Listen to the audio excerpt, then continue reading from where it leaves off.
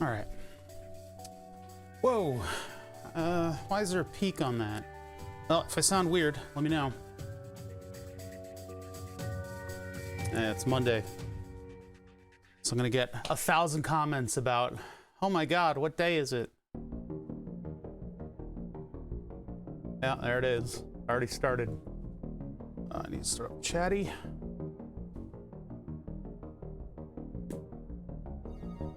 Go. Okay. Instantly put it up on the screen. Huh, good. I put a Stream Deck button on that. All right. Let's see. Cameras. Properties. We need to do the FPS for some reason. Match output FPS. Auto select 30. What?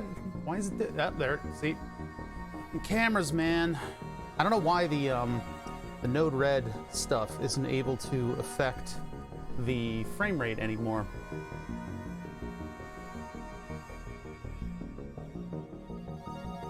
Now watch, I'll turn it back to 60 as in highest FPS and click OK. No, that didn't actually cause any problems this time.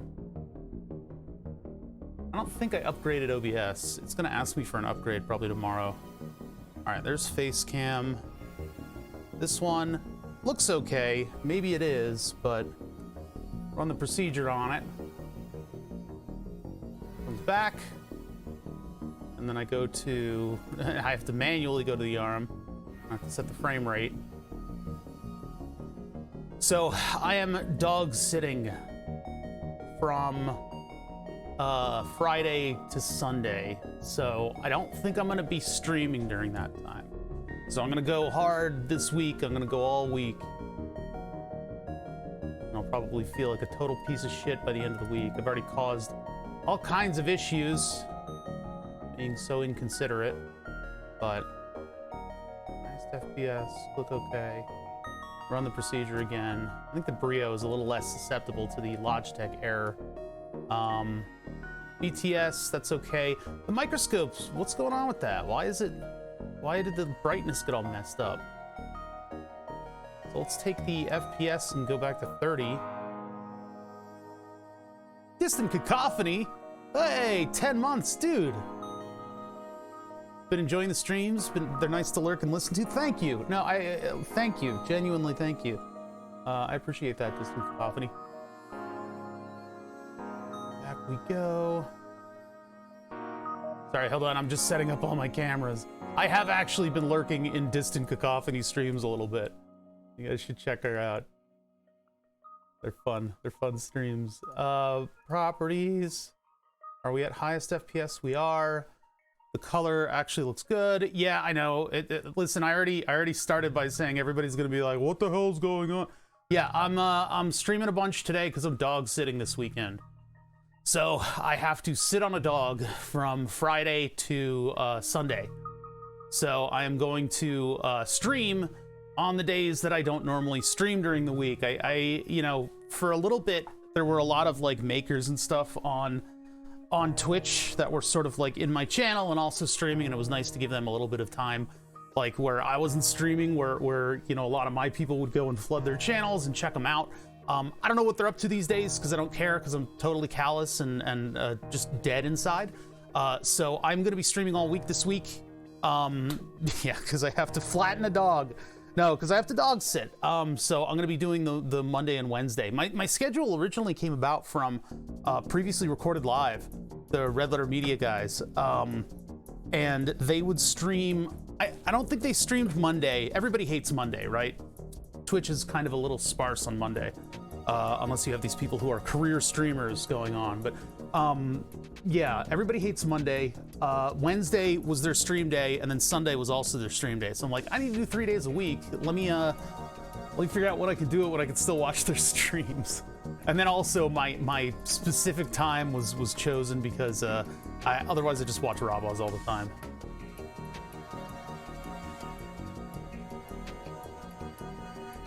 What's like you know how there's like involuntary celibates? Like, what's an involuntary career streamer? Let's get this power. Oop. Then everybody comes right up. Perfect.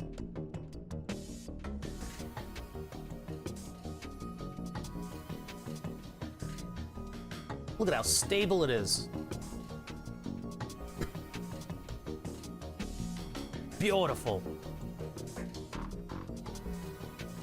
The only thing I dislike about the scope is when I scroll back and forth in this menu, it's like wildly inconsistent, the distance that it moves.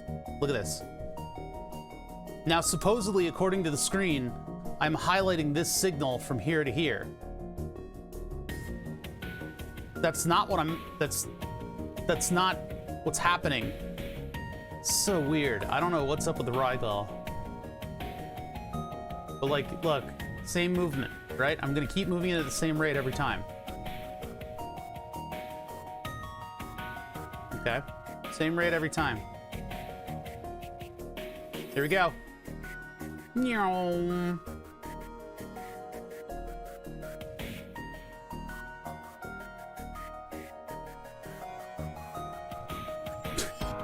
I'm at the end of the signal, but that's not what it's showing me up there.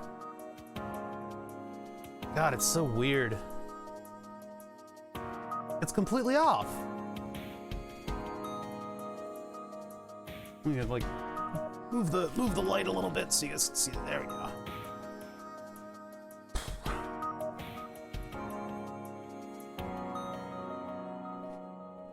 I don't think this camera's still set up properly. It seems like it's having a little trouble with the lights in the darks. Hold on, let me see what kind of auto things are on.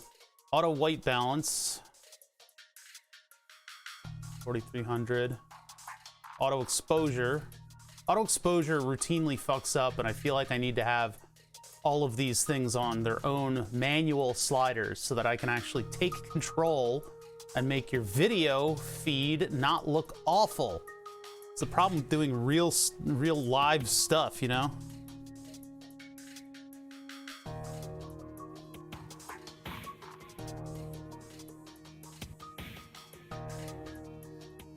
I guess if I do the Stream Deck XL, I can put these to buttons. I could have a camera takeover screen for each camera, and then I'd have a big bank of buttons that I could use in order to do what I just did, which is to take the gains and manually control them so that the camera can be trained on something dark and it won't absolutely destroy any night mode users by blowing up anywhere that has actual light on it. Completely rendering most of my audience's retina useless.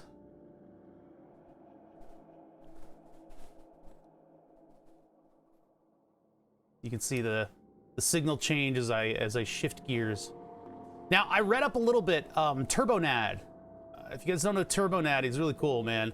That guy is like basically the Secret Life of Machine guy, but for like electronics and music instruments and stuff. He's cool. But anyway, he that's how I imagine him IRL, because I don't know what he looks like. But anyway, Turbonad. He did a bunch of work. What was I gonna say? Shit. I totally lost what I was gonna say. No, what was I gonna say? Why did it? Oh God, I just lost everything. He's pretty great. Oh yeah, he was telling me that the shifters need to have neutral. Like, you need to have like a neutral activated extra button.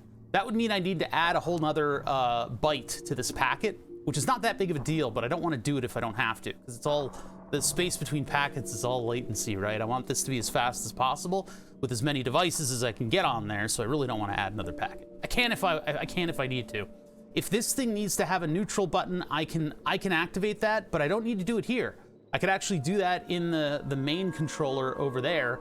I could do that in this one over here by just having it activate a button when everything else is not.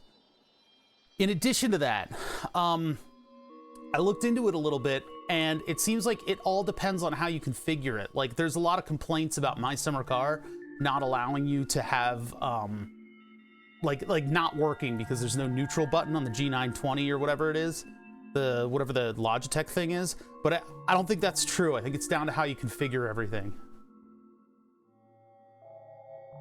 Neutral safety switch system. What are you talking about? What are you talking about? That doesn't make any sense. I don't know what that is. I know the individual words, but your video, things are looking a little like washed out. I like the colors aren't quite there, and I think it's down to the exposure being at -7. Yeah.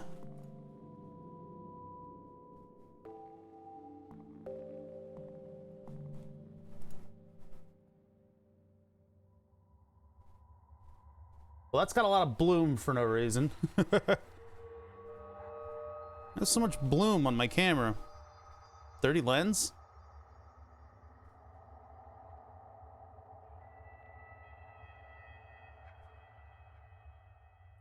I think the Brio has a larger aperture, so it's all crazy. But at 7, if I pop up the gain, everything just kind of looks washed out. Well, if I bring the light back, of course now we have glare. Yeah, that's what it is. I just need more light.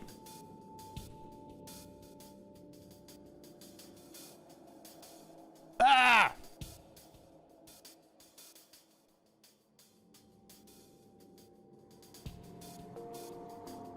Yeah, if that's a reference fat, I don't get it. It flew over my head. Yeah, so the all the stuff goes to so what happens is the shifter is just a series of switches, and those switches I'm representing by the jumper wire. That's communicating over the LIN bus all the way back to this device over here. This microcontroller right here interprets the LIN bus and then turns it into physical buttons and switches. And in the future, in the very near future, this LIN bus MCU over here, which is a total add-on to the Granite Devices controller, will communicate directly with the Granite Devices controller by spoofing, spoofing the serial signals that are coming out of this little guy right here.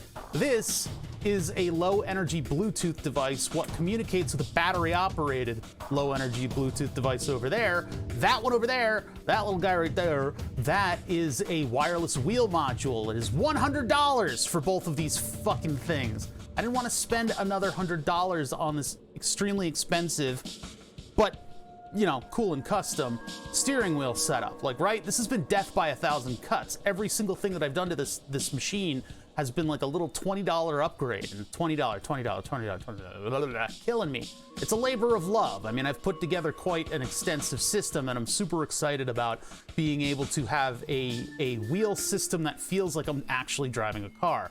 Now, the feel of it is just so that I'm comfortable driving, so I can actually use the skills that I've developed by being a freaking commuter for the past 20 years of my life, right? So, anyway, this whole thing, what I want to do is reverse engineer this guy right here.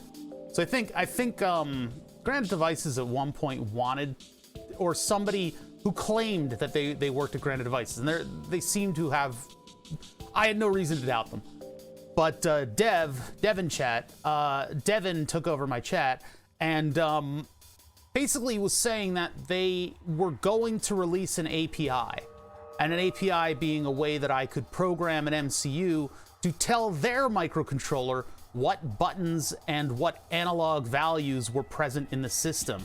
That doesn't appear to be the case. You know, there's nothing ever published. There might have been something if the Wayback Machine actually got record of that page, and I'm a little bitter about that because at the start of this project, I could have gotten all that information if I had known where it was, but it was pulled. I don't know why. It was pulled from the internet before its time. So I had to spend $100 instead of waiting, and then if we can get to it today, which I suspect we will, although we're going to do a little analog load cell stuff today. Maybe tomorrow, maybe the day after, maybe the day after. Those are the days I'm streaming this week. Every day up until Thursday, and then Friday through Sunday, I have a doggo here, so I don't really know if I can stream with a dog here. She's a golden retriever puppy. She's a very lanky little puppy, and she's extremely adorable and very well behaved, but she's also only like a couple months old, and I don't want to undo all of her training over the 2 days that she's gonna be here. So I gotta do right by my friend who needs me to dog sit. But anyway, I want to get to reverse engineering this thing. And some oscilloscopes, and I'm gonna be saying the exact same thing I'm saying right now again, but some oscilloscopes have some extensive serial decoding packages installed in them. There's some really, really good stuff in there. So we'll have to see what we can get to with that. Good luck not pampering it. I'm just gonna like plant my face in the dog and just be like, doggy, doggy, doggy. And that'll be the entirety of its stay here. I don't know, it's a rescue, and she gets a little squirrely during walks. Like, that's the only thing that sort of sets her apart from a regular dog. What makes her a rescue is there's something weird about her where she just likes to go home after a certain amount of time walking. She'll get real scared and just want to go straight home. So I'm perfectly willing to accommodate that. She's so funny though, because she'll like get tired and start acting up and like jumping on counters, and you just push her away from the counter and you go, all right, listen, it's nap time. And so you push the dog down and she'll just lie down, and you pet her a little bit and she's out out for the nap. It's hilarious. It's hilarious. I relate with the dog. Cannibal Jeeves is getting a little tired, you could tell. He's about to have a meltdown and then take a nap.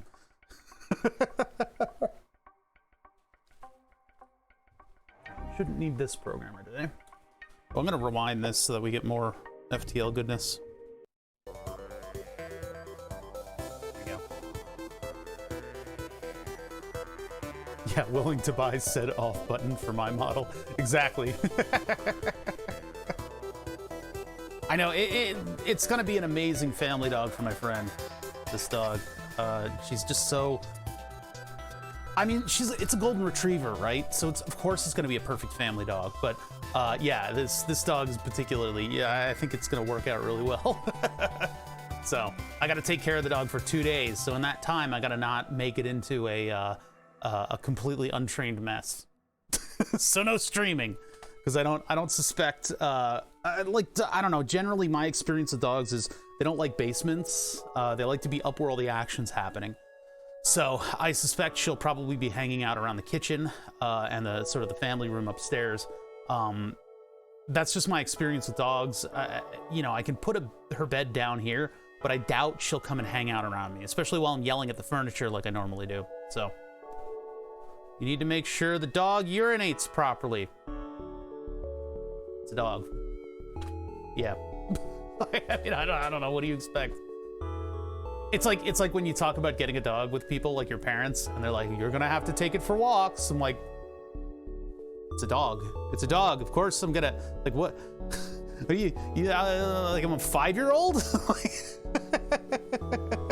Yeah, Chad is backseating my dog care. You know you're gonna have to pet the dog. Did you know that you need to feed dogs? Bother, I wasn't backseating. I was genuinely surprised that you had to feed a dog. I don't know much about dogs, I know about cats. You, come on. Everybody tries to save face after I call them out. I think Copper's particularly guilty of this. You know that you have to walk dogs, come on. I don't know, some other countries just let dogs roam free. Maybe you're from one of those, but like, you know, you gotta walk a dog. They have to poop somewhere, and it's gonna be on your couch if you don't take them for walks. But yeah, no, I gotta do the whole 9 yards, and I need to figure out exactly what his regimen and routine is, and then I'm gonna have to cater myself to that dog's routine. for a couple days because I don't want to like totally reprogram his dog while it's here. You can't just let dogs shit in your house. I mean, you can do anything. Anything is possible. Well, until okay, there are some limits. Nah, I don't think she'll need midnight walks. She's generally pretty good. She goes in the crate overnight, in the bedroom. She might get a little bit worried at night, and I'll just have to be like, I'm still here. Let me sleep. I had totally interrupted stream last night, or interrupted sleep last night. Dog reflashing stream. I've overwritten the fundamental base code of your dog. Yeah, I woke up a bunch of times last night. That was really bad. I had the infusion set, the thing that actually brings insulin into your body, unseated itself. And so I had to plug that shit back in and put an adhesive patch over it. And then fucking thing ran out of, I almost threw it. Fucking thing ran out of insulin in the middle of the night. Oh dear God, I didn't even eat that much. Come on, man, what is this? This is, okay, so periodically with diabetes, your liver just like fucking hates you. I had a normal sized piece of bread, but because I had woken up like maybe like here in terms of the number of hours that had passed, I have something called the twilight phenomenon when you wake up. And it's thought that it's a survival mechanism. Like you wake up in the morning, how does this look? It looks too gray, hold on. You wake up in the morning and presumably in a survival or, you know, back when we were, still surviving out in the woods or whatever the hell humans used to do, you would need energy in order to go about your day, right? You need energy to go about your day and do stuff. So what would happen is your liver would release what's called glucagon into your system, and glucagon encourages the release of sugars from fats. And so in the morning, you get what's called the dawn phenomenon, the funk phenomenon. Oh God, now that's gonna be stuck in my head. You get the dawn phenomenon where you suddenly, without eating anything, even if you just like drink water in the morning, your glucose level will spike up. So there's stuff built into this that I've programmed that will help deal with that. It gives a little bit, slightly elevated amounts of insulin at a certain time of the morning. But it seems like if I eat anything during that dawn phenomenon, it like counts as double. It's like a force multiplier in terms of glucose reaction. So I had lunch kind of close to the dawn phenomenon, not really, but that lunch is counting for like twice as much carbohydrates as I gave it credit for. I'm gonna wait because I've still got a bunch of insulin active in the system. I got like 15 units sitting around in my blood. So we're gonna see if that kicks in the next like hour or two, and then I'll see if I need to give more insulin. But man, that's really annoying because it wasn't a big meal. It was just like barely a sandwich. And it's probably a result of not getting insulin for a little bit during the night. It might just be that my body needs to like catch up to the level of insulin. I'm not sure though. Usually I can get away with a little bit more than that. Where's my audio monitors? Where'd they go? They are over on this screen for no explained reason. All right, let's move those over. I need to upgrade these VSTs to the latest ones. And then we need to figure out how to get my current sound out of the mixer. If I can do that, then I can put all my audio through that mixer. I'd like to be able to do that instead of just using it for game streams. But when I'm out here on my own, I don't know, it's a little easier just to use this thing.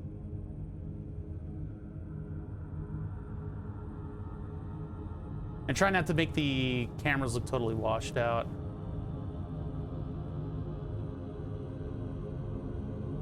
See, this is too bright, but then the screen's, And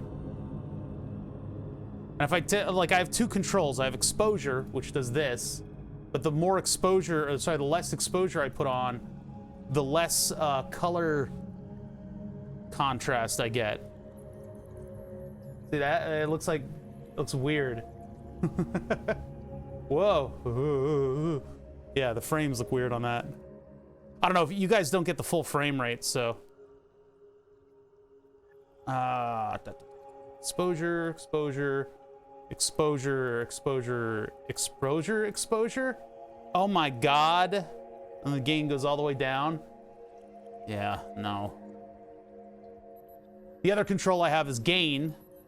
And gain, I mean, gain does very similar stuff to exposure, but you put a balance of the two. Usually exposure stays around -5 for the Logitech cameras. The Brio is a little different. It has a larger lens. It gets more light. I don't have a physical aperture, so I don't know. I guess this is as good as it gets. Yeah, sorry. Night mode users, I'm sorry for illuminating your entire block. I was watching another streamer last night, and they love to hate on America. It's hilarious how insecure they are in their hatred of America. I went to America the other day. Man, they have the dirtiest highways. Why are your highways so dirty? Go clean up your highways. It's like, nobody asked. Who the fuck cares? What's your problem, dude? Ugh. Canada, we have much cleaner highways. Yeah, but fuck off. Like, God. But one of the things that they were saying, I'm trying to remember what it was. Oh yeah, the Philadelphia accent they were hating on, and then they called it one of their favorite ones, but they were getting it all wrong. One of the telltale signs of the Philadelphia accents is how you say streets. Streets. There's no T. Mid-word T's are gone. We're streets ahead. Streets. SCHREECHS. Streets. I never knew that. It was something that a friend of mine brought up. He was like, yeah, streets. How do you say it? And I'm like, streets. He's like, yeah, see, you don't say the T's. I'm like, what are you talking about? What? Apparently that's the thing. Apparently that's the thing with the accent. I didn't know that. Yeah, I say streets. I didn't know. Apparently that's a thing. There's plenty of other things, but he tried to say water ice and he tried to say down the shore, and he just got it all wrong. Like, he was emphasizing all the O's wrong.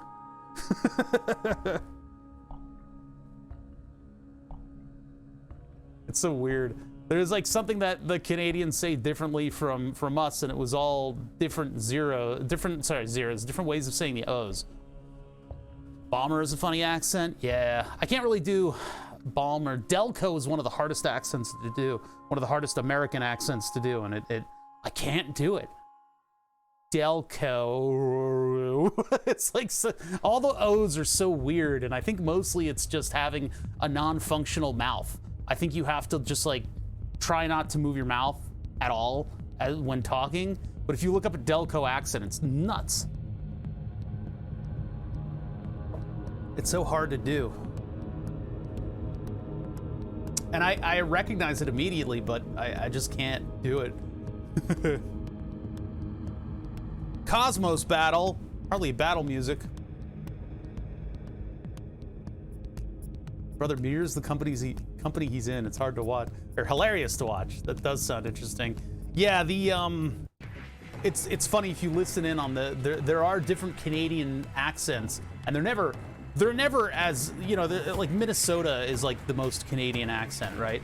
But when you get down to the actual like Canadian accents, you can tell there's a different way that they say about, depending on what part of Canada they're from, which of the 3 populated areas in Canada they're from. It's never that though. It's about I don't know. I'd have to listen in again because I forget. But there's like different ways of saying about, and the emphasis on the O's is different, but it's never this. It's never that exaggerated. Why did my thumb look completely bent? Like, not bent, broken, not bent, kind of broken in the other direction? What's wrong with my thumb, chat? What's going on here? I think it's because it's the slight tilt angle that makes it look like it's bent to the side.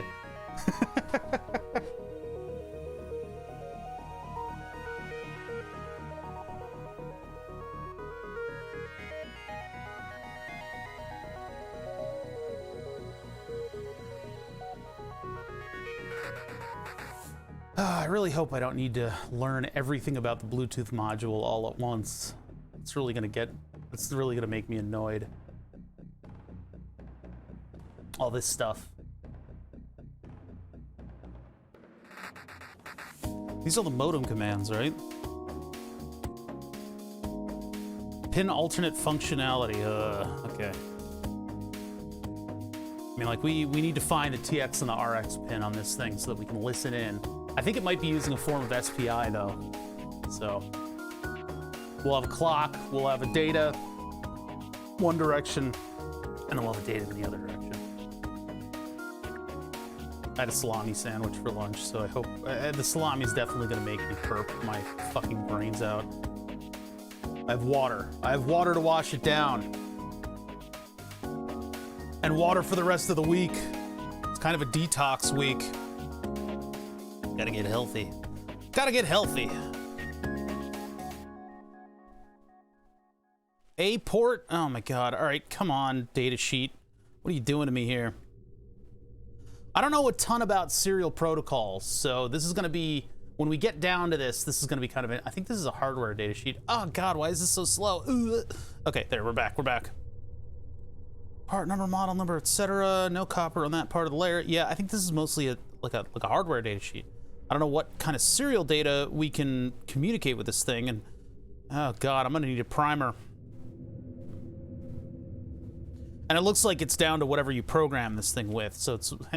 We're gonna have to figure out what the Scandinavians decided to do for their programming interface in terms of sending and receiving packets.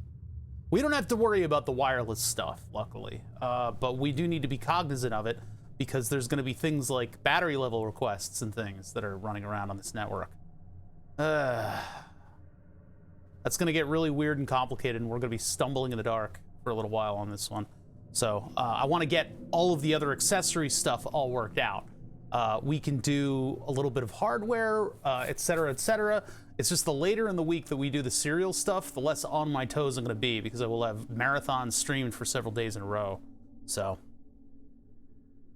what's the pin voltage? Who cares? I'm going to look at it on the oscilloscope. Probably like 3, so I could probably put a teensy 3 on it. I think TC3 works at 3 volts in spite of taking 5 volts in and being 5 volts compatible. It's doing 3 volts on its outputs, so that'll be 3v3 rather. Why say the 0.3? Everybody knows it's implied. Yeah, I don't think voltage levels are going to matter here, but we're going to hook it up to the scope first, so that's when we're going to find that out.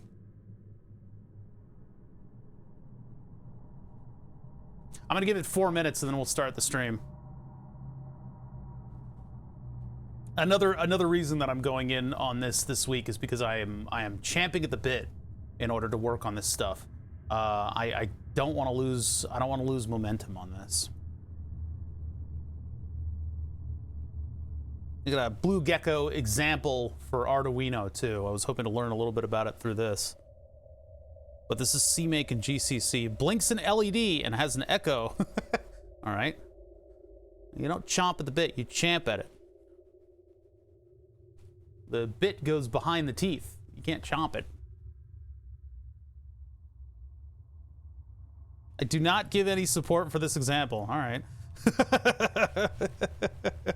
I will not maintain this example. Oh my god. Blue Gecko Arduino. Blue Gecko for the Internet of Things. SparkFun will possibly have a code example. Ah!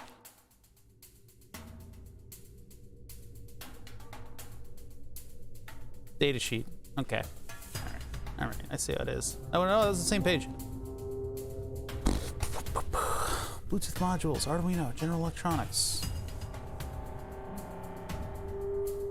Gecko SIP, compatible with Arduino Nano and Omega. Configuration, how do I configure it? 3 AT commands. Blue Gecko SIP model, not sure. Yeah, you can use with Arduino. It require actually building the module, the antenna circuit, since your link is a chip. Another comment. The SoC, meaning it is the built-in M4 Cortex, and can pretty much outperform most Arduinos. Oh man, I don't see the benefit of using an Arduino. Programming is another story. Some chips like the Nerf ones are compatible with Arduino IDE, although through the work of folks, and can be found online. I'm not sure about this one. All right, so we don't know what language they're using, and the Cortex module inside of this RF module is powerful enough to take enough code in that they don't need any other MCU. And we saw that on the circuit board, but I'm trying to see if there's an example where they have sort of a logical construction of a packet, if we can somehow take a look at that. And I don't think we're gonna find anything. That's generally how I'd like to work, is through example, but we might have to look at some examples of people programming these things from the ground up. Like I said, I'm champing at the bit, and just champing at the bit in order to work on this, because my head is full of ideas, and I would like to narrow down some of this stuff and actually get to reverse engineering the serial protocol. We have some other stuff to do first. I don't know if we want to jump into reverse engineering a serial protocol. It depends on what I feel like working on, and I'm sort of really kind of arguing with myself about just getting started on this right now. Deep Space Battle FTL music was a little too boring, and I'm working on this. So all right, let's start the stream. So anyway, what's going on? Why are you here right now, oh bother?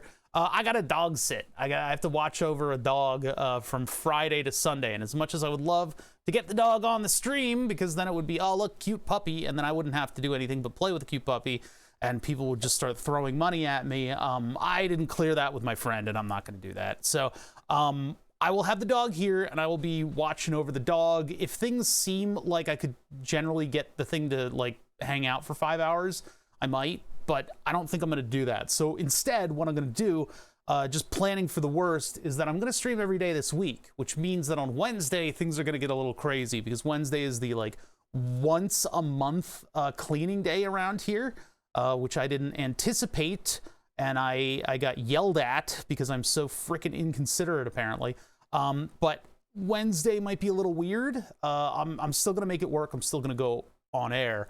I'm gonna try for every day this week. So I'm gonna be waking up early, and I'm gonna be getting my shit in gear, and then I'm gonna be streaming, and we are gonna make significant progress on this project, because I'm sick of it lingering around. Yeah, how dare I work like a real person, right? So anyway, that's the ideas. We're going to be doing a lot of stuff this week, and so I've got hardware to do, I've got software to do, I've got reverse engineering to do. We really need to take a big bite out of this project. There's two things that we need to do. I figured out, and I'll explain it in a little bit, I figured out stabilizing the signal. So now the LIN bus can communicate with all of our peripherals, except for the one that I haven't programmed, which is the little lighting module. So we could maybe work on the lighting module at some point this week too. But the lighting module, and then the actual hardware for the for the H shifter. It's not really an H anymore. It's like a 2 E's on top of one another.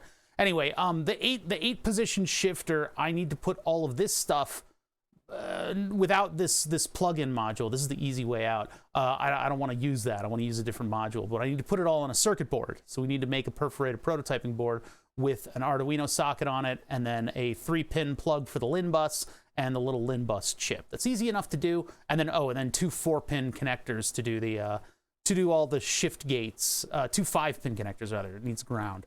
To do all the buttons for the shifter, and then we need to somehow put that into a clever little box that's going to sit, I don't know, either on the front of the shifter. We could just bolt it straight to the front of the shifter, or I could put it on the rail.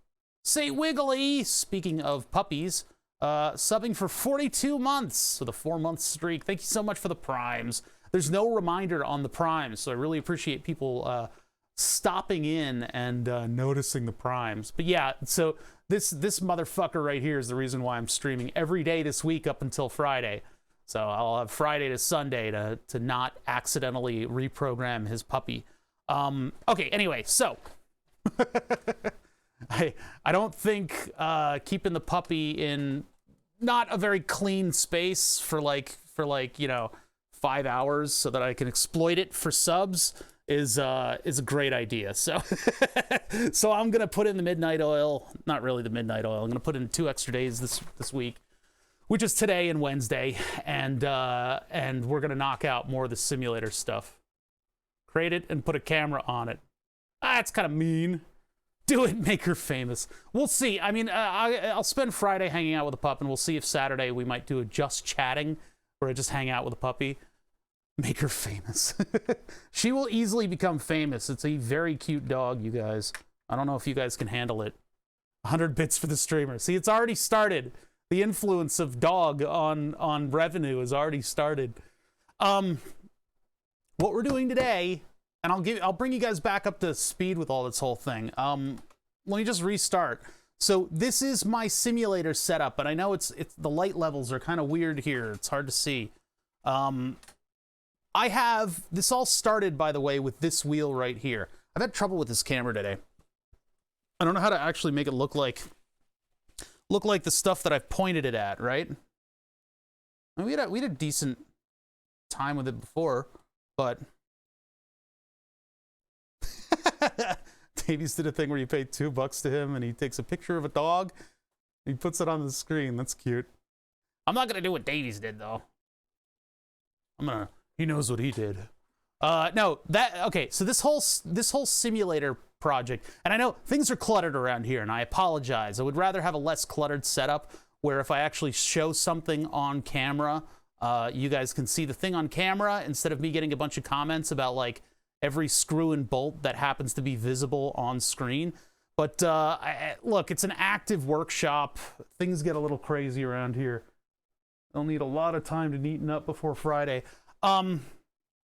This thing right here is my steering wheel setup, and this actually started as a dual joystick setup where I had a joystick on either side of me and this thing clips to the side of the desk, and that way the keyboard was right up front and central. You had the keyboard, the mouse, and then 2 joysticks for space stuff. So space stuff, you get 1, 2, 3, 4 degrees of freedom, and then 5, 6 if they twist, or you can add foot pedals or whatever.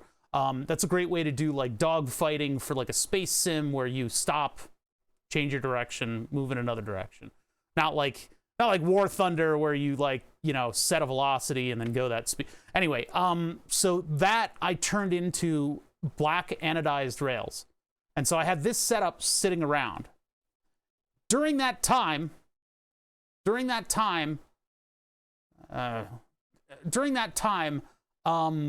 I was playing a little bit of My Summer Car, and I was like, man, it is really hard to control the cars in this game. I should look up a simulator setup. I should put an actual wheel where my mouth is. I mean, put my money where my mouth is and get an actual wheel so that I could actually control stuff. So I looked around at steering wheels, and I was like, oh, so there is a problem with servo-driven wheels. They're not as like accurate and fluid and good feeling. They're okay, but generally what happens is manufacturers of these wheels will put a servo on it because they don't need as large of a, not a servo, like a stepper motor or whatever, because they don't need a like a big, well, you don't want a big heavy direct drive motor on your wheel because you have to ship it to customers, and so it's really super expensive. Not to mention, 3-phase industrial motors are not cheap if you're buying them new. But I'm not buying anything new, so I hopped on eBay and I was like, direct drive wheel systems, what's available? Well, there was the Open Wheel project, and that's about all I found. And I started looking around at it, and I'm like, man, this is too expensive and complicated. Maybe I could just buy a direct drive wheel. Look up prices. The price of entry for a direct drive wheel is like $2,000. Like you're at least $2,000 in the hole to do a direct drive wheel. So that project took a back burner for a little bit, and I actually was looking around and I found a steering wheel for the project. I was going to do the open wheel, fully just open wheel project. I didn't even know what controller I'd get. So I ended up finding a Mercedes S-Class wheel, in part because it has an up, down, right, and left button, and then it also has paddles in order to do shifting. That, and it's a real car wheel, and it's leather and stuff. That would be pretty cool. This sat for several years. During that time, I actually sourced a Mitsubishi Okay, all right. Hey, come back. Come on, come back here. I sourced a Mitsubishi Mel servo. So the mount I already had figured out. That clips to the side of the desk. Mitsubishi Mel servo I had. It's a standard size. Turns out the Scandinavians had a perfect bracket for that. So all I had to do was take a big plate, drill some holes in it, get the rail mounts on there. Boom, motor, clip to the side of the desk, space for a shifter. The wheel, I had to buy a Mercedes steering column, and then I took a bandsaw to it, cut it off, and then used screws to adapt it to the shaft of the motor.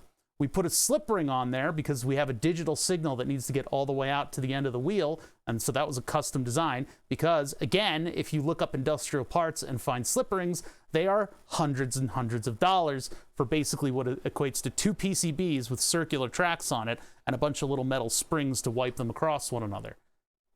Ridiculous. So anyway, the back of that thing is a CUI incorporated motor controller. We busted out all the internals, all the proprietary Mitsubishi internals, and we put in our own cheapo encoder that is really accurate, and then adapted all the cables over. That goes to the Granite Devices motor controller. Now I've had some experience with Granite Devices over the years. I bought their universal 3-phase motor controller in an attempt to do the original open wheel sim project. Well, it turns out they make something called the SimuCube. And the SimuCube is a simulator motor controller. It's their Granite Devices with their universal 3-phase motor controller, which is not very common in the industriosphere. Because really, when you invest in like a servo motor for your industrial thing, you sort of close yourself off to the ecosystem of that particular manufacturer. The camera is really pissing me off today. I need like a gain control on this thing. I'm gonna turn it back to auto white balance and just see what that does. So anyway, so the SimuCube controller is like it's like the silver bullet for this entire project. It works really well for what it does. You go in there with the Granite Devices stuff and you tell it all of the parameters of your motor. You do some tests like locking down the spindle and sending pulses in order to tune it properly. And then you basically have a big USB peripheral that controls a big scary stepper motor. But we still have to get all the buttons out of the wheel.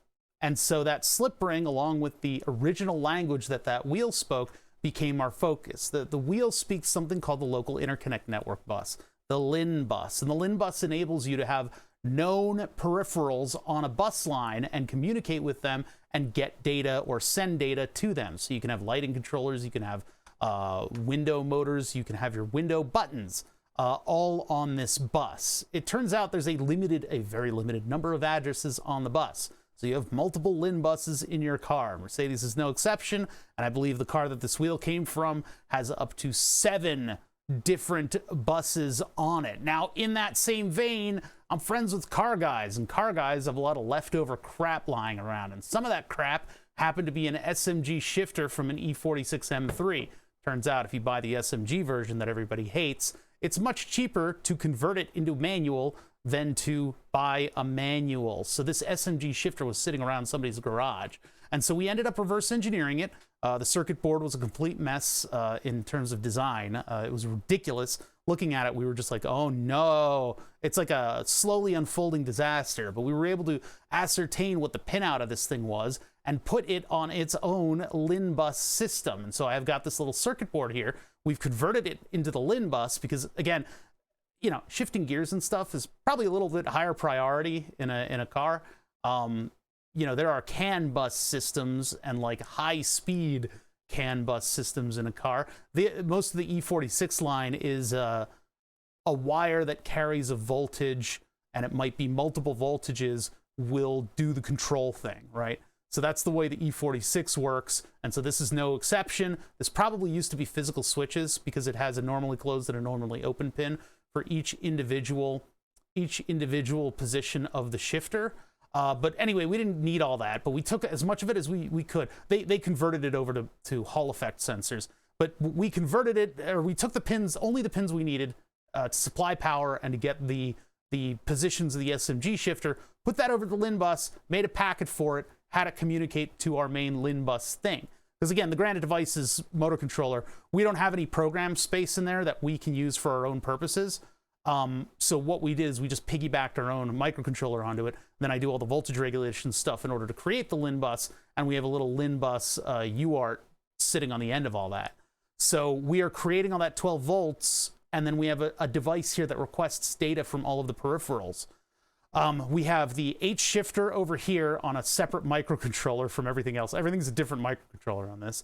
And then right here, I have a device that can do 2 analog voltage levels and a load cell, thanks to an HX711 load cell interpreter chip thingy. So we're taking the raw values of the analog inputs and the HX711, and we're also putting that into a packet on the network that gets requested by the master. So what happens is this thing gets all of those different values, and it then turns it into physical button presses that influence the controller as if we've plugged in a bunch of analog stuff to it. Because Granite Devices, in their infinite wisdom, decided that people were not smart enough to do anything digitally. They left it up to their own expensive serial low-energy Bluetooth thing in order to bring remote button presses and more than...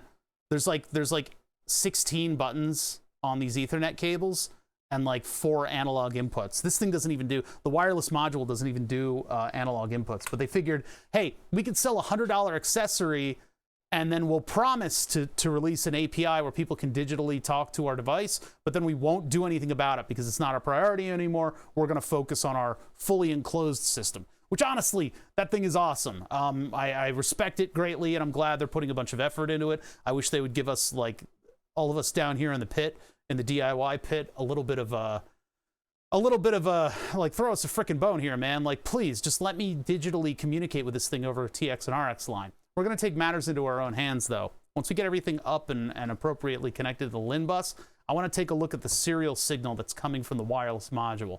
That's where we're going with this, and this is all prompted by my adding an 8-position shifter, and just grab them and pull them over here. I also bought, now this thing is going to be exactly like the pedals that were already connected to the whole thing, but this thing right here, that's barely illuminated. I'll bring it over here when we start working with it. This thing right here, this is a set of actual pedals from a 2015 BMW. There's a gas pedal down there. You can't see it. We're going to hook all that stuff up today. We're going to hook all that stuff up to this little guy right here. This little guy right here, we don't really need to alter any of the stuff on it, right? Thank you for the follows, by the way. We have it in quiet follow mode, so there's no I don't know, embarrassment. I may have to unhook the pedals from the chair. I think I'm going to do that. I'm going to unhook the pedals from the chair, and then I can bring them all the way up here, just like leaning against the desk, and then we'll be able to work with them from there. And that means I won't really be able to give you guys the full impression of what the brake pedal is doing, because we're going to need to figure out that, if I need to remount the load cell or what, in order to make the brakes feel like brakes. I may need to incorporate this little fluid damper that I have. It's a little bit too long, though. But if I need to do that, we need to figure that out today so that I can either order parts, which I'm not really allowed to order parts for this anymore. We've got everything we need right here, right? I'm not allowed to order parts anymore. That's sort of my own personal limitation on the rest of this project. But yeah, this thing squishes real good. This has good squish to it, right? And my brakes have like a little bit of squish to it. Maybe they shouldn't. And this thing doesn't. It has no squish. It has like a millimeter of squish. So I don't know if I need to incorporate that into the system or what. That's what we're here to figure out. So, by means of recapping, those of you who are interested in the programming, I might as well show you a little bit of the programming here that I did over the past couple days. Because like I said, champing of the bit, right? I couldn't be stopped. One of the things that I did with this, if you're familiar, I'm going to start off with if you're familiar. So if you're familiar with this code, which there's literally one person in this world that is, and it's not me. I don't know who it is. Oh, Jesus Christ. Glucose level's still fucking with me. This code is the code that I came up with for the LIN bus. I've updated GitHub with all these files in it. I don't know if they're completely updated. The H shifter, what did I call it? Shift 8 That program in GitHub, that one is the updated one. What I've done is fairly simple with this. We were having a lot of trouble getting this thing to run last time. We had a lot of trouble getting this thing to run last time. And I sat there and I tweaked these tuning parameters at the top of the file, which is our bit offset, our bits to acknowledge the initial break in the signal, how long we wait after a bad signal in order to see what's going on. I didn't mess with the offset at all. The offset just gets us to like the middle of a pulse. So those are the 4 parameters that we were playing with, more or less, the 3 that we were playing with, in order to get this signal to run. And if you look at the signal, you can immediately kind of see what's going on here. So this is actually 2 devices. This is the burn the subs focus. Whoopsie daisy. Boop, boop, boop. There we go. So there's something, there's two devices communicating here. Where's my pin tool? Hello? Pin tool? Hello? Where's my pin tool? It's like back behind stuff. The pin tool is such a good pointing device. Where did it go? All right, I'll get something else. I'll get something else to point with. Furby doesn't have hands, so I gotta use something different from the Furby to point with. You need a dog as a pointing device. All right. No, that's a weird tool. All right, how about the scary dental pick? Yeah, we'll use that. All right, scary dental pick.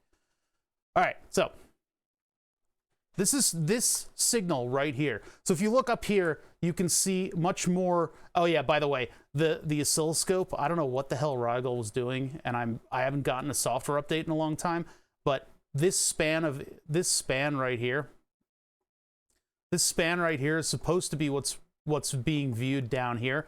It's not, because there's our notch and there's our notch. I don't know what the hell's going on with that. I think it's a result of turning it on in this mode. I bet you if I, hold on, if I turn this, okay, I centered it, and it's definitely not centered. So let me turn off this mode and then turn it back on. Hey, there, no, that's not it. There's our pulse, and it's centered in the thing. What is this? What is this, a joke? Who designed this to be terrible? Is my frame rate okay? Yeah. I don't know. I'm having all kinds of trouble with this camera. I don't know what it is today. I apologize if the video is a little weird. Like, whatever. All right. Anyway, let's, for the sake of argument, let's just imagine that I am zeroed in on the correct signal. This is the signal that we created for, hold on. The signal that we created for the shifter. Can I? Okay. All right. All right. I didn't even move the knob that far. Why did it do that? It went all the way to the end. There's something like really broken about this mode. It's the signal inspector mode is very, very useful for somebody like me, but it is so broken. Yeah, I can't quite fit the whole signal on. You're gonna have to look at it like this. And I sincerely apologize. All right, so what we have going on here, I'm doing a Jiminy Glick impression. What we have here is we have actually 2 devices that are communicating with one another. Initially, the bus master, which is this guy over here. What's this guy? That's this Teensy 3.2 over here, is requesting stuff from a specific device. And our specific device, we have sending a pulse once it gets all of its address and timing info. So what we have going on is we have the bus master pulling the line low for a certain number of pulse lengths. And what that does is that tells everyone to listen up. And so all the other devices that are supposed to reply in turn will start listening right here. Once they start listening, all the individual devices are going to take the average time of these 5 pulses. So this is a serial signal 0x55. What it's designed to do is to get everybody in the right timing, whatever it is, timing numbers and distance and protocol. Clocks vary from clock to clock. They can be out of phase, they can be out of sync, and they can have different rates. They're all going to have sort of a statistically different average rate on them. So it helps when you're doing a protocol that doesn't have a clock coming in automatically to have some kind of a synchronization signal. This is actually rampant in RF. You're going to run into this a lot in RF signal schema. But in terms of, this is a one-wire protocol, so we're basically doing the same thing. Instead of an antenna, we have a wire. So we have a, hey, everybody pay attention. Here's my timing information. And then here's who I'm trying to talk to. Now, the here's who I'm trying to talk to takes a couple different forms. There's the address portion of the data is only 6 bits, but this is an entire byte.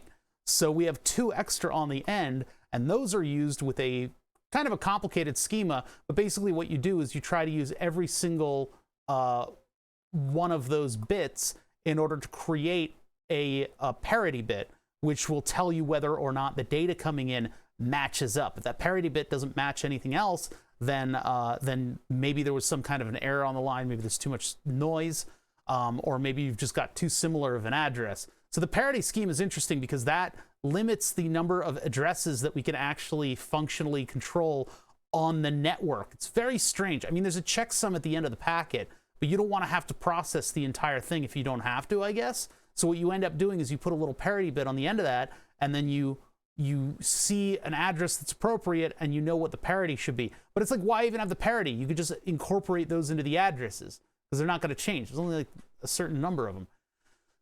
What a weird scheme. Anyway, it's designed to be sort of less susceptible to noise. So once our timings are done, we know we've gotten a good address and we can determine whether or not we're actually being spoken to. That's why none of the other devices are speaking out of turn here. We don't have any colliding packets because all of our ones and zeros are so different that we can't accidentally get the wrong one. After that, once we get the good address, there is a little bit of a gap here. And that little bit of a gap after the address is done being transmitted is our device getting the state of all of its pins, creating a packet, and then beginning to respond. So the thing that takes the most time in the microcontroller of all, the thing that takes absolutely the most time of all things that it does is transmitting back at such a slow speed. The microcontroller is a brutally fast device, right? In the grand scheme of things, in terms of like human interpretation of speeds, it is insanely fast. So the time between this going up here and one bit of that being interpreted as the stop bit, I have the microcontroller doing everything to ascertain the levels of its pins, then waiting a little bit, and then starting to transmit back. Because I've what's called bit banged all of the signal interpretation and communications in this entire schema, because I've bit banged, I am in control of absolutely everything. I set the line low. I wait a certain amount of time. I set the line high. I wait a certain amount of time. I set the line low. I wait a certain amount of time. That is called bit banging. That's when you take direct control. You assume direct control over the ones and zeros that are running around your system. And so as such, I have 2 microcontrollers working in concert with no buffers and no interrupts and nothing. They're all just, they have one singular performative task to do, and they will do nothing else in the wings. Now, in a lot of different systems, like RF systems and like better designed serial systems, you will have like a task scheduler where like these packets don't need to be so frequent if they're a less prioritized device, or you'll have things like buffers where it can store a little bit of the data and maybe be interpreted when the microcontroller can get around to it. That's not how we're doing things here. So the microcontroller, in the span of this time right here, is doing its entire task. During this time, from here all the way out, 1, 2, 3, and 4, all the way back to here is doing nothing. It's just sitting in a while loop, and then it comes to life when this thing activates it. So that's what essentially is going on here. The microcontroller just waits. It doesn't do anything else while it's waiting. There's no power save mode. There's nothing. That's the beauty of bit banging. We don't have to worry about totally following the LIN bus specification. We are the brutal bare minimum requirements in order to get devices communicating back and forth. So the microcontroller does all its business right here, and it's not interpreting anybody else's packets as things that it should listen to. Part of it is that break bit waiting, and then another part of it is rejecting that address properly. In order to get it to reject the address properly, by the way, I have built in a new system because we had so many problems last week. So now that I've explained how everything's working, hopefully you guys are a little bit more up to speed and you sort of understand what we're doing with this protocol, the bare minimum of what we can do. So what we're doing is what I've added to the code, by the way, because like I've got this state machine for all of my accessory devices.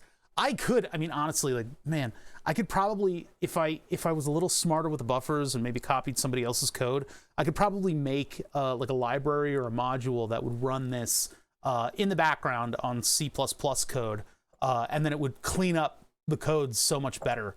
The code would be like a couple lines at that point. It would be like a couple lines and maybe the interpretation of what the packet is. But I'm not going to do that.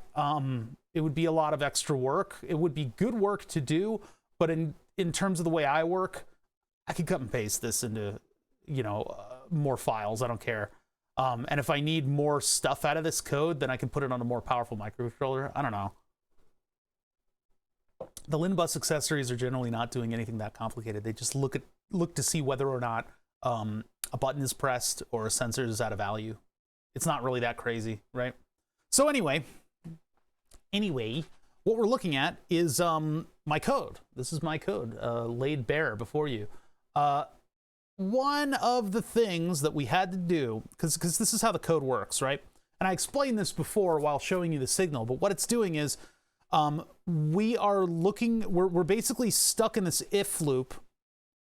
No, what are we doing? We're stuck in this case.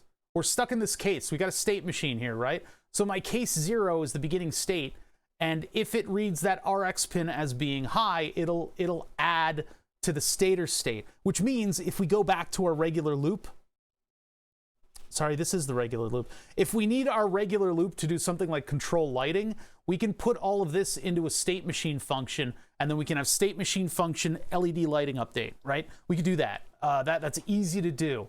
I haven't needed to do that yet, so I haven't. So our main loop is just the state machine. But if I need to, again, you just push stuff out to functions, and then your main loop should, because this is, I don't know, maybe I'm wrong about this, but from my experience, when I'm reading my code like it's some kind of a fucking cave painting, when I'm reading the hieroglyphs on the wall, I like to have that main loop describe to me everything that the program is doing in as much of an interpreted English language version as I can get, right? The main loop is the main controller of everything. We're doing this, and this, right? So if I need to add something on the higher layer of the loop, I can throw the state machine into its own function, and then it'll check the state machine every loop to see what's going on. Here we don't have anything else, so we're just checking the state machine every time. Anyway, I hope that makes sense. Hold on, I'm gonna burp. What is it about preserved meats that wreaks such havoc upon my my heartburn situation? Okay, it's the fat. It's definitely the fat. Anyway, so all right, let's read the state machine. We can figure out exactly how my stupid code works and manages to actually not fuck everything up. So what we're doing is, if that pin isn't, so the pin needs to go low. If the pin is high, our stator is just not even going to look at anything. Big Pixels, 9 months with a prime. Hey, Big Pixels, thank you so much for the prime. Guys, I hear stuff about that guy. I hear he's got some pretty big pixels going on. It's crazy, right? All right, so our state machine, the first thing it's doing is it's looking to see whether or not this pin is pulled low. The interesting thing about this is that you can't exactly get great timing from that. Since it is the initial state of everything that's going on with the microcontroller, basically by the time we get to a new packet, everybody should be waiting in this state. Still, it means that your microcontroller could be off doing something else when that pin goes low. There's no interrupt associated with it. Generally, you'd want that associated with an interrupt, but we get away with it because our system is so rudimentary. We don't need to bring in more advanced schemes. So our first case, once that goes low, is to do a timing check function. So that timing check function will determine whether or not we've held the line low long enough to actually activate this device and search for an address. This is where we were having some troubles. We were actually activating on parts of the regular signal. Parts of other people's like bytes were actually triggering this event. And I don't know what that's down to. I think that's down to the differences in clocks between the microcontrollers on their initial states, depending on how we're doing the math in order to figure out whether or not we're we've been held low long enough to pay attention. But so if that passes, then we go to the next state.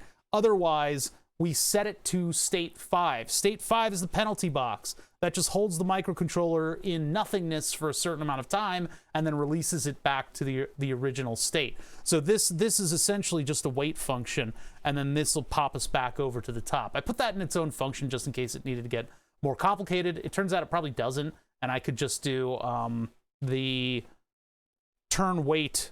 I could just use this number of milliseconds. I put that just in a function in the state machine. Oh well, you win some, you lose some. Sometimes there's like a polyp on your programming, and things are kind of a little bit too functiony for their own good.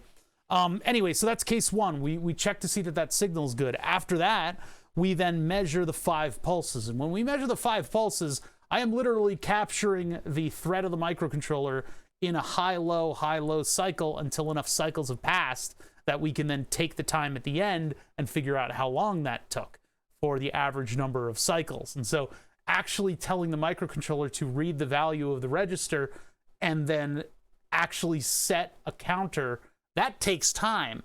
That takes microseconds, and we are on microsecond timing for the signal. So it's actually kind of a weird way to do it, and there are better ways to do it. You directly take over the timing registers of the microcontroller. There are functions that are baked into the silicon that can help you interpret these timings. But the problem is, if you move that from microcontroller to microcontroller, you have to then be cognizant of all that stuff. So we have like little bits of offsets for like the commands that have to be run and stuff. There's just some weird stuff in the code that kind of helps us bit bang that. That's the problem with bit banging. There are functions that are universal enough that they're baked into the IDE that you can then take advantage of if you're knowledgeable of them and you're programming your own library. I'm not doing that. It would be nice if there was a very sort of fleshed out LIN-bus library for the Arduino, but nobody really does that. That's okay. It's easy enough to bit bang. So anyway, we check to see whether or not, we evaluate the sync pulse in order to get a timing that will allow us to read the rest of the 1s and 0s for the address, right? So after that, we check to see if the address is the one that we built in. So are we actually being communicated with? Now, this is where I put our special new function. What's happening before, and the reason that we were constantly getting weird, is because what would happen is we would interpret a pulse that was much shorter than it should have been as being the sync pulse. So we'd be out here, and we go, oh, somebody's trying to sync with us. And then the next 5 1s and 0s were evaluated and automatically given a timing by which we would be evaluating the next sync pulse. So these 1s and 0s, every single device is doing this too. They just got away with it. We didn't. For some reason, when we upgraded to the Atmega 328 PAU, this thing right here, apparently we no longer got away with this scheme because somehow we were interpreting something in the wrong place as being this, and then whatever up-downs came next, we would turn into a timing variable that would then be used to evaluate the next listen up pulse. So that's bad. So what I did is I rearranged the function just a little bit. And that would be right here. What I did, you don't need to pay attention to too much of this. If I zoom in a little bit, we'll get better text. You guys can actually see what's going on. What I did was, instead of having just one function evaluate and then have that be the return, the 1 and the 0 that comes back is then used in order to trigger whether or not we use the variable. So if we don't get the right address, we do not update our timing setup. If we do get the right address, we update our timing setup. And by update our timing setup, I mean that we program the variable that was already overwritten. The global variable was already overwritten. We can't change that. So what I did is I stored the old one. I stored the old variable, and that's probably not a great way to do it. I probably should have just made this overwrite the variable depending on what, I don't know.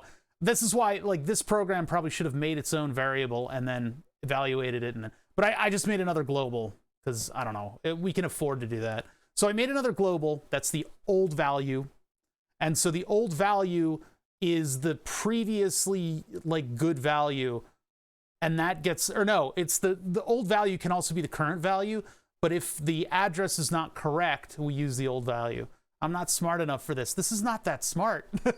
This is quite dumb, what I'm doing here. If we were smarter, we would be using the serial stuff that Arduino has. We couldn't really use the serial stuff that Arduino has because it actually didn't... Oh, what didn't it do? It didn't properly... it didn't really work with this, like, low pulse stuff. We couldn't really get it synced up to that when we tried originally. And it could have been just my skills with the device weren't up to date, but basically what we're doing is, yeah, we're just figuring out, like, if the address is correct, then we are overwriting our previously good known variable. And if because that passed, right? It passed. We got a good address out of it, including the parity bit. So it's like, this is good. We can use this. And so we'll put that in for our timing for the next time.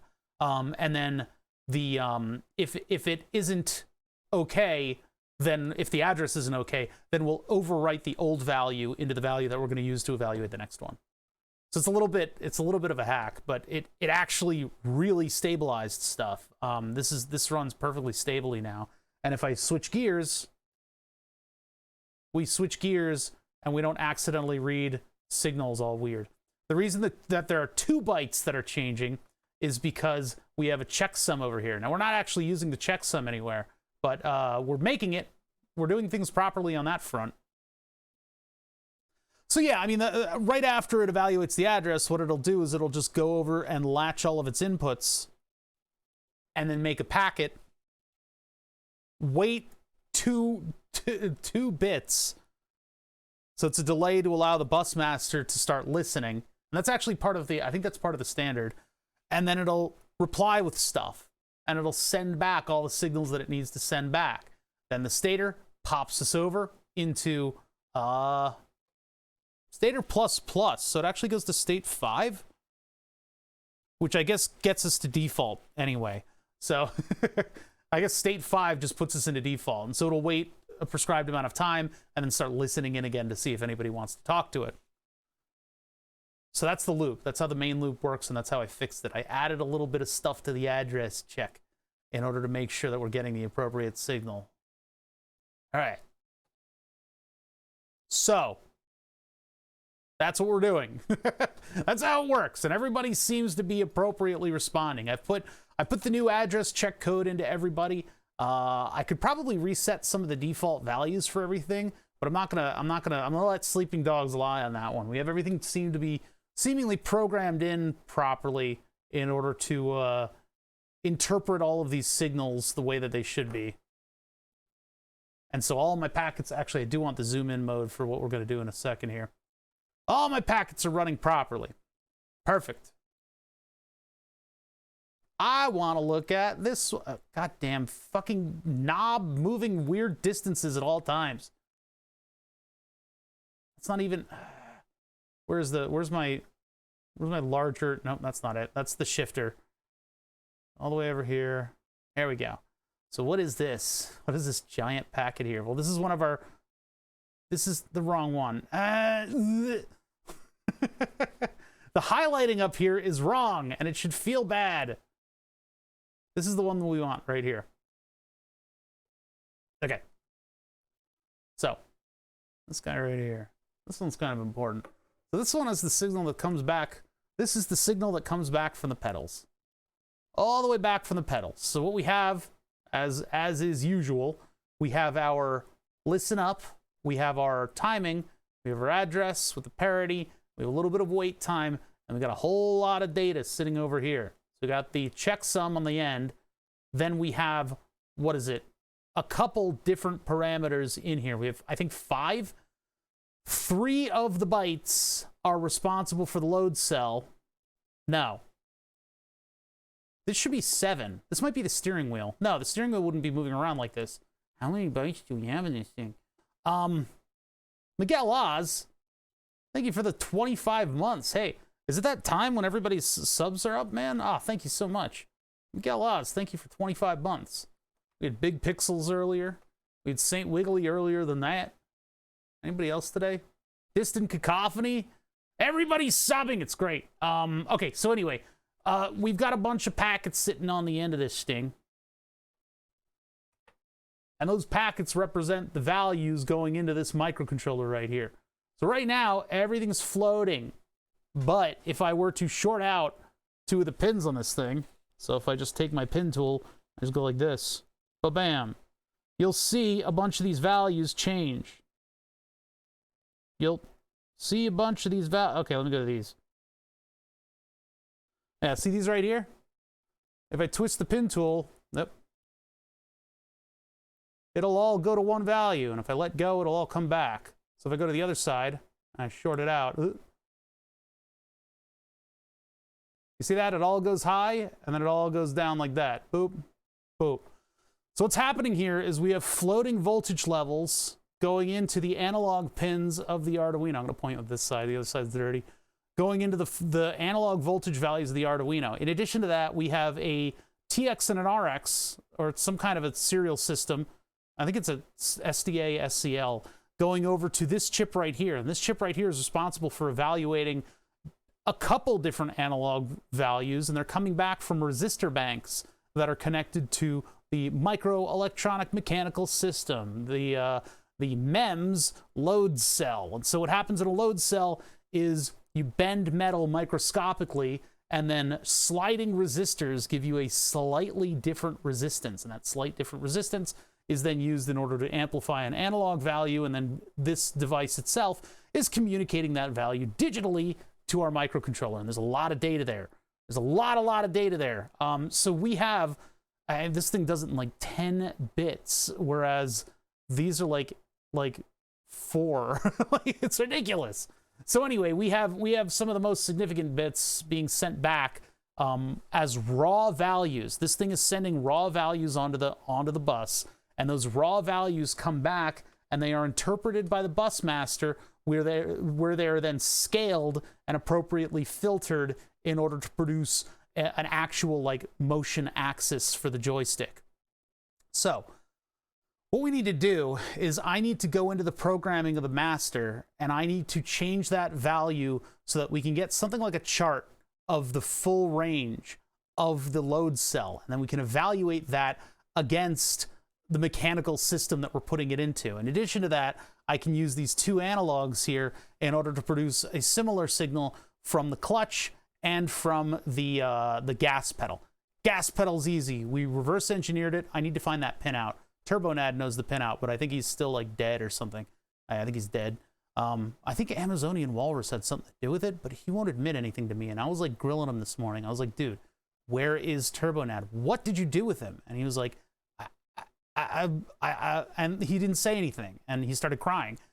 So I don't know what's up there. I don't know what's up with that. Anyway, TurboNad knows the pin out of the gas pedal. I think I have it in my notes somewhere. I can Google it. We could just Google it and find out what the pin out is. It'll be easy peasy to just connect it directly to the microcontroller. The clutch pedal I have on a Hall effect sensor that is tuned to hopefully give us a nice even swing from one voltage value to the other. We'll have to see what that looks like when we evaluate it, but we'll be looking at it all the way over here. So let's get all these systems plugged in together, and let's start playing around with them. First things first, I need to unhook. Oh God, I need to burp.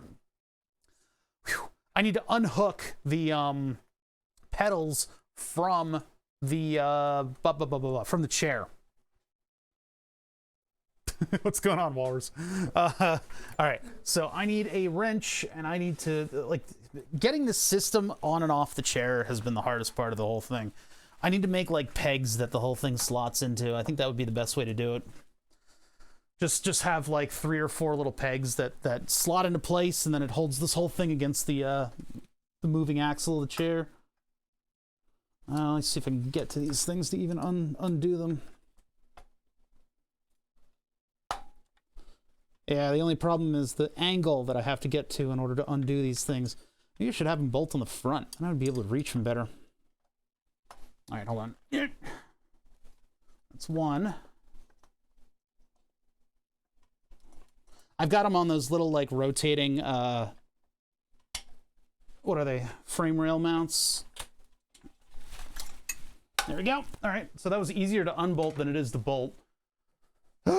And then now I need to hoist this whole thing on its own petard.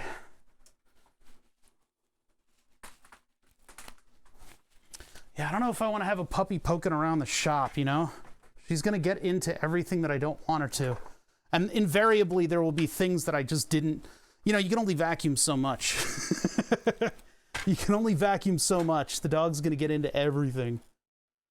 Maybe it'll be okay. I think it'll be okay, but... All right, I'm trying to move these as close as I can so we can actually get them on camera. There. Does that actually protects the plug out there. All right. Here are the pedals. I was thinking about clipping the steering wheel to the side of the table, but string of emotes. He can't communicate with words. It's only emotes. Okay, so this thing was I don't want to overuse saying pièce de résistance because I'm so bad at fucking other languages, but this thing really was what made the magic happen with this. If I didn't put this bar in here, this whole thing would be destroying itself every time I tried to hit the brakes. What we have here is basically just a set of pedals from BMW, like it's from a 2015 BMW. So here's the clutch. The clutch I've added my own spring to, which we had to size out, and we had to actually do some kinematic equations in order to make this happen. Turns out the much more girthy spring doesn't buckle, so I don't need to put anything to keep it quiet in here. It's actually fairly quiet as it is right now. There is an assist spring on the clutch that I insisted on keeping. TurboNAD removed the assist spring and used it in the brakes, which is very clever, but I decided to keep it here to get that feel. I want to be able to lean my foot up on this pedal, and when I press it, it has a fairly light throw. The return spring for the pedal, the piece that keeps the weight of the pedal out of your system, I put the girthier spring on it. I decided to add a little bit of spring force overall to the entire system. So this will put a little bit of preload on it, even though this spring is actually preloaded as well. It's a 4-inch spring that's being pushed like an inch down. So not an inch, but a little bit less than that.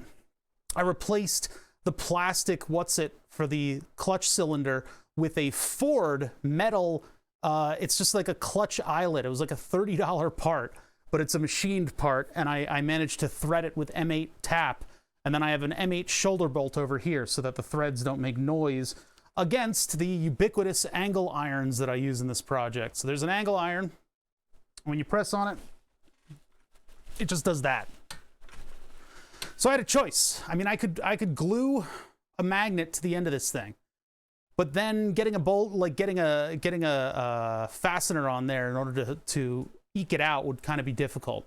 That's an idea though, and I'm actually still debating on whether or not I want to do that, is to just glue a magnet directly to the end of this bolt, and so when that moves, I can have just like a circuit board sitting under here with the entire magnetometer on it. What I decided to do, because that's a nice linear throw, what I decided to do is tape a metal plate.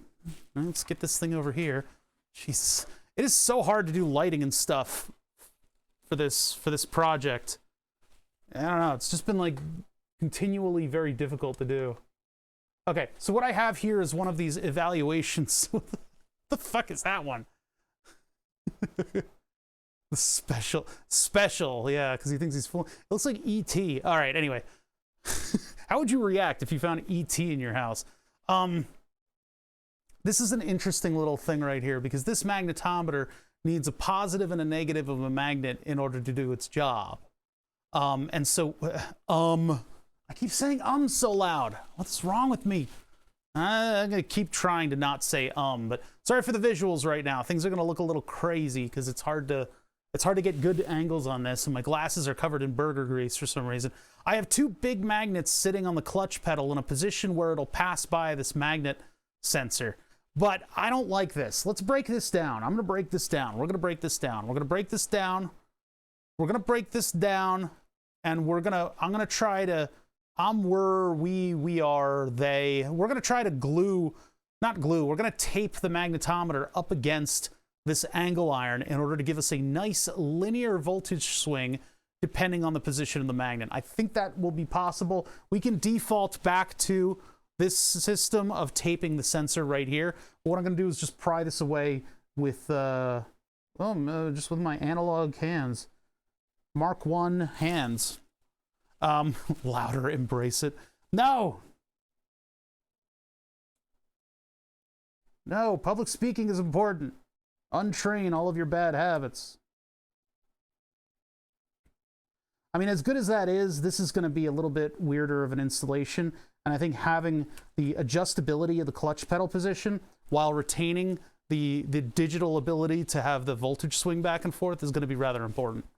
And also, if it works out well enough, I could probably put this back into the orientation that it was before, where the potentiometer sticks straight up. I don't know. Because this is a little too close to where all the damage is happening to this thing. No, it's not really damage. Anyway.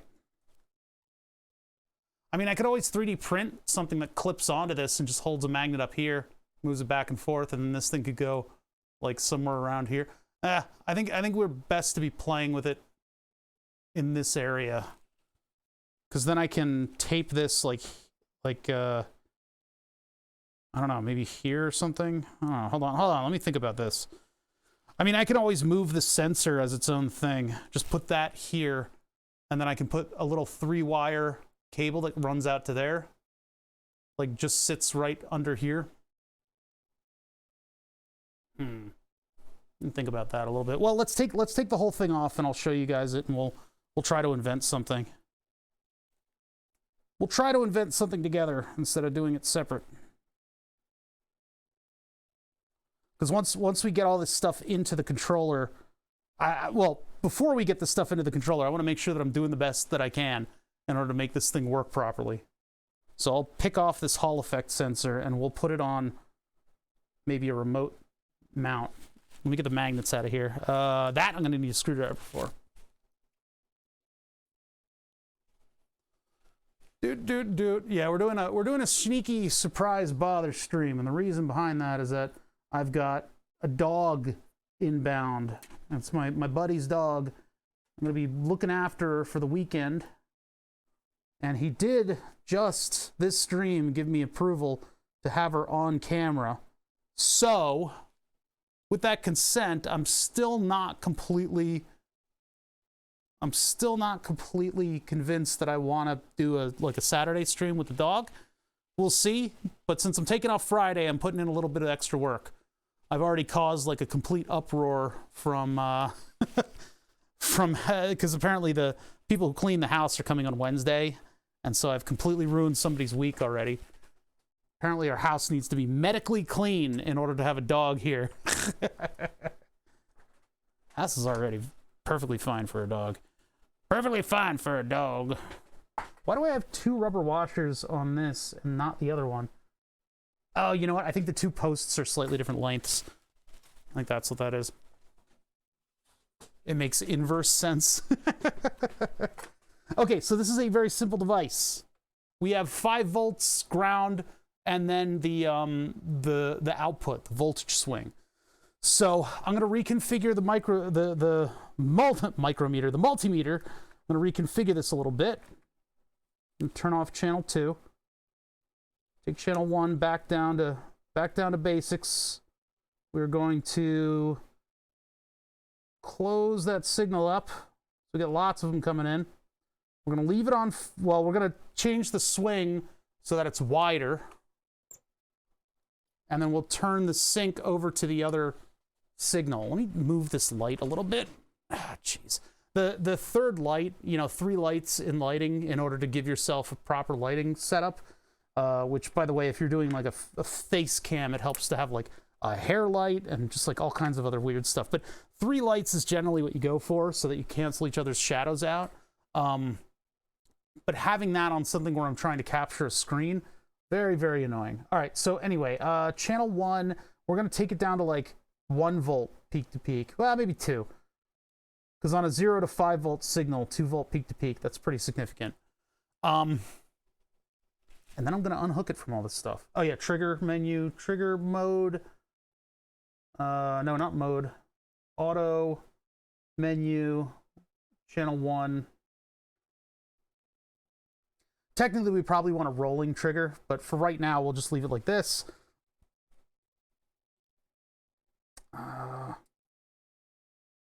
I wasn't running for some reason.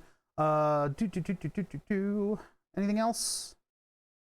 We really don't need, we sort of want a rolling scope mode, but we need to actually hook up the analog signal for it to become a rolling scope. Whoa, look at all that interference. What is that all about?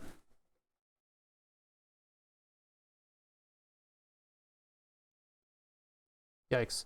And then ground, where's the ground, where's the ground, where's the ground? Oh, I see, we have a signal, but no ground, there we go. Yeah, that's going real slow, isn't it? Why are we going so slow? Let's speed it up a little bit. Or I could just hit auto and it'll reset itself. Feels very slow. Well, I'll just speed it way up so that we get slightly better. It's when there's more data, it starts to go crazy, because it's like doing all these evaluations in the background. Okay. Easy peasy lemon squeezy. We just got a little 5-volt device right here. I need pins for it, so I need to reach over here. The maximum allowable number of devices in the shop has been reached and exceeded. These are very special. I got these, or I made these specifically for going from pins over to stuff. Also, our focus range is like all over the place. All right. Yeah, these guys are right here. I put one type of pin on one side, and then the DuPonts, I basically cut a bunch of these, and then I put DuPonts on the other side. So now, and these aren't very long. That's going to be a problem. That's going to be a problem. Just get 3 different colors so I don't get confused. 1, 2, 3. Put a little thingy back around them. Everything, all these wire pieces are ferromagnetic, I guess. They're all getting picked up by my big magnets. My big magnets. All right, I kind of want to resolder that and fix it, but I'll leave it where it is right now. This is off of a 300 sensor like pack that I bought for breadboarding, and all this is it's an operational amplifier. It's a little op amp, but not a comparator. It's an LM393, a little op amp. It's got a magnetometer on it of unknown origin. I think maybe the part number is back here. Yeah, it's got a little Hall effect magnetic sensor on it. That would be a 321BG or 49E321BG.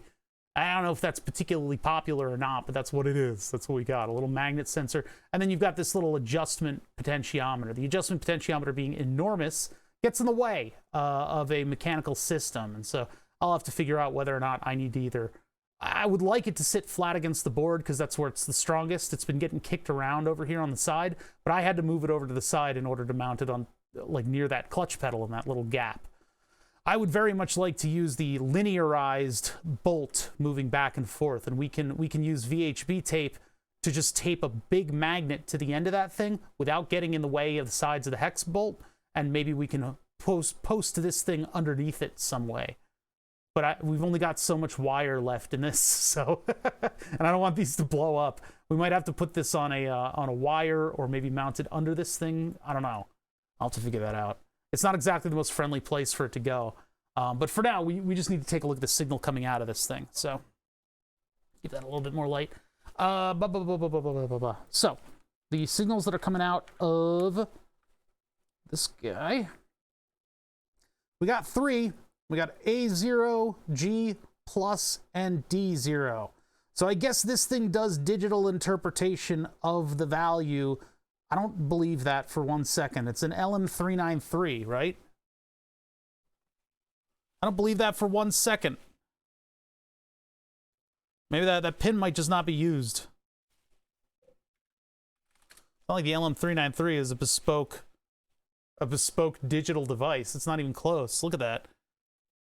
It's just a dual comparator. It's a comparator? I thought it was an op amp. All right. I thought it wasn't a comparator.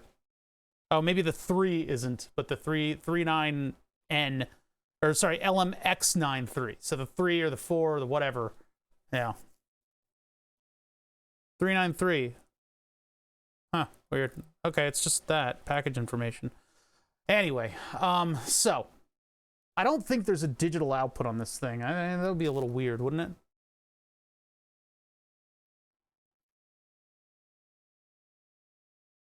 E0, that pin up to that via. That via goes to part of the comparator stuff, but it also goes to the device. Okay, let's look up the H something or other. We're not going to do digital evaluation of the magnet stuff. 49E321BG. 321BG. 49E. Oh, Hall sensor. Yeah. Look at that. Google's starting to learn who I am.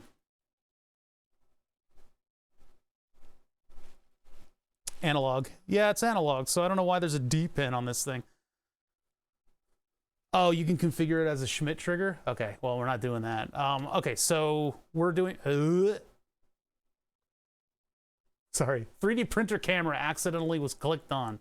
How do I get myself out of this? There we go. Okay, so we're doing A0. A0, I believe, goes to... Yeah, it goes to the potentiometer. So A0, and then... This thing's like... Let go. Okay. Jeez, fucking thing. There's so much mess on the desk right now. I'm about to have a little conniption fit. All right, so A0, and then we need... Actually, this should be positive power. So power, and we'll make a cable for this in a minute. Analog. Tim Allen. That was me puking in my own mouth because my production is terrible.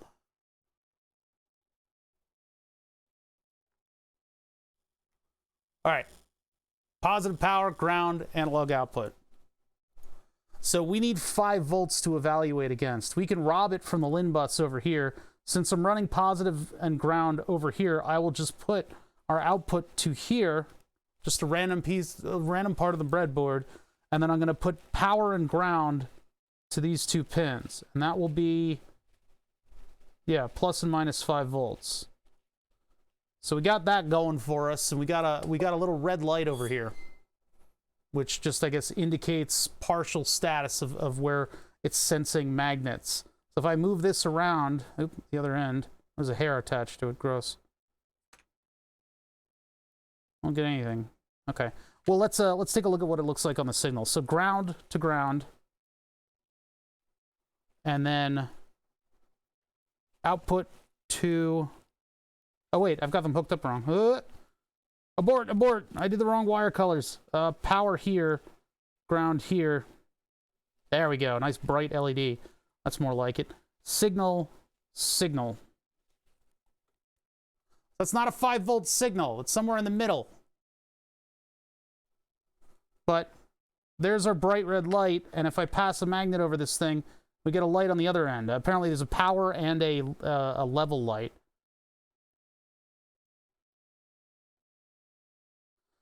Okay, so passing a magnet by it. Let me get a big magnet. Let me get a big chunky magnet on this thing, just so we know we are definitively exposing this thing to an appropriate magnetic field. So this one is very powerful. It's not huge, but it is very powerful.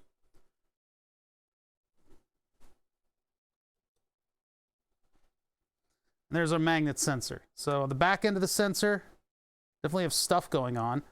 The front end of the sensor, if I have this sideways and I pass it across, well, we get it rising and then falling sort of disproportionately. It rises and then it goes down below where it was sitting. So there it is at the average level. I'm going to flip the magnet around. And if I get up close to it. Now, what this technically is looking for, what we mean by Hall effect, is not exactly what I'm representing here. So Hall effect, what is a Hall effect? The Hall effect is, it comes about when you have 2 different magnets sitting next to one another, and the magnetic fields create what is ostensibly a hallway between them. Generally, like a Hall effect sensor, we just mean something that senses magnets, but that's more down to being a, what do you call it? Ooh, like a magnetic switch, but Hall effect sensor. Where's a good diagram of it? Well, if I do sensor, I mean, we're going to get a bunch of different electronics, but really what it's looking for is the hallway between the poles. And you can create that by putting two magnets sort of next to one another, and their magnetic fields are going to create a hallway in between them. I would rather not do that if I don't have to.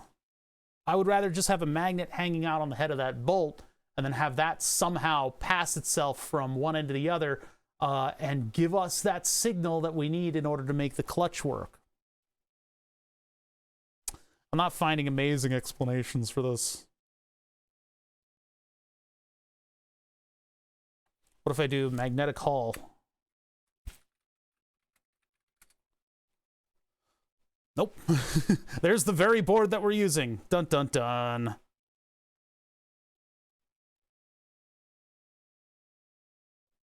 There are other more advanced sensors too that do some pretty crazy stuff.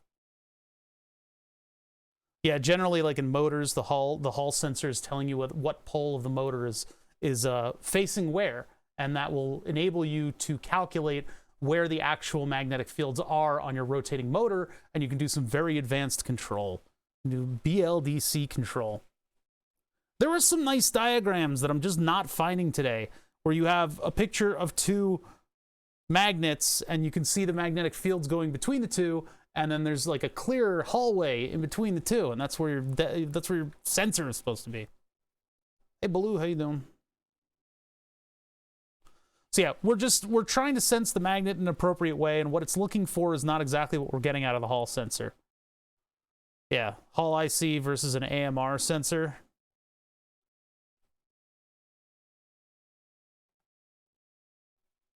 AS5600? I don't know anything about that. I don't know who you were talking to or what you heard. I ain't know nothing. All right. I can't find a good diagram, but there was a diagram with two magnets and the magnetic fields that they produce, and they had this beautiful little hallway in between them. But nothing is showing me that diagram, and I was able to find it in 2 seconds when I was talking to somebody about it, but now I can't. I can't. It's making me into a liar. I'm a liar. All right. Yeah, so what I'm hoping for is to get a nice linear response from big magnet, but it's not really that linear. Why is it moving so much? It's like glitching all over the place. See, it like goes up and then down, and then suddenly switches over. Whereas when I had it on these two, and I have these gapped appropriately,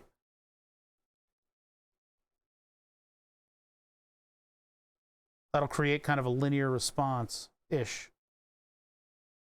Do one of these flip over? Hold on. Flip that one over. See what that does. That's all over the place today. What's going on? See, I should be getting a voltage level that just goes down to one end and then just wanders up to the top end.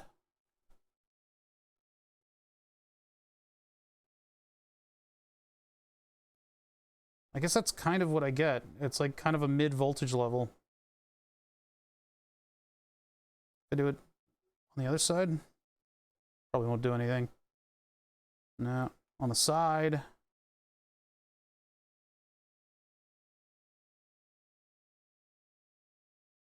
Yeah, it's only when they're facing the front of the sensor. And then it doesn't really have a ton of range. What about this?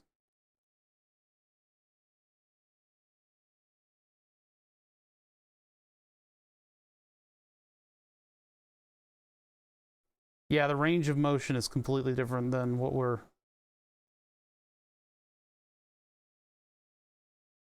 I mean, this is pretty good. Scope isn't fast enough. Hold on. There we go. Okay, and now our scope's fast enough to actually give me an idea of what I'm doing. That was a little problem with the scope speed. So if this is on its side and it moves this distance back and forth, that gives us pretty much our maximum swing. Now I can adjust that a little bit with the potentiometer, but not much. So that's big magnet on its side in the presence of this thing. Can we get more motion by moving it away, maybe? No.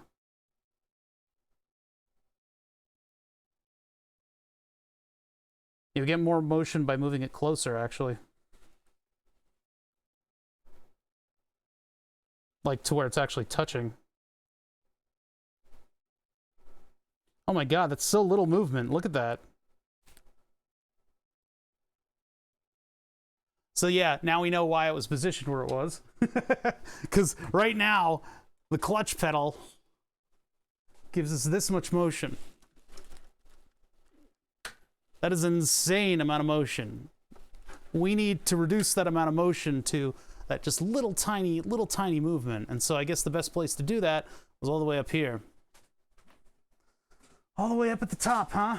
Is there no way that I can get around that? I guess not. Yeah, just watch a shadow go by the floor. It's creep me out. All right, I get down here. I get down to where you guys are. Take a good look at this. Take a good look at this mechanical motion that we gotta deal with.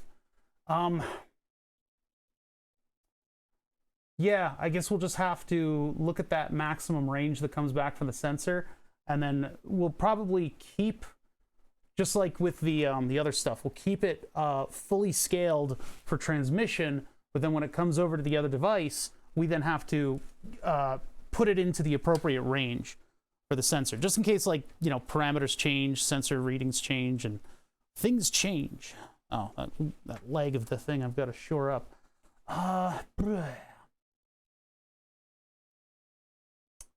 Problem is, so it's not really a problem, but I mean, this is a rotating motion right here. It's a rotating motion right here. And as such, it does okay. You know, it does everything that it should do. It's just that it's not exactly linear. If I put like a push rod up here and had it push rod off of something over here, that could work too. But I don't have anything that I can really make a push rod setup out of.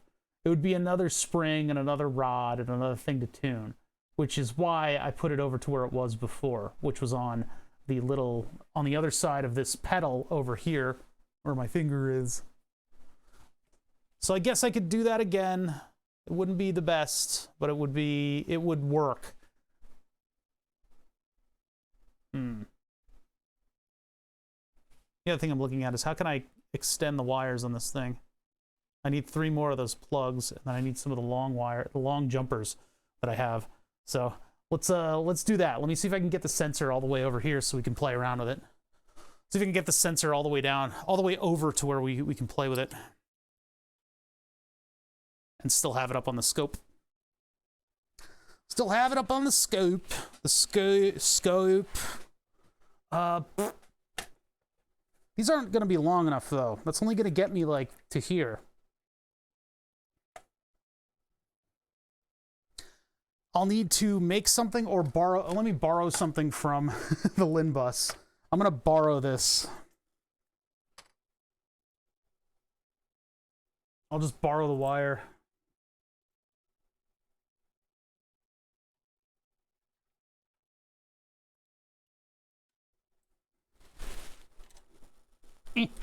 Yeah, that.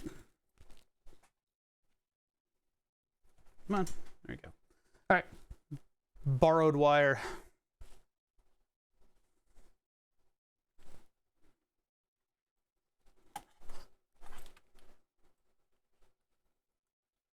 Let's see, blue to blue, power to yellow, ground to ground. Like that. And now I can move this. I can move this freely about the project and figure out where it's going to be best. Over here. Just got to make sure not to mix it up with a LIN bus, because then I'll be 5-volting things that don't really appreciate 5 volts. I got 3 wires down here that aren't DuPonted on the other end. Find that, I guess here. Ground. Oh, power. Hello? Give me it. Power. And then signal.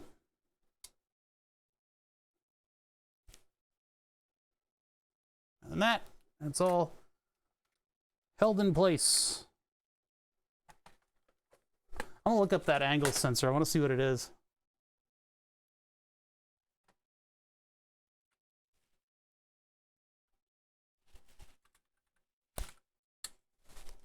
I like how they did 5600, so it was basically ASS 600. Ugh. Go away, cookies. I don't need you.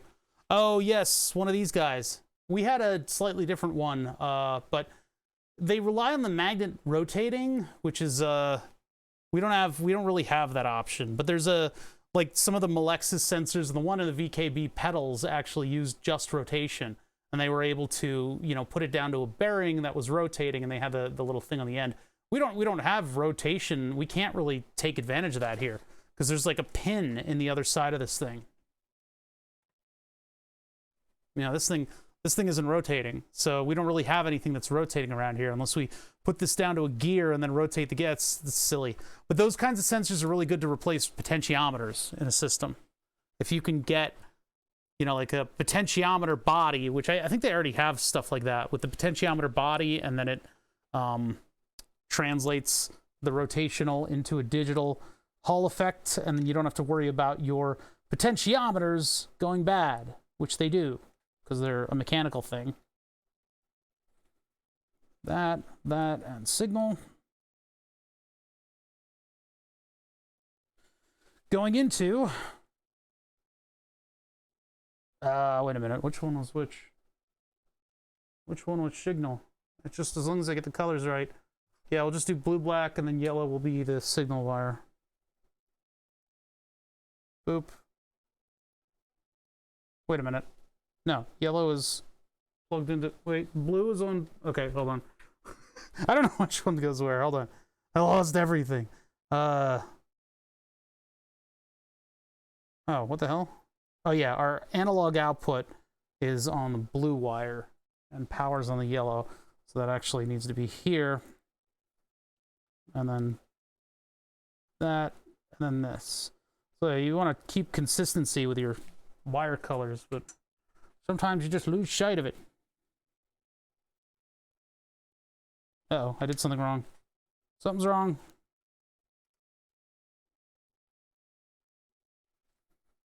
What did I do here? Orange to yellow, yellow to orange to plus. Oh, whoops. Yellow, orange, orange, yellow, plus. Positive. Good. Signal to signal. I think that's what I did. That's how I hooked it up before. We're just not getting anything from the voltage swing. Why? Ground to ground, ground to ground. Yellow to blue to signal, blue to signal, blue to signal. Maybe it just doesn't have the chutzpah to push the signal all the way through. No, it definitely should. It definitely should have the amount of power that it takes to put the signal through even a modicum of wire.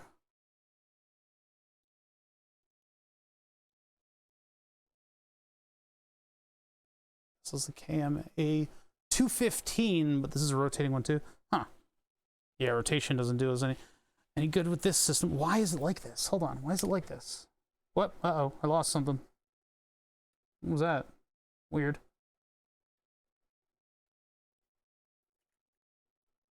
Here, you get out of the way. You're not doing anything. That stuff is all on here. That just dropped down. Great. I think the circuit board was with that. This thing is all connected up. Take out the A, put on the D. Yeah, it's not doing anything. All right, hold on. I'll figure this out. So we've got our long wire. It's not that long. Yep.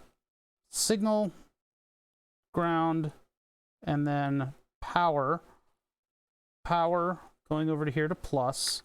Power here to plus, which is on the LIN bus stuff. We're not asking too much of it. Ground to ground, signal to signal. Make sure I'm properly plugged in on the signal. This thing's clipped all right. Oh, wait. Oh, yep, that was it. Okay. There we go. Now we're talking. Something is a little squirrely with its connections. There we are.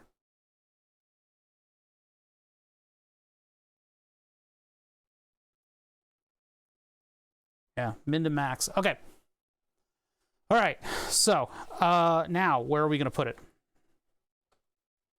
Where do we put this sensor? Man, I really wish we could take advantage of all that space that thing moves. I mean, I could use this. I could finally use this thing instead of a Hall effect. I'm actually kind of breaking down on this one. I might want to actually use this thing. You guys ever see this? This is a magneto pot. The problem with the magneto pot is that it actually has a literal magnet in it. This company makes light touch linear potentiometers, right? They're very light touch linear potentiometers. You can get like a little gentle ball roller and put it onto this thing. What they've also done is they put a magnet inside of a piece of plexiglass, and so when you move your magnet back and forth, it will literally drag that magnet across their sensor. There is still a lot of wear and tear, and it actually does work with like any old metal will attract it, which is why I had it stuck to the metal of the desk. But I don't know if this is like a great idea. It'll actually stick to that. You can see inside there's like a little, where is it? It's down there now. You see the little dot that's moving? So that's the magnet being attracted to this. Now if I put it on this end, it wouldn't do anything, but yeah, like if I hook this up to power and the signal and stuff. So A0 on the wiper. Oh, that doesn't make a great connection. That's not going to make a great connection. Hold on. Ugh. I'll see if I can get it to do anything. I may have to solder pins onto the end.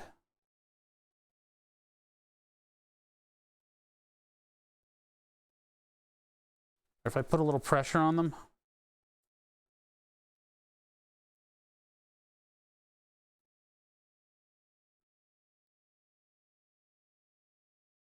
Hello? There we go. Oh wait, which one's the wiper? Hold on, I might have them on the wrong things. So, how do they want me to connect this? I think maybe the connection is the same as the Hall effect sensor. So that would be signal, ground, and then power, maybe. I don't know, just kind of playing around with it. Let me see. Because these work just like a variable resistor.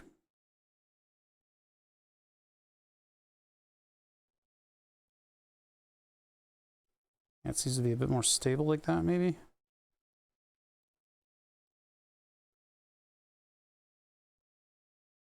Yep, okay, so that's how it works.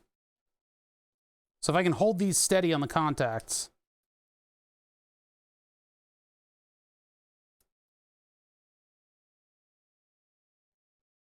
Yeah, that's how it's working, but I don't know if it's very good.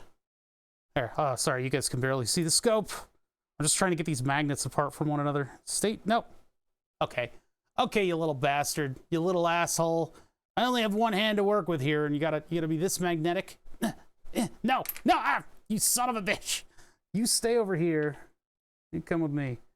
These rare earth magnets, I bought like a big kit of them for some previous projects, and had them sitting around for a while, but they're useful when you want to hang up pictures, but man.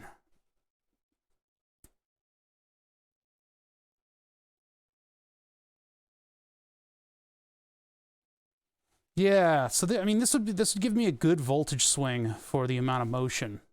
I mean, that's like, we could sit it all the way over here. You push in the clutch pedal. If I do the opposite pole, nothing. It just sticks different. It hits different.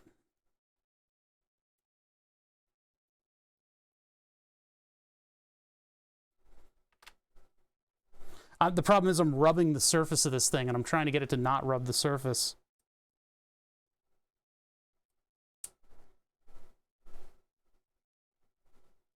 I mean, it's still a contact device. That's my problem with it.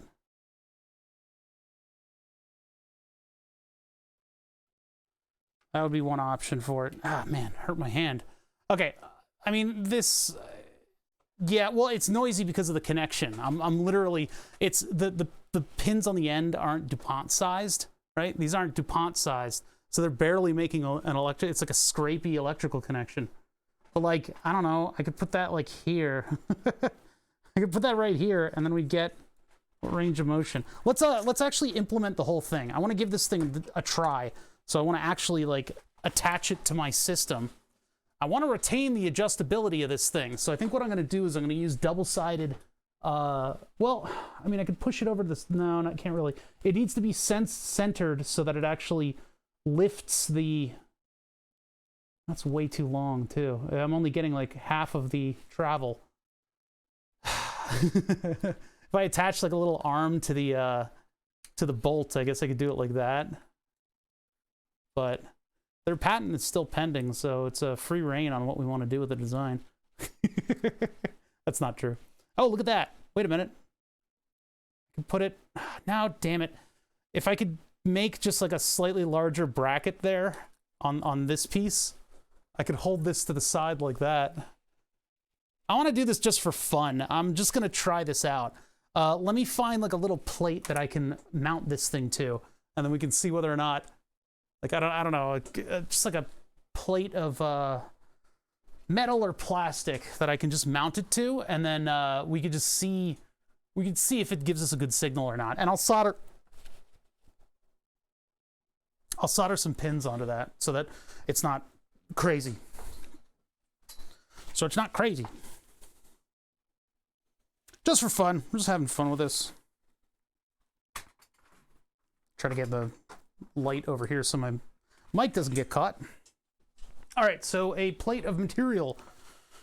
Oh, what do we got? Scrap bins. I got food containers. Nah, I don't need to use anything fancy. I feel like a piece of cardboard, but cardboard's too thick. I need something thin. I've got this little angle piece right here. That's a thought. Other things would be like, I could cut up a food container lid. Just make a little piece of plastic that would kind of hold it there. Let's try this piece. Let's see what this does. A little double-sided tape. A little double-sided tape. Where did that go? What did I do with the double-sided tape? I think it's all the way over. It's all the way over here. Yeah. It's the double-sided tape is thinner, so we can maintain our separation. No, it doesn't look like it's there. There's some. Oh yeah, this is the one that I've been wanting to use up forever and ever. So if we can actually make this work, it'll be pretty cool. And then we'll abandon it for the Hall effect sensor. All right, there's all the stuff. There's all the stuff. And the VHB is right here. VHB I kind of use for general purposey kind of stuff. You know, if you want to stick two things together, VHB is a very good option. It holds a little hard. If you allow it to really get like a clean interface on there. So, but it peels off clean. Generally, if the thing you're taping together is strong enough, it peels off clean. All right, so here's the deal. I have this piece of very crappy metal. Although, do a quick look around. Plastic, nah. There isn't really much. There isn't much sitting around here. But I was thinking I could attach that. Just like that, and create a larger pad that's just a little bit offset. Whoa, whoa. Jeez, stay still. Just a pad that's offset that the thing can mount to and hold it to the side. And then that would go on here. As far out as, oh wait, but it's still metal. The metal is attracting it. Is the magnet going to do better? Yeah, it'll stick to one or the other. Well, as long as this is close, it'll hold on to it. Okay, so before I do any of the mechanical stuff, I'll do the connector on the end, so we definitely get a good interface on this thing. So that requires me to go to this bin. Just get a 3-pin connector. Got plenty of 3-pin connectors from a previous project. They all have bent pins. When I was doing that big LED installation, I had to have 3 pins on each LED controller, and in order to do the modification I wanted to do, part of it was bending the pin. I bent all of these pins on a bunch of different headers, and naturally there were a lot of leftovers. So bend that back. And I'll plug that into the JSD connector, and then I'll solder it with not that tip. Not that tip. Not that tip.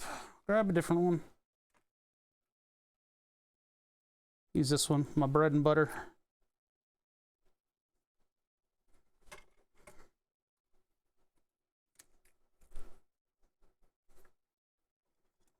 Get that, get this. Get my heat strain relief. By plugging it in, what I'm doing is I'm providing something by which for the heat to travel through so that it does not melt the connector. If you were able to see the heat... What happened here? If you were able to see the heat...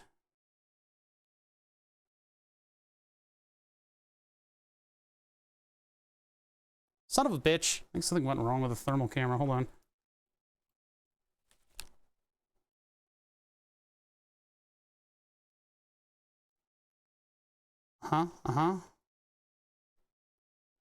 I think something's wrong with the thermal camera. We'll have to take a look at that in a minute. There it is. Never mind. If you were able to see the heat, then you'd be able to see it traveling into the connector as I solder this. Oh, this is all hooked up to power and stuff. I should probably not have that. Let's go ahead and just take power and signal off of this thing. I can just do this by hand.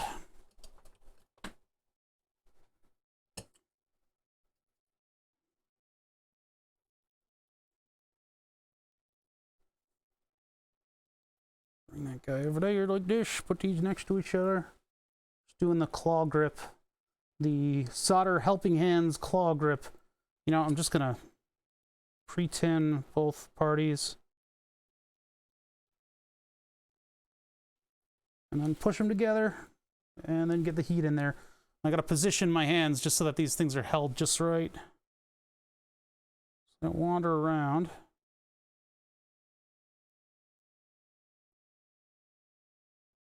Nope, not good still.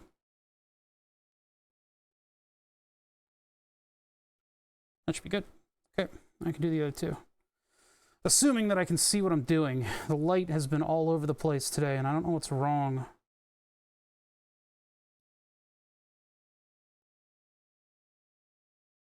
One of those days when your studio decides to fight you. And you're like, I'm not really in for a fight today. And the studio's like, I differ in opinion. And then it fights. Rolls up its sleeves and it starts fucking punching you. I saw a video today of two guys fighting on an airplane. Like full fisticuffs fighting on an airplane. Not even a big airplane. It was like a little, I don't know what the different types of airplanes are for commercial flight, but there was not enough room for those people to be having a big fucking fist fight in the middle of an airplane. And it's like, I don't know, does keeping it real really extend to the point of going to federal prison over a reclining chair? Like, in a tiny little metal tube in the sky? Like, you just have to kind of, like, have an out-of-body experience for a little while when you fly. And then when you get on land, then you can fisticuff some random guy. It's just so stupid. People are crazy. They'll bite your head if you're wearing meat on it. All right. So we're assuming that this is our signal line because it's in between these two wipers. That's all I got. I know. And they're talking about making the no-fly list permanent, which I like. Just the dumbest. The dumbest. not the permanent no-fly thing. I mean, these people getting into a fist fight on an airplane. It's unfathomable. All right, so color scheme remains. So that goes there, and then the yellow wire, which is not the yellow wire, goes to positive. So now we're hooked up back again. Let's see if I tap it, it gets enough force on it. And if I get the magnet over here, nothing happens. Perfect. What the heck, man? What's going on here? There it is.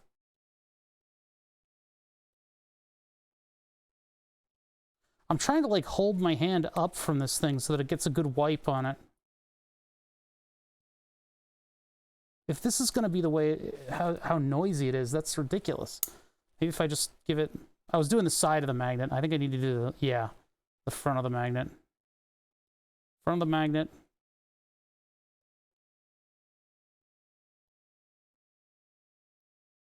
That is really noisy. Is it opposite direction, maybe? Just when I need to write it is down. It's Monday maintenance day.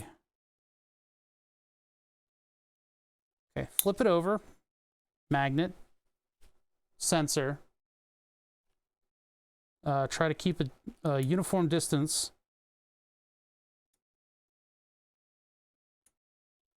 These might be too noisy for me to use. Like if it's touching,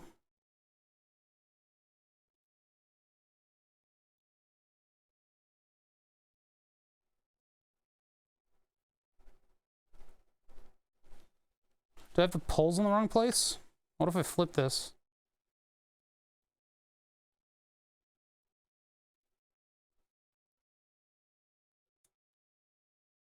Oh, okay, yeah. Yeah, that works a lot better.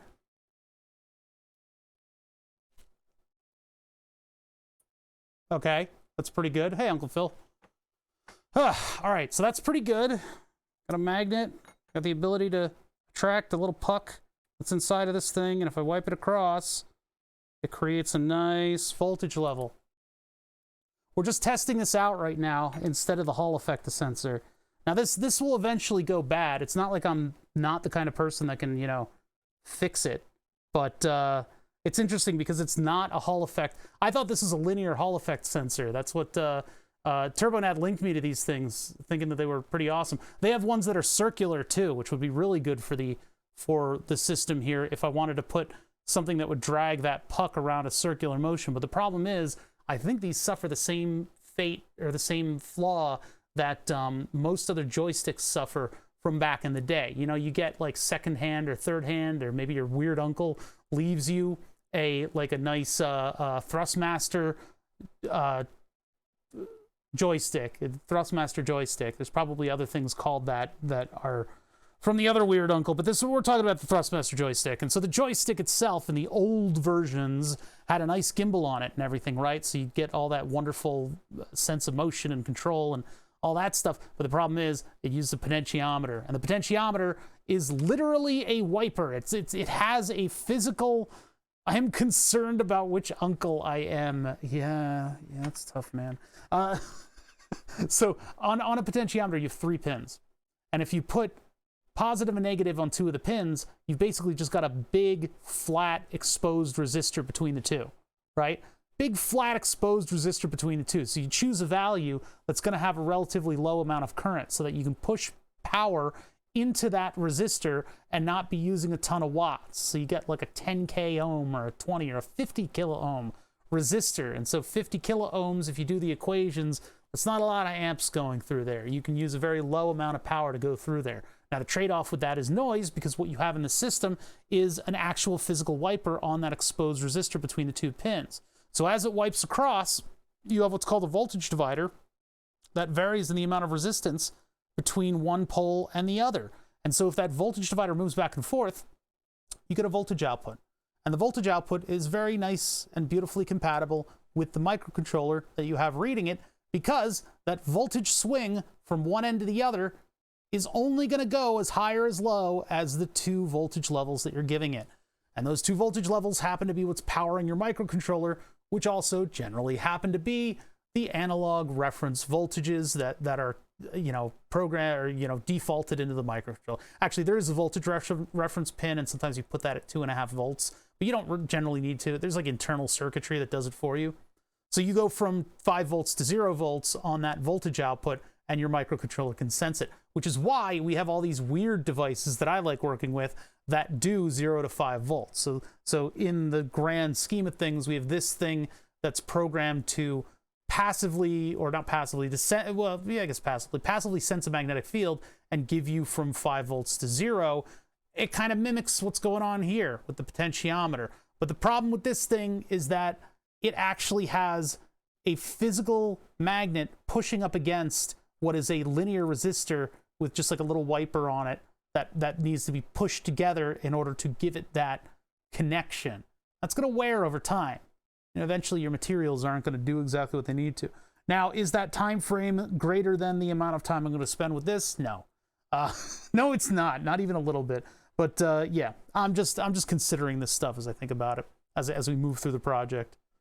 Went from a G27 mounted on my desk to a play seat with a T300R GT. I'm blazing fast now. Generally, yeah, I don't know. In my experience, these systems, I'm only building to give me that car feel. They're not going to make you faster. I mean, a steering wheel with no force feedback helps sometimes, but I don't know. Generally, I'm not looking for faster times with these things. I don't really think that plays out. This is like the dirtiest double-sided tape in the world.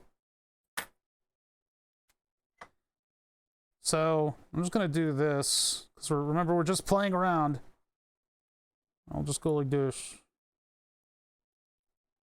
Okay, it didn't stick at all. I don't know what this thing is made out of. It didn't stick at all. It didn't stick. It's not. There's no adhesion at all. I think there's enough dust on the outside of this thing.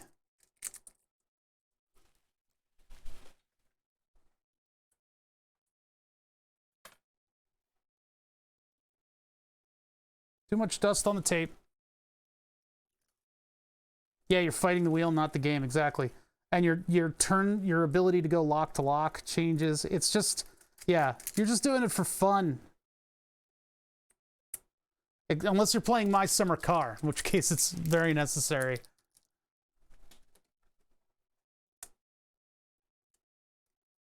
My Summer Car has been the only game that I've been able to have force feedback be meaningful towards going faster.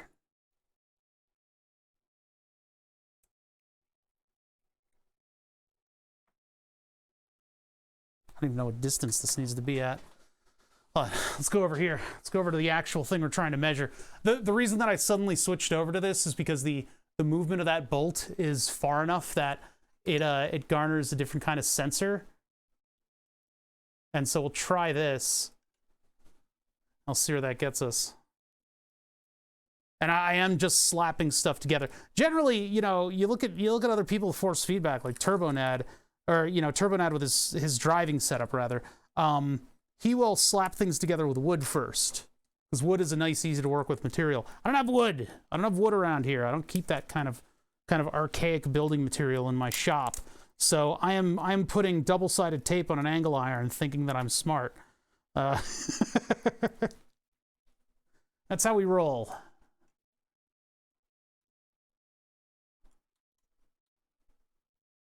It's not sticking to anything. Son of a bitch. This double-sided tape sucks. It sucks eggs. It really sucks really bad. Damn it. It's not really mounting it properly.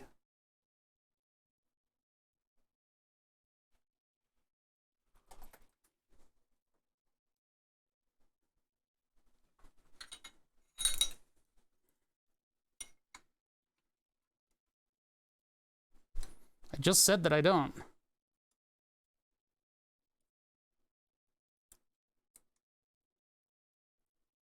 Be like that. So if I could get that to actually stay there and get this to stay there, maybe a little gaffer's tape. Yeah, I'll just put a little gaffer's tape up at the top. That could be replaced with VHB or, you know, a better sheet of material. Better sheet of material. Where's my gaffers?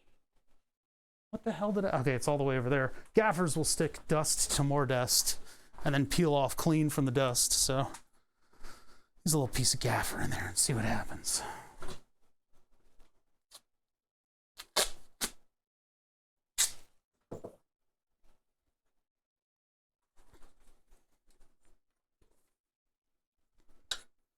I gotta get the wire out of the way. Make sure the wire doesn't break.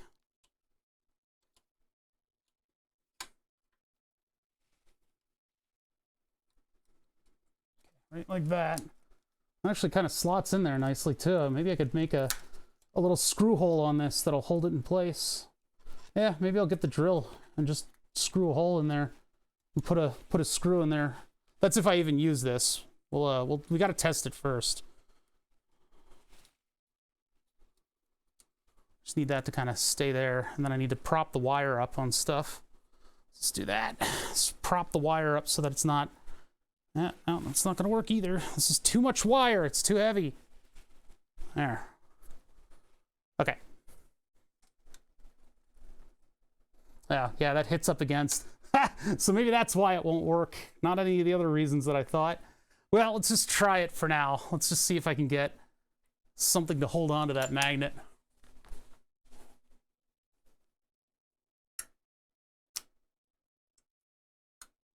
That's pushing up against. I mean, okay, so I just put the magnet on its side right here. Okay, that one doesn't work. It needs to be offset just a little bit. What if I flip it?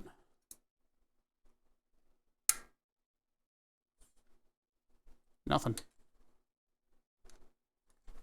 Yeah, so it's the amount of travel is too much for the sensor. Or too little for the sensor, rather.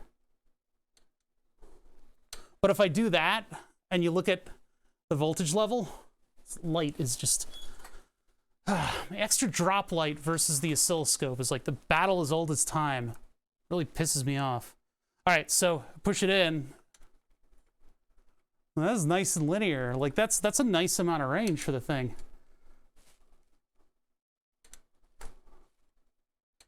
It doesn't get to the end because the sensor is much longer, but that is a very workable range.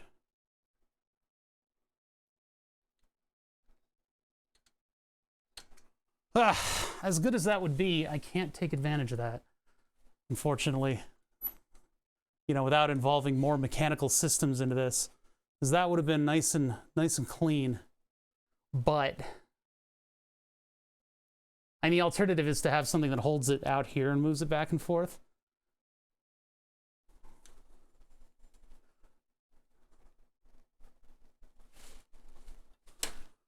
Yeah, I don't know, guys. Clever as it is. Clever as it is. Steady as she goes. Just kind of thinking, hold on. Just let me look at this for a bit. The other way to do it would be mount it up here. But then I don't have any magnets sitting on this bar. And it needs to get really close to kind of work. So, yeah. All right. All right. Back to the Hall effect sensor, I guess. I had to do a bunch of modifications to the 3D printed H shifter so that it used bearings properly and just some other little things that it just really wasn't doing correctly. So I don't know if I would suggest other people build it, but it does feel like an H shifter now. So I guess if you build the H shifter with some of the updates, not all of them, it's good. I mean, it works. It works well. It feels like a real shifter. We still have to build a little bit of it, and we'll do that tomorrow. But yeah, okay, so this isn't really totally working out. I mean, it does work, right? I mean, I am moving it back and forth, but like, it needs to very specially clearance that little bump stop there. And it is giving us mostly a linear feedback, but it's not really taking advantage of the full range of motion of this thing. So I'm gonna go back to what we had before, which was a Hall effect sensor, what sits up here. And there's also, how would that work? No, I don't think that works, because there's also the zero crossing spring over here. I'm wondering if I can take advantage of any piece of that in order to give us a proper Hall effect motion. Nah. That's kind of a shame that I can't take advantage of the entire range of motion back here where it's linearized. But it's okay because we can move a magnet in and out of the sight range of the Hall effect by putting it up here where my finger is wedged, and then that'll give us the range of motion that we want. I mean, the other way to do it would be to use the Hall effect and put like a rod from here to here, and then, I don't know, have like a height adjust where I could choose how far out on the fulcrum I need that rod to move. Be like a push rod. It's overly complicated. I can just stick it right here and be done, I guess. It just makes it a little harder to get into. All right, back to the Hall effect sensor. Let's set up a little Hall effect sensor tester. We'll get this out of here. This thing. And this bracket that I've covered in double-sided tape. That's a shame. Oh well. Get all the tape off of it. I'm gonna stand up. Hold on. Oh, my legs. Oh, my legs. Whoa. Okay.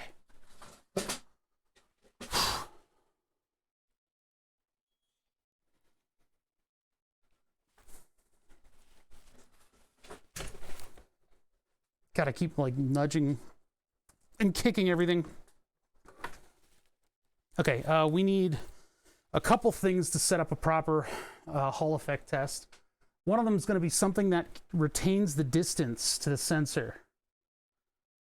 So this can go back onto the shelf. It's a shame I'm not using this because it was kind of a nice output. It did have a nice clean output, and it could be plugged in directly to this controller without any issue.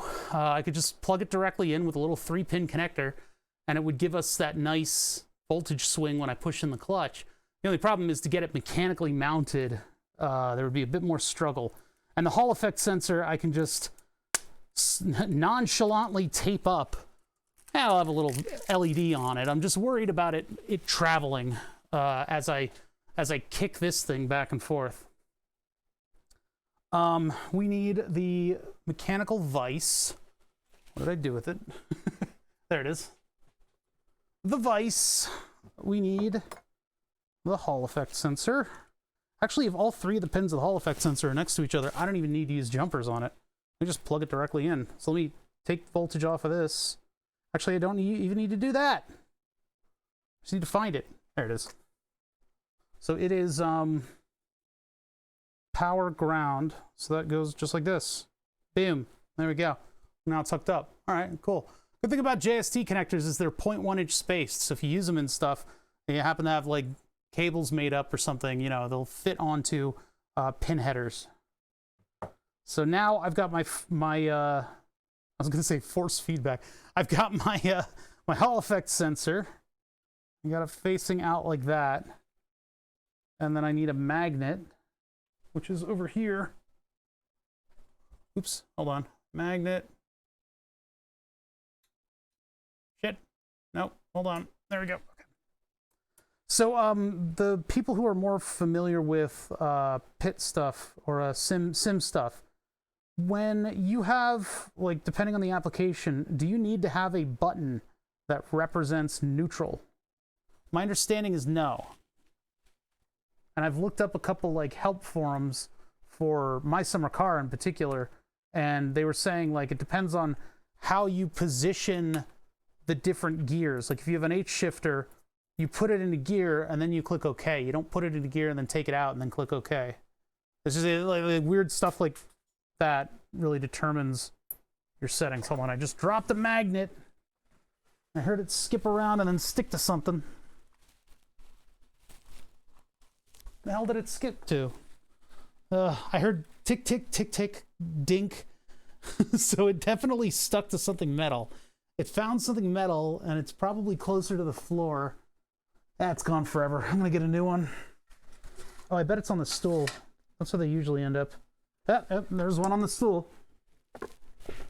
Oh, but it's a different kind of magnet. Never mind. That's a different magnet entirely. Hold on, I gotta get another one of these things. Yeah, that was definitely a drop. That hit the floor several times before finding its final home, where I'll find it in a while. Too easy to find neutral. Not a good thing in the middle of action. What does that even... Wait, what does that even mean? What?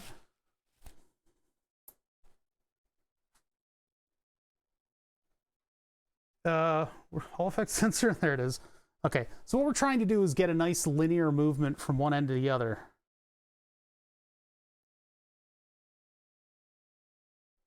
And it seems to be harder than it looks. I mean, that other thing was so much easier. So here it goes positive to go to that. And here it goes negative to go to that. And if I get these close to one another, then it'll go negative to positive as we move from one thing to the other. But it's much less movement because it doesn't go all the way positive and it doesn't go all the way negative. And there's a gap in the middle if you don't get these close enough to one another. So I get that there, and this goes over to here, and we go slowly over there, it goes down again. Yoink, yoink, like that. Nice and smooth. What does the adjustment do? So if I back off 180 degrees on this thing. No, I need a smaller screwdriver. Back off 100, no, it's smaller than that. Back off 180 degrees on this.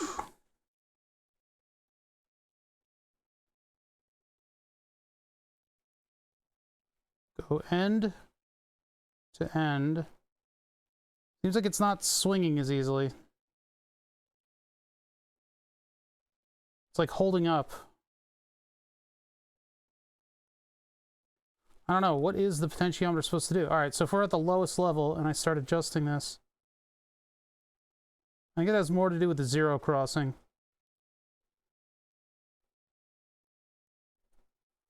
Okay. Move this out a little bit. Positive, swing down, neutral, swing down to negative. So here, about in the middle, I really want to get the maximum range on this thing. I just don't know how. These things are hard to adjust. They're good. They hold a value really well, but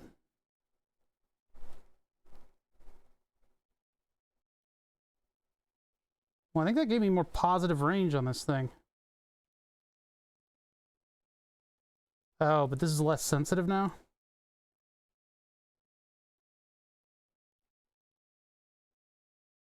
Yeah, so as I move it from one end to the other, there's like a significant area before it starts keying into the other part.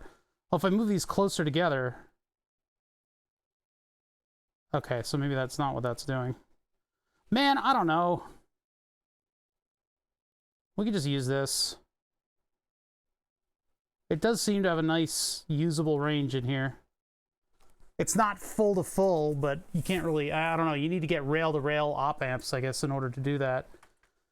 Okay, so we're going back to the system that we had before. Now, I want to find a better plate to mount the magnets to. I could cut a piece of carbon fiber. That's a little, that's a little extra. A piece of 3D printed material. No, that's not really going to work. I got gears. I can put magnets in it. No. No. Think about what kind of material, what kind of like little plate of, I've got a piece of aluminum over there, but then I can't really adjust the magnets. I think I need a little piece of steel. A little piece of steel, scrap steel. What do I have for scrap steel? I mean, what I used previously is a little angle iron that I flattened, and it's a little ghetto. I think I should find something a little better than that. Well, these clutches, neutral, had sequential, and H shifter. Yeah, so different applications are going to treat it differently, but doesn't the Logitech shifter does not have a center, like it doesn't have an activated neutral. Neutral is the absence of other levels. So I don't think I need to program in the neutral functionality on the H shifter, which we will work on soon. Right now I'm trying to get the pedal cluster. Once we get the pedal cluster figured out, I'm going to feel really good about this project because it's getting close to the point. I died. It's getting close to the point where we can actually get it all hooked up, running. Scrap sheets. I got a lot of little pieces of scrap carbon fiber, don't I? I'm looking at some of them right now. But carbon fiber doesn't allow me to adjust the magnets. Yeah, I could have used this piece. Well, Oh well. For the other sensor. What is this? Plexiglass. Come on, man. I gotta have a little sheet of steel. Just a little sticky sheet of steel. A little piece of ferromagnetic steel. Get all them electrons spinning in the right direction, working with one another, creating a magnetic Hall effect that'll stick two objects together with the strong force, a strong electromagnetic. Nope, I don't have anything. I don't see anything steel in here. I don't work with these harder materials, you see. I don't really work with them, so I don't have like scrap bits of steel. I can cut up like a million things that are plastic that will do it. I have a little piece of grid. Nah. I have, I think I got rid of the old computer case sides. I have some stuff that's a little smaller, but they're gonna all have terrible edges on them. Might as well just go back to the angle iron. Man, I really wanted to kind of like upgrade this a little bit beyond being completely ghetto, but well, the ghetto finds us once again. Actually, I could use one of these, one of the little plates from the Maker Beam. Steal a cooking pot from the kitchen. I don't think it works that way. How's it going, Cosmo Quest? We're playing with linear sensors and Hall effect sensors and stuff like that. We're trying to capture the motion of my pedal cluster and translate that digitally all the way back to the thing that's going to control the the digital potentiometers in order to fool this thing into thinking that it's directly plugged into some analog voltage level kind of shenanigan-y kind of things. So we've got the clutch here with the spring that I had to order specially in order to make it feel as taut as a BMW clutch. Now, this would be a great place to put a sensor, wouldn't it? Get this wonderful wide range of motion and everything. Well, it turns out I don't have anything that's going to sense on that particularly large axis. Now, I do have a linear potentiometer that is like a light touch linear potentiometer. And this thing, I'm very close to trying to make this work. But the problem is it would need to mount basically right here, just a little bit out of the way of the fastening bolts. And if I wanted to adjust that clutch at all, it would probably hit up against the wall. In addition to the fact that the magnet needs to practically touch this in order to put enough force on it. And if I really wanted to, like, no, see, it's still way too far away, and I don't want to have to like print out like an adapter to hold the magnet up. So that's sort of annoying, but it's what we got to deal with. Instead, I'm going to use a Hall effect sensor, and it's one of these little circuit boardy Jiminy Jams, these little circuit board Jimmy Johns that we can use right here. So this little Jiminy John right here, this little doohickey, this has a Hall effect sensor and then an op amp, and you can adjust it. And the adjustment we kind of tried out, but it didn't really do much. But the point of the Hall effect sensor is that when you put two magnets right up against one another like this, the magnetic field in between them, and we can we can't really observe the Hall unless I had a bunch of iron filings, which I'm not about to get iron filings all over the place. I guess you can buy little boxes that have iron filings in them, little plexiglass containers with a bunch of iron filings. I should probably get one because that would show us the Hall effect a little bit more. Because right now, the magnetic field paper can show us the magnetic field. It doesn't really show us the Hall that is created in between these two sensors. So in between these two sensors, magnets. So the Hall in between the magnets is, why is that so hot? Hold on.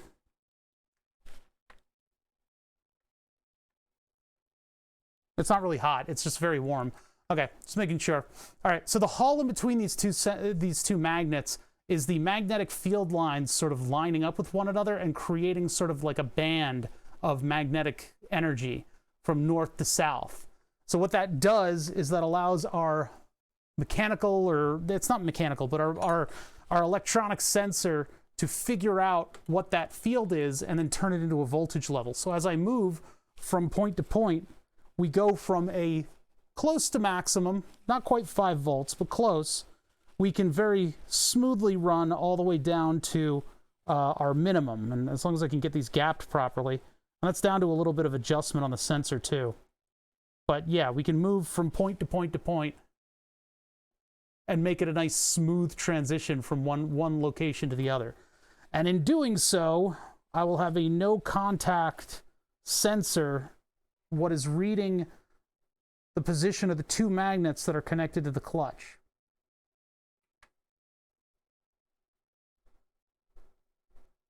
Let's try to like fix that a little bit. It's a little clunky. See how it's like clunk, clunk? We want it to smoothly transition right there. No, I don't want to use the strain gauge. The strain gauge that I've got is the load cell that's on the brake pedal. That's fine. The brake pedal on a load cell is exactly what you'd find. Well, it has the feel of a very tightly adjusted clutch system. Yeah, see, this is like, it's like real clunky now. I had it nice and smooth before. We need to get it to be nice and smooth. See, a strain gauge would, the thing about a micro electromechanical system, the MEMS sensors, is you have a piece of metal and it's deflecting microscopically, and then you have a bunch of resistors that are sliding up against one another on a microscopic level. You have a very, very tiny change in resistance. You put that through a Wheatstone bridge, and that Wheatstone bridge amplifies that difference to the point where we can actually use it for something. But, like I said, it is a microscopic deflection of the metal. And so in that microscopic deflection, you can't tell what's going on. I used to have that joystick where it had force sensors on it, and I attached it to the side of my desk with a big clamp. The joystick didn't move at all.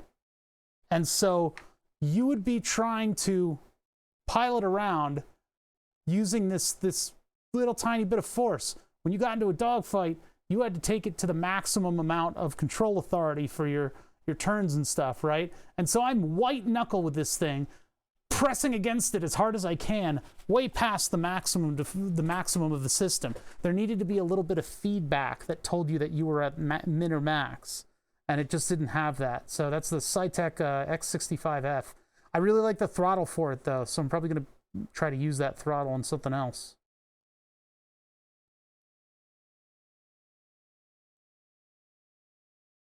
Yeah, I guess this is okay.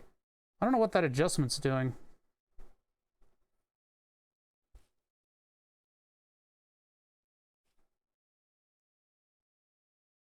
I think it has something to do with the control system, the comparator, but I don't really see it doing anything. Hold on.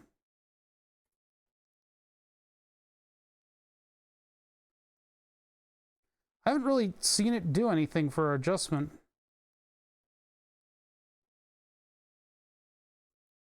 Damn it. Problem is the screwdriver keeps slipping out, and so I don't know. I don't see any results of my adjustments here.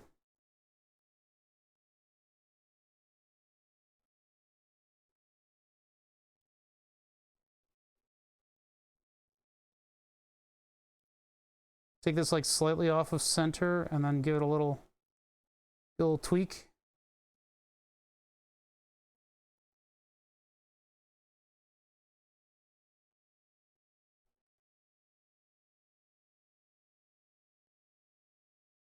I think it has to do with how it's sensing the in-between fields.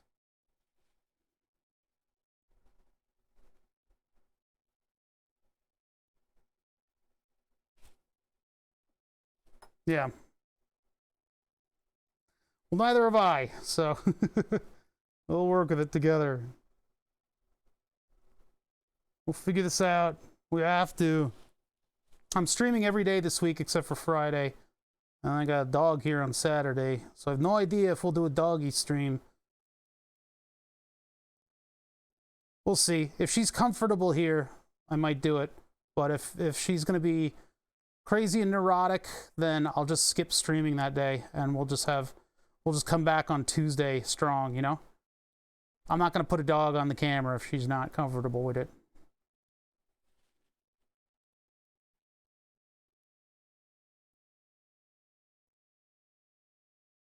I don't know, that's pretty good. I don't know how to evaluate that better.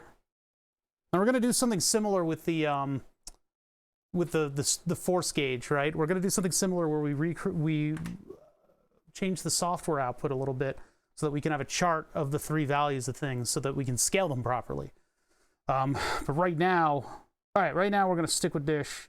I'm going to need another, like, short 3-pin connector, aren't I? In order to hook this up to the what do you call it? In order to hook this up to the controller, the circuit board that's going to go all the way out there. But right now we have a pretty good voltage swing on this, so let's mount this. Let's get this on there in such a way as I will be able to plug it in electronically, and everything won't get in its way. And so I can adjust positions on it too. Oh yeah, and I need something that is conductive that I can attach to the pedal. Oh, what about this stuff? Wait a minute, what is this? This is like cheap metal that that came with the spot welder. Oh, it's ferrous. Oh, it's perfect. Okay, I'll use some of this. I'll just use a little sheet of this and a little bit of double-sided tape. Not the double-sided tape that sucks. I'll use the VHP tape. This stuff's a little better. This stuff will hold things together no matter what. No matter what. And then I don't know what we can do about getting the distances correct. Because, like, I mean, there's a little bit of adjustment on this because it's a piece of metal. So once I get them into place, I guess I can drop a little UV glue on them and hold them in place. Can't really get to anything on the other side of it. That's why I wanted to redesign this, is I wanted to be able to get to stuff and adjust it. But that's all right. We'll work with it. We will work where we're. We were where wah. You guys doing over there in Code Rushed? Anything cool, or was it just super boring? It just kind of fucking sucked. Yeah. Like assuming that another stream is terrible. That's why they rated with more people than average watch my stream. Code Rushed is awesome. You guys should check them out. I lurk there sometimes. Well, okay. Surges of electricity and heat. Heat mainly is the enemy of magnetics. Heat and magnets do not mix. There is a very short ceiling of heat values that you can reach with a magnet or a magnetic system before things degrade. And you can look those up. I know, it's fun to see sparks, but you can look up those tables. Heat is the enemy of magnetics. That's why in motors and controls, heat management is very important. So, using the double-sided tape, huh? The double-sided foam tape. We've sunk to this level. Yeah, I could not help but work on this project. I do not have any self-control, and I want to get more of this stuff done, because it's one of those projects where there's a lot more jobs than you think. We got to do a lot more stuff than we think we need to do.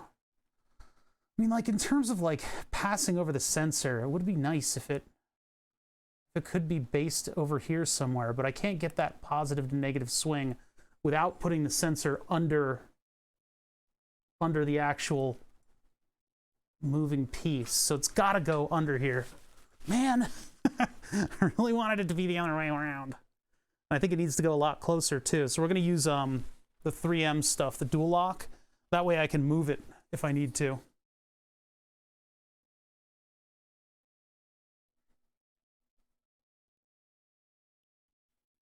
So I'll use a piece approximately this big. Where'd my scissors go? There.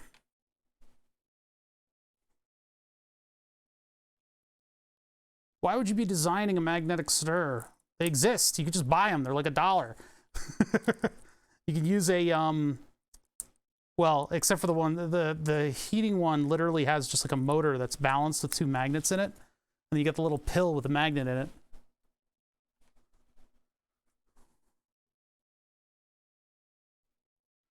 I broke down and eventually just bought one. I made one out of a computer fan. Glued a bunch of magnets to a computer fan, but I eventually just broke down and just bought a real one because they're so much cheaper and easy to use. Some things just aren't worth your time, you know? Can I get at this from underneath, or do I have to be up above? I don't really know where that puts it. I think that actually would work. Oh, but I can't get to the adjustment screw that way. So if I really need to get to the adjustment screw, I have to go from above. Puts me like right there. God, is it hard for me to let you guys see what I'm doing. So I'll put it like approximately right here. Let's hope nothing hits it. Yeah, nothing hits it. All right. I'll bring you guys around so you can see what's going on.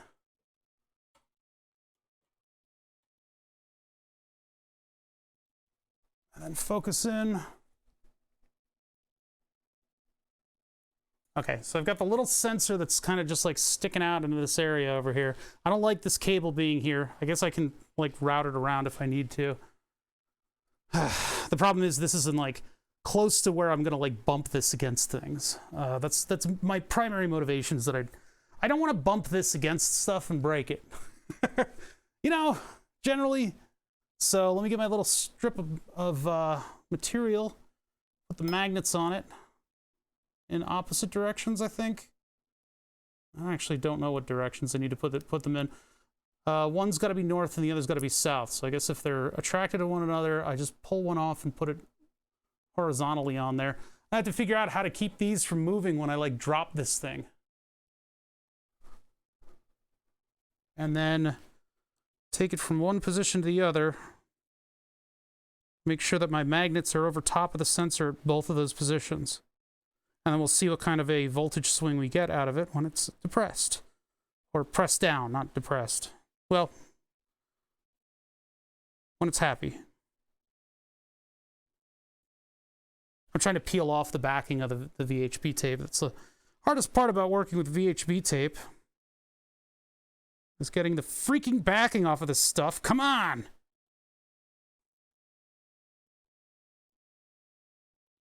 Yeah, I don't think I like this too much, but I have to live with it. I don't know. I mean, the only other way that I can get around it is by having like a push rod system. Hey, Mahalo, how's it going? Yeah, I'm doing every day this week except for Friday. I got a doggo coming on Friday to Sunday. So I'm not gonna be streaming on Friday. And I don't know if I'll stream on Saturday. I don't know. I'm having a lot of trouble peeling the back. Okay, I got it. Damn. Fucking shit. God, stupid thing. All right, so right now it's in one position. So it should be sitting over a magnet there, and then it should be sitting over a magnet here. So from there to there. Now, I'm going to put like a pencil line. Do I have a pencil? I think I have a pencil sitting somewhere. I don't want to put a mark, like a permanent mark on the plastic, you know? So I'm going to put a little pencil mark. I can just scratch it. Now, because everything's going to change, so. Well, fine. I'll have to wipe the mark off. I'm going to put an ink mark on it. What kind of dog? She's a golden retriever. Newbie here, what you working on? It'll take me an hour to explain. So let me just work quickly, and you'll pick up as we go. All right, back to there. So now I can position the magnets from the mark that I made to the Hall effect sensor. No, she's a golden retriever, and she is adorable. She's my friend's. They're going to, I guess, parents' houses or something, and I need to take care of her here. Which will be great. It'll be a lot of fun, but I don't know if she'll be comfortable here or not. She's like a couple months old, a very skinny puppy, and absolutely a lovey-dovey dog. She's gonna be a wonderful doggo when she grows up. She's rescue, so she's a little skittish on walks. But this is a very dog-friendly neighborhood, and I'm a very dog-friendly kind of guy. So it'll be fun. But yeah, we'll see what she thinks of her Uncle Jesse for a day or two.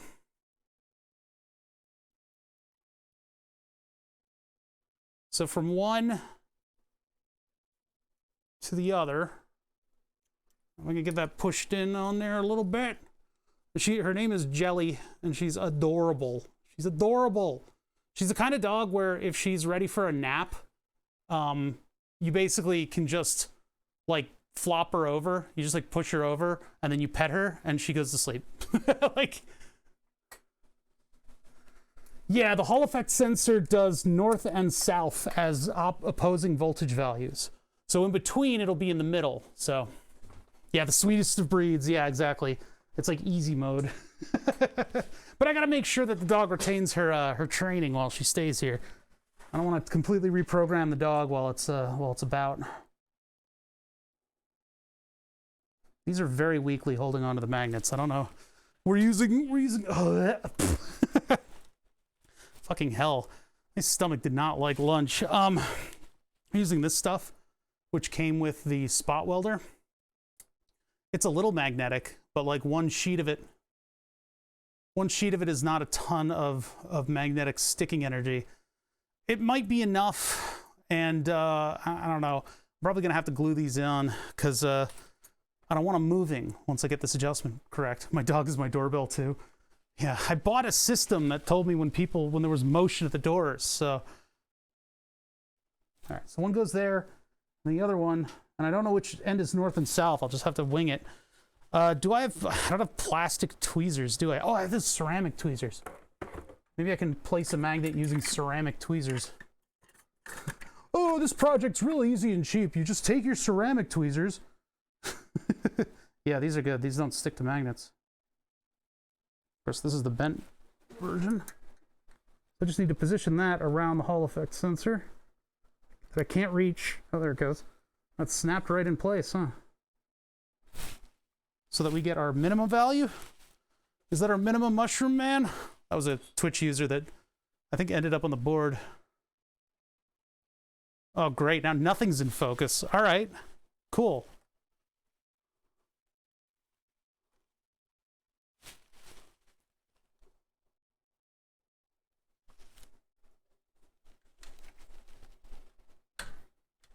Almost.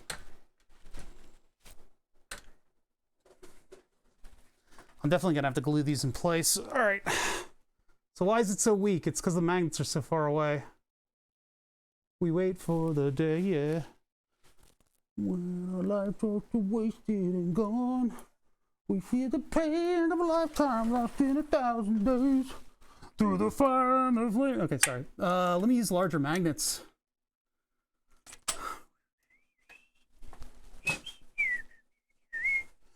Wexo will recognize these tweezers. These are the ones he sent in. These are ceramic, so they're not sticking to the magnets.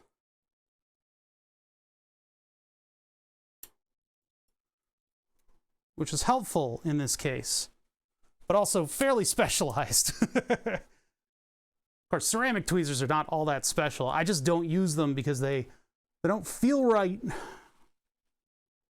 to me. Okay, so like that. Which end of the magnet? Did I get the right end of the magnet over this? No, it's moving too much. It's moving. Oh, lordy, moving. It's like a very narrow channel that we're doing here. So from there, whoop, nope, that's wrong. Okay, so this one needs to be flipped. I think these are weaker than the ones that I had there before.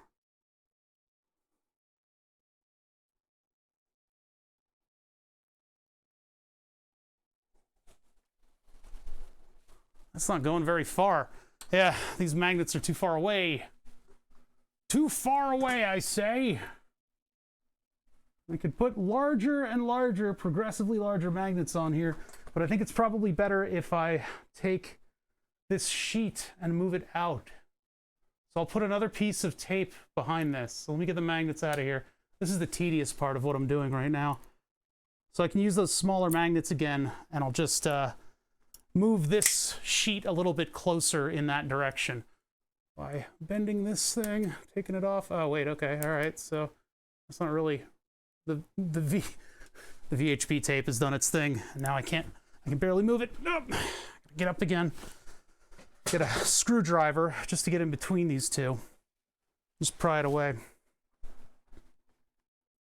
So the Hall effect sensor swings from the positive to the negative.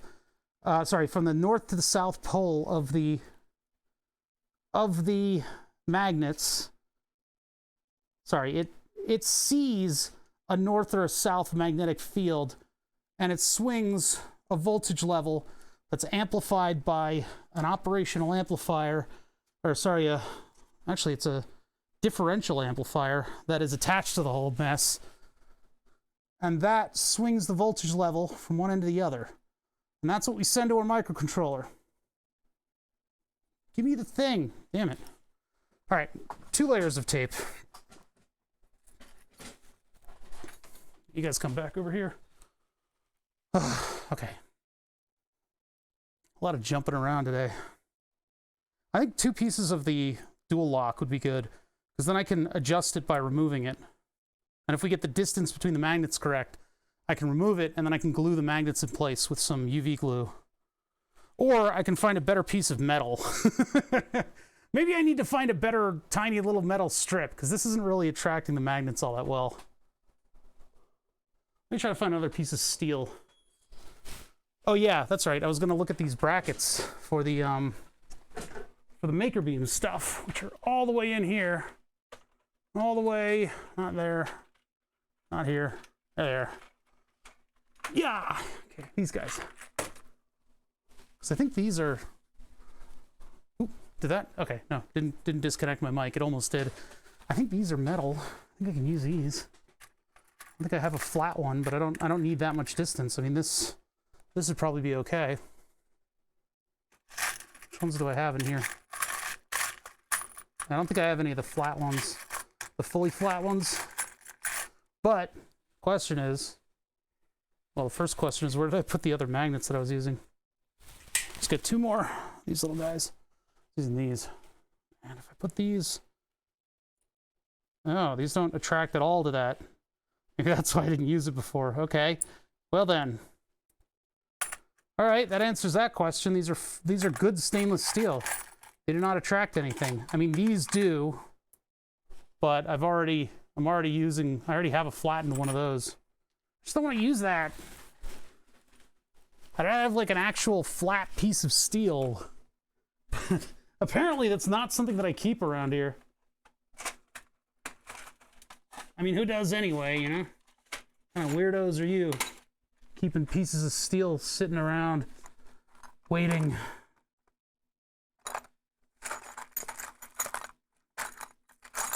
You guys are weirdos. Look at me, I got a piece of steel. Freaking weirdo. I mean, maybe a washer, yeah. That's all I got that's flat. I was looking at these band clamps and thinking about flattening them out. Or like a connector for something. Yeah, maybe just a washer. Just looking at some of the weird bins of stuff that I have. That I need to gear with that. Look around. Yeah, I guess a washer. Washer's kind of a weirder one. Soup can lid. Come on. Come on. Let's have some integrity here. All right. Let's see. Washers would be in another bin. I'll be over here. These are all the big ones. These might be too large.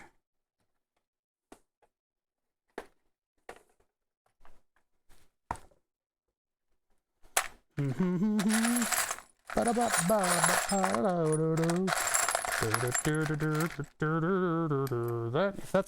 that's actual metal, where'd the magnets go? Oh, they're there. What did I do with the magnets? They're sticking to my stainless steel precision scissors, but they would not stick to the Maker Beam brackets because those are actual stainless steel. A bunch of bullshit. They do stick to this little tiny piece. Now this is not a lot of room, but we didn't need a lot of room between our poles. So if I did this and then I put the tape on the back, the double-sided Velcro stuff on the back, and I glued it like this, I might be able to get a good swing out of this distance. This isn't very long, so let's just keep our eyes out and see what else I got. I mean, in addition to that, I have no use for that bracket, so I don't even know what it is. I've got a bunch of them. I'm still finding them in here.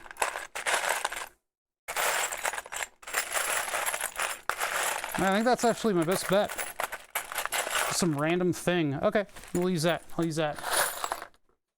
Instead of a soup can lid. Psh.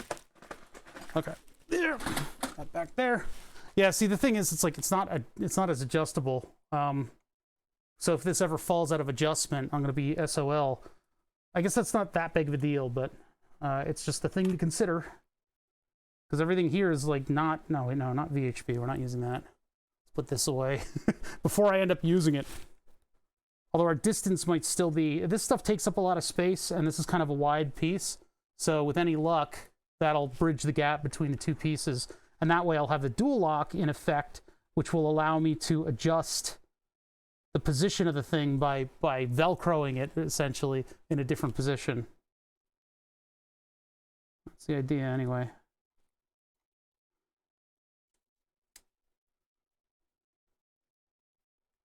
That's the idea. That's my idea. Oops. Okay, try doing that. I'm gonna have to order more of that stuff soon. I use it on like every project. This stuff is indispensable. I started using it when I was doing drones. It's basically a plastic that has kind of like a melted end.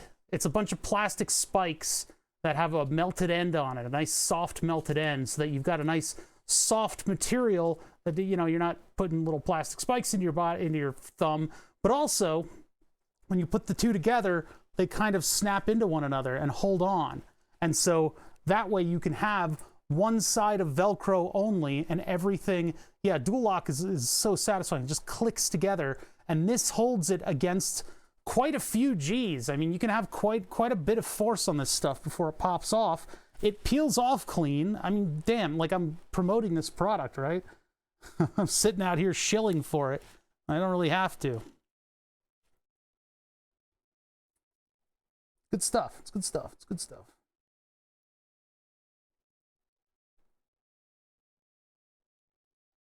Here, I'm gonna move that and then cut the edges off.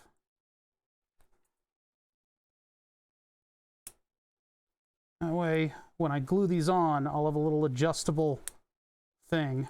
It means that I can't move the magnets away from each other, but... And I'll have to figure out what that ideal range is. But that depends on where the pedal's moving, too. Once we get that in place, hopefully I can get this off of there without them moving around. And then this is just going to go from point to point. Oh yeah, I'm just going to move you guys and grab you and bring you all over here from our mark to where the sensor is.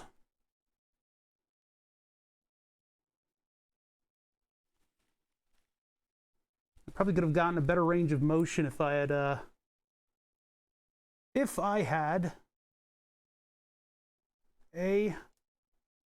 was I going to say? Oh, if I'd moved it out a little further, like down.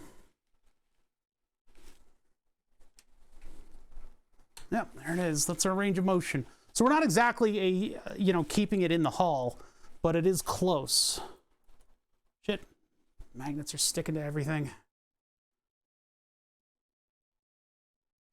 Now, is that too far out or not? Okay, all right. This is harder to work with than it looks.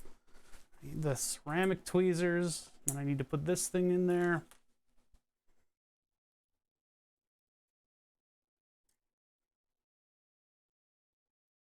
This would be a lot easier to work with if it was on the outside of whatever it was attached to. But it's not, so here I am.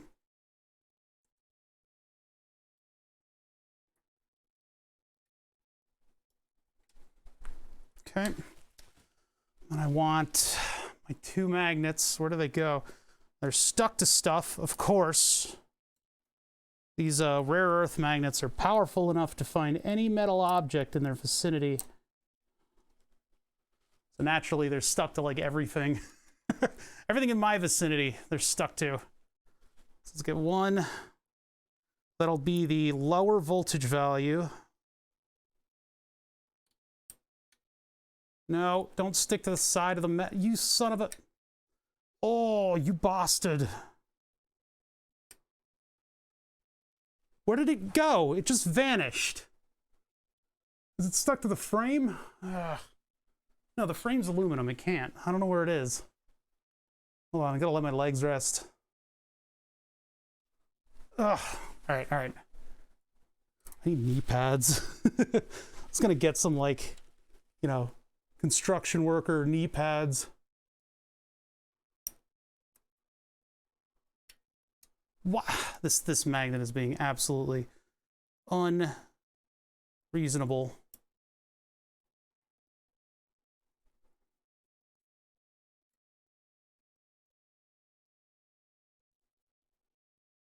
Okay, so that's the low one. And it's in kind of a weird spot, so it's like wandering off as I try to adjust it. Please go to where you need to... Why is this thing fighting me so much? I don't get it. Oh, because it's hitting up against the sensor. Yeah, the sensor's a little too close. Which I can fix. I can just bend it up a little bit. Bend the sensor up, move this thing into position. It doesn't help that these tweezers are like the bent ones, so they're not letting me get in there. And then there's a big hole in the metal piece, so the magnet is like totally avoiding where it should go. What the fuck? Oh, dear God. I think this piece of metal isn't long enough. I need something slightly longer than this. So that's rejected. Next! Yeah. Okay. Whew. Okay. Let's see. I need to find a piece of metal that's slightly longer than that one, and I don't think that's going to be very difficult to do. I think I can just get a washer that's just a little bit larger.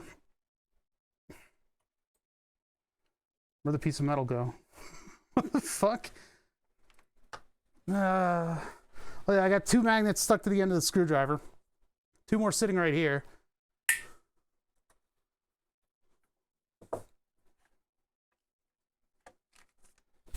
Three tickets to paradise.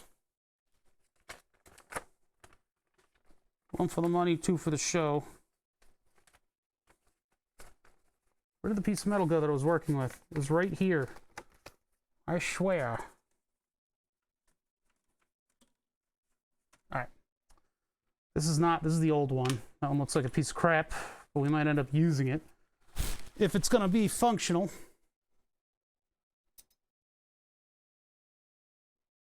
What's that? No, it's nothing there. Over here. Oh, here it is. Yeah, so the diabetic streamer I was talking about is Bucklington. That's what I was talking about. All right, so I need something resembling this, but that's not this annoying to work with because the magnet was like falling in there and like doing weird stuff.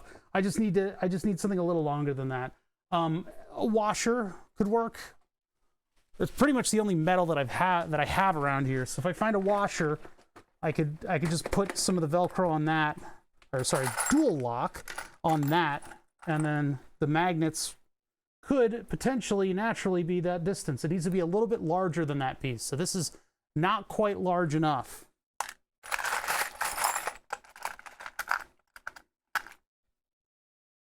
This is probably exactly it. And it's nice and thick too. Just about, a little thinner than the original one.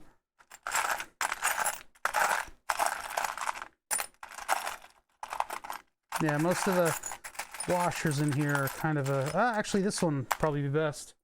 This one gives me a much larger field of adjustment. This guy right here. So I think that'll work. Yeah, listen, you can suggest 1,000 different things that would work perfectly great, right? Wow, you should just get a piece of mild steel that's machined exactly to the right size with a couple little divots to catch the magnets. Where's that in your bins? I don't have it. The whole point is this is built out of trash. I've got bullshit sitting around the shop that I'm using in order to... I don't even know what this was. Scrap. It's all scrap. It's all bullshit. I'm covered in trash. Permanently.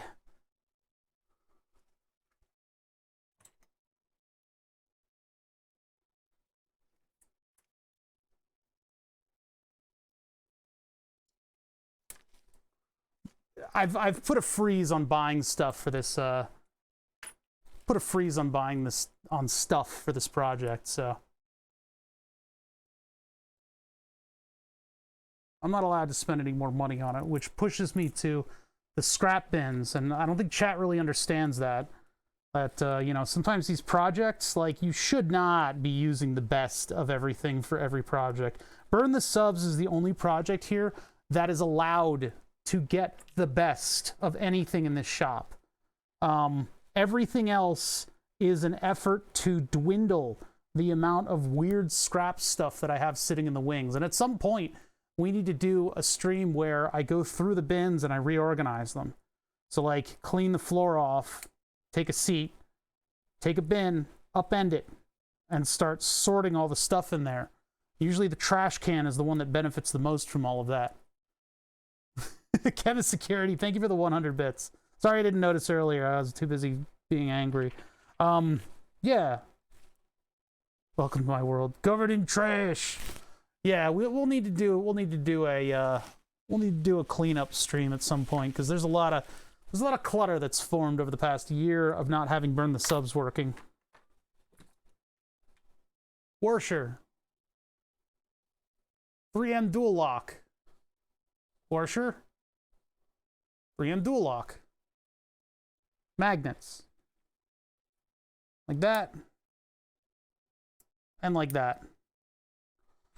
Now that washer is enough mild steel that these magnets are able to hook to them very nicely. So I might not need to mess around with the positioning of the magnets on this. It would be nice if they were held on a little bit better, but they're held on by their own magnetic energy. So if I drop this, these are liable to move. I don't want that to be an every time kind of adjustment. If I really wanted to, I could put a piece of gaffer's tape on this, and that would prevent a little bit of the sliding back and forth for the magnet. Or I could put a piece of double-sided tape on it, and then the magnet will squish itself into the double-sided tape, and that won't permanently lock it in. Alternatively, I could also put UV glue on these, expose them to UV, and when you want to move them, you got to crack the glue off and move it to a different position. I have not decided which one I want to do yet. Probably double-sided tape, because it's like right here. It's like right... It's like, oh, there it is. It's right here. It's up there. Maybe the double-sided tape would be the way to go. But as far as I know, the distance right now is approximately what it was before. We'll put it into place and test it out. I'll have to see whether or not it's in the right spot.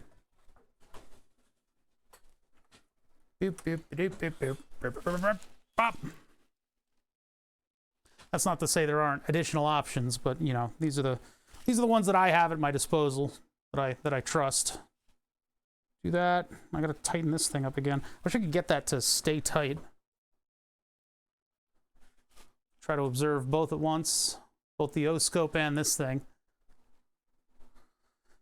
And then I could just Velcro this to the other thing, and it could actually stick up a little bit if I needed to. Huh. Not that I needed to, though. Okay, all right. That just knocked the magnets out of position.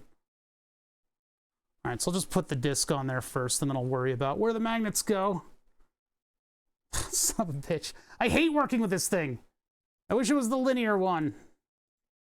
Why can't you be like your brother?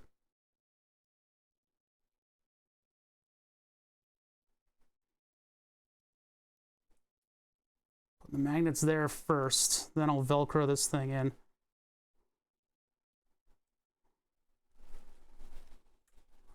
There's that snap that I'm looking for. Then the tweezers. Oh, my fucking knees. Go on, Dr. J.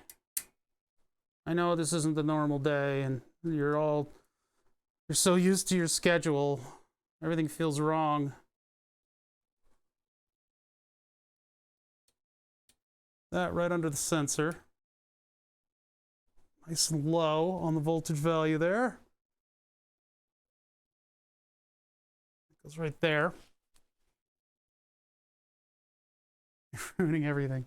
I'm saying his fragile little heart can't take it. This one goes up by the mark. Do I want it to go voltage up or voltage down? That's the question. Because now, I push this, I get a nice... Okay, no, that one's backwards. That one's backwards. Let me turn it the other way. So I don't want the LED to light up when... Son of a bitch.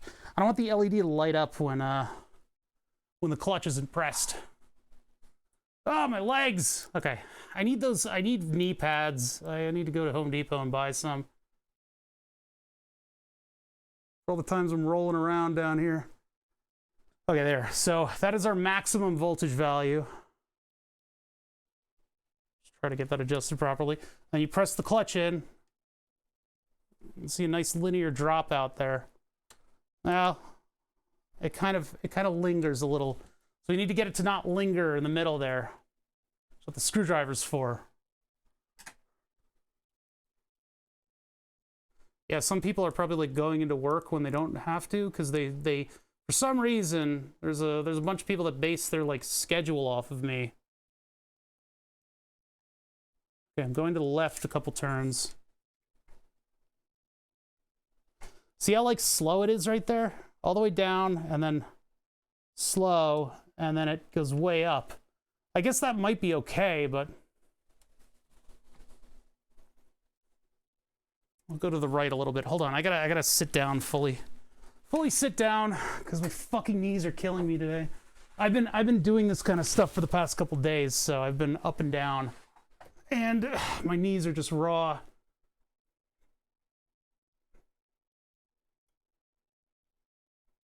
I wish I knew a little bit better of what this adjustment was doing, because yeah, there's a significant dead zone in the middle, and that may mean that I need to move the magnets in closer a little bit.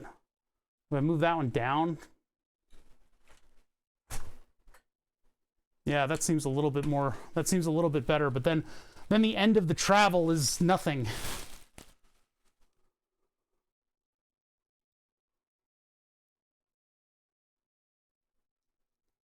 I move them like that, and then we do down. See, it still senses it. There's just a little bit of dead zone, like right. Well, actually, that kind of takes over pretty quickly.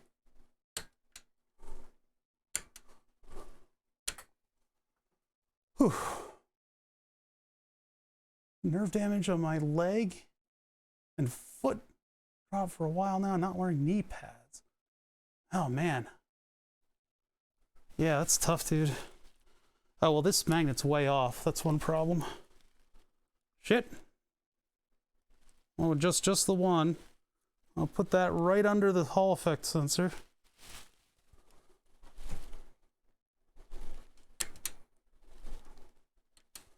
I don't know, does that seem like... Seems like there's a dead zone, right? And I can get rid of that with software. I just want to make sure that we're doing everything on the hardware end that we can do.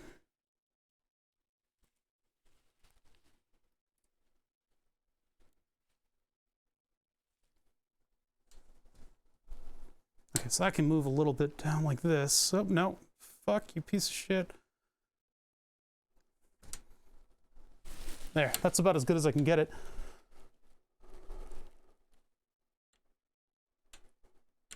So that doesn't engage until about here. Unless I move the magnet. But that's actually good, because that first little bit of clutch movement won't do anything. And then the rest, yeah. All right, so I'm willing to lock it in there. I mean, it's not as linear. The other one was so smooth. You guys remember it? It was so smooth. I don't know why this one isn't smooth at all. The Hall effect.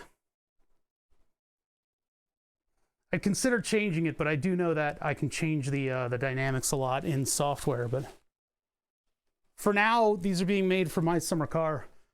But of course, I'm going to use it for whatever simulator I can. So, yeah, I'm going to use it for whatever simulator I can. So for now, I guess this is a jumping point. We've at least got a starting point with that. I'm going to leave the magnets in without, well, I really need to hold them in place, don't I? They really should be held in place.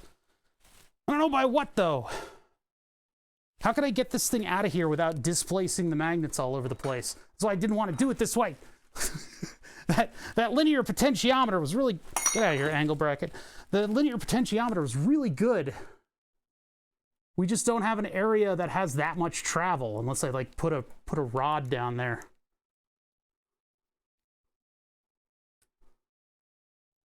Now this is stupid. I'm gonna leave this alone, even though these magnets are like completely freewheeling. No, but then we won't know that this is like fully adjusted to where it needs to be, right? We need to keep this thing, because we're going to be messing with the digital stuff, which is going to totally be affected by this. And so we need to be able to trust that our system is configured correctly.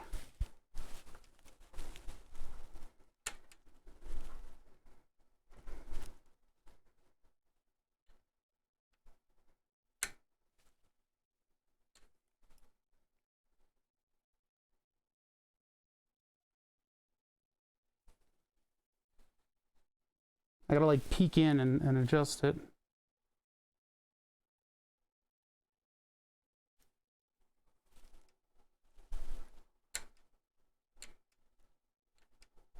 Okay, that's good. That gives me a little dead zone at the front. So I need to attach these somehow.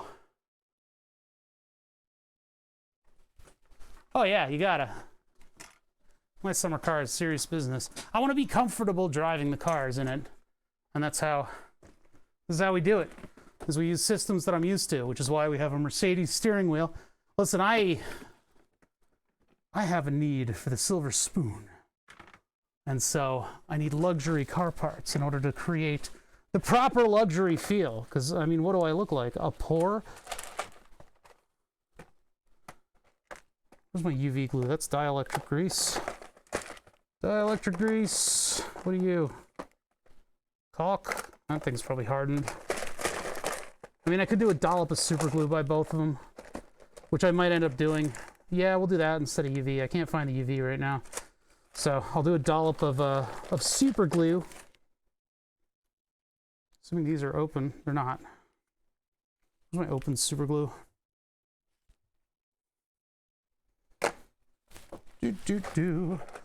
I'll just put a dollop of super glue by them, and then it'll cloud literally everything in its vicinity. No, you know what? I better use UV glue. I'd better use UV glue. That's gonna keep the integrity of everything. So hold on. Let me go grab a syringe, which I happen to have plenty of. I don't know if I used the T1D tag today. Might have forgotten to put it up. Are there any T1 diabetics perusing Twitch? I'm going to actually run out of these large syringes. It looks like I'm already starting to run out. Uh-oh. I thought I had a glut of these things, but since I'm not reusing them as much for my infusion sets, I'm kind of running out. I might have to go buy a bunch of 300 milliliter syringes, because these things have been indisposable around here for like gluing stuff together. These are basically what I use in order to transfer insulin from the bottle into this little reservoir, which the fact that this fucking thing is a lure lock is criminal given the price of insulin. Anyway, mod my steering wheel into the game. Actually, the other steering wheel that I have is an E39 M wheel, which is the wheel from Monbazo. So I could do Monbazo with an immersive wheel. Ultraviolet. Oh dear God. Oh, ooh, ah! Okay, let's never look at ourselves with this thing. So yeah, this thing will fill with UV glue. I'll put a tip on it.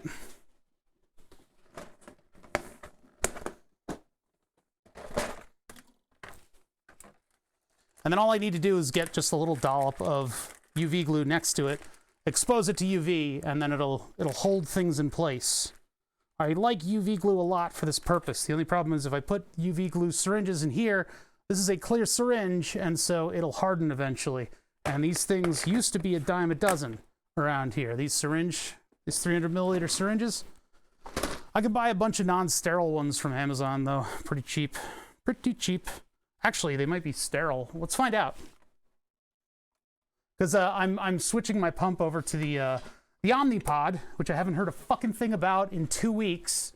I had to do phone tag over Wednesday, and one place blamed the other until they figured out that insurance, which was like, we're just waiting for, you're pretty much approved. We're just waiting for like unique justification on the, for the reason that you need the pump. And so the Omnipod people were like, yeah, you just need to get the doctor to say, he's an electrician and the tube is you know, dangerous. And so I call my doctor and I'm like, hey, you guys need to let them know. And they're like, we did.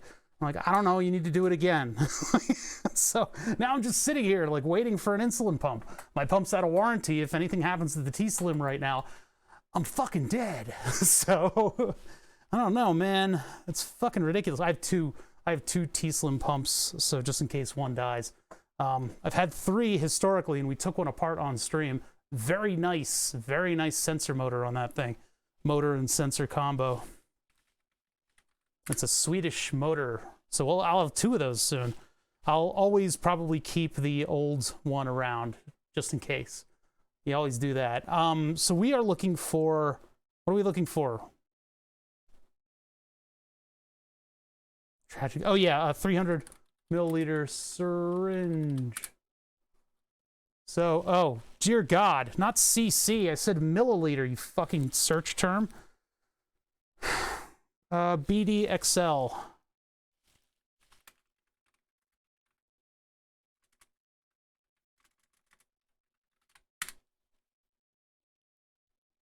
Nope. 3cc.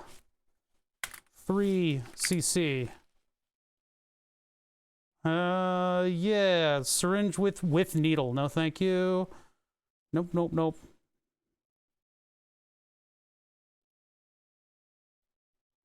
$12.99 for 100.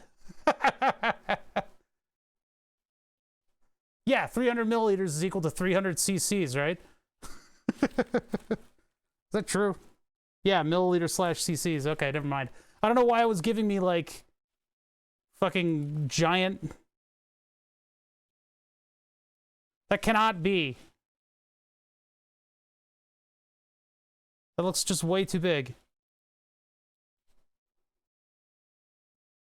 Oh, so these are 3 milliliters. Okay.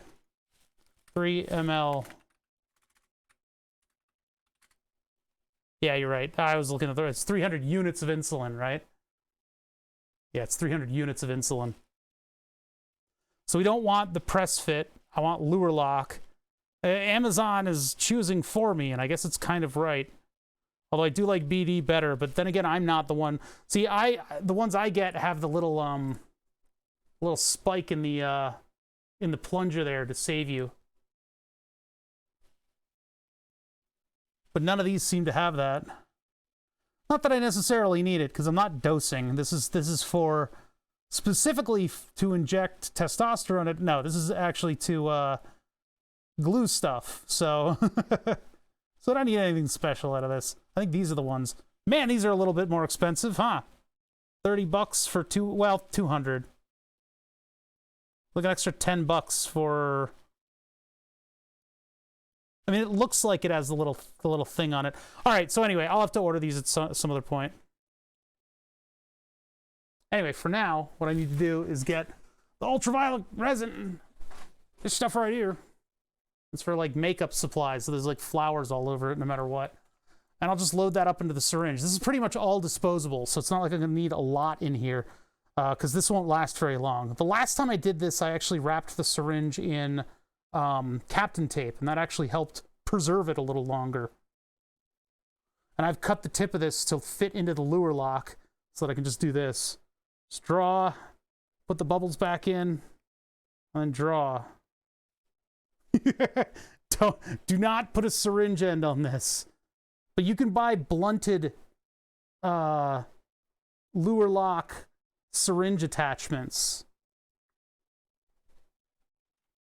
And so those blunted lure lock syringe attachments are really good if you need like precision gluing. Shit. I understand the non-inclusion of needles. They want drug users to have to reuse a single needle. Stupid, dumb laws. What the fuck are you talking about, man? You're just ranting. Like, dude.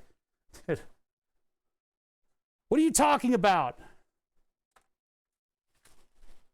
Here, Control-Shift-T.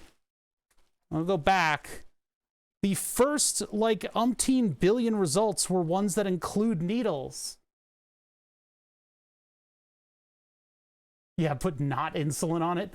Look, a lot of these include needles. You can get these with needles with the lure lock. It's just the point of getting a syringe that has a lure lock and not a permanent needle on there is that you can change the syringe end on it to fit your application.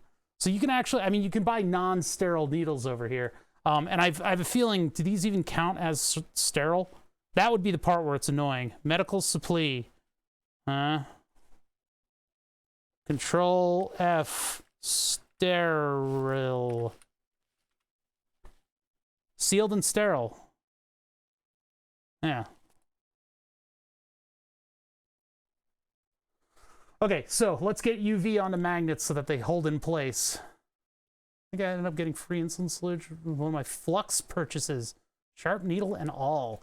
Yeah, you don't want... So there's two separate families of lure lock attachments that you can get. There are sterile syringe needles. You need to make sure, if you're injecting, that also the syringe is sterile. But if you're doing what we're doing here, and you're working on a shop and you just want to have a very accurate glue delivery system, you can buy plastic lure lock tips, which I trust a little bit more, and you cut it to the length of whatever the size of the bead you want is. Or you can get syringe tips that are lure lock, but they're blunted, and they have a blunted end on them, so that this, unless you really are in a heated debate, this will not sever the skin and end up injecting flux intramuscularly. And you can buy a variety of different gauge needles and lengths and stuff like that. Those are the ones that we sort of operate in. In a pick and place system, you will have like a plunger that's air actuated on a syringe, and then you put your own lure needle on there, and you position it around your thing, and you use it to deposit things like solder paste and things like that. Like, these are accurate tools that we use in order to control the amount of fluids that are going out of the end. They have absolutely nothing to do with medical applications. If you are looking for stuff for medical applications, you can find it. You just have to make sure it says it's sterile and it's sharp. We don't want that. We don't care. We want the exact opposite. So that's why I use these blue plastic lure lock tips on my other diabetes supply. So this syringe is actually sterile, but what I end up doing is I put it in a safe place and then I reuse it for the next reservoir that I have to fill. So I have an excess of these things sitting around the shop, and I can use them for other purposes. This probably cost the medical supply company like a couple $100 or something. I don't know what medical pricing is doing lately. I think a disposable plastic syringe is worth like $500 now. Is that correct? Probably. But anyway, I just happen to have a bunch of them sitting around. I'll probably buy a bin of these things depending on how the Omnipod fills with insulin. If the Omnipod doesn't use any kind of a big syringe to fill it up, I'll just buy a box of these so that I've got applicators ready. Because like this glue, by the time I use UV glue next, will probably have hardened. I'll probably either have to cut the tip or something. So that's just the way things are around here. Now I could put Captain tape as sort of a UV blue blocker on the outside of the syringe, but I don't know, whatever. Anyway, let's get this done. There's a little rant. Chat seemed a little confused, and I had to set it straight. Set things straight. Ow! Scrape my hand on stuff. I know, I don't have a dark box. The dark glue box. Put it in a dark box. Yes. Okay, so let's get a little glue on this thing. Just a little bit all around there, and that's just going to hold it still. So I'm going to move the syringe kind of like behind my back and just give this a little bit of exposure here. You can pay for stuff in exposure. You guys know that? You can pay for things in exposure. Try it. Next time you get some art done, you go, hey, I could pay you in exposure.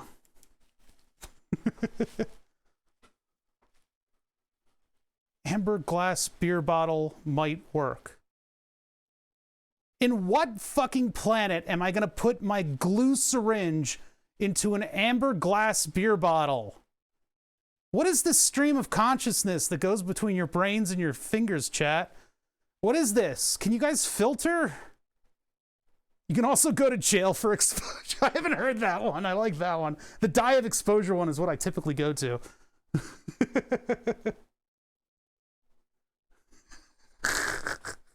I died of internet clout. Trying to get to the magnet without displacing it. Can't even see what I'm doing.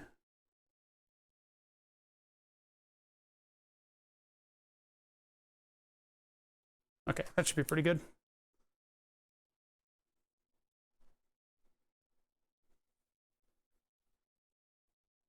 Oh, I need to protect the syringe from this light. Even if it's like bouncing off of stuff.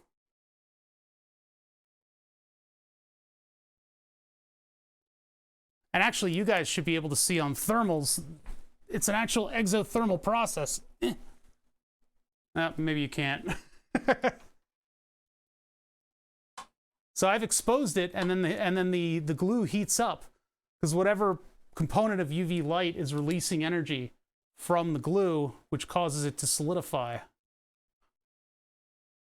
It'll like hit a polymer or something and unseat some kind of spring mechanism. I don't know how chemicals work. All right, so there's that. Oh, finally get off my.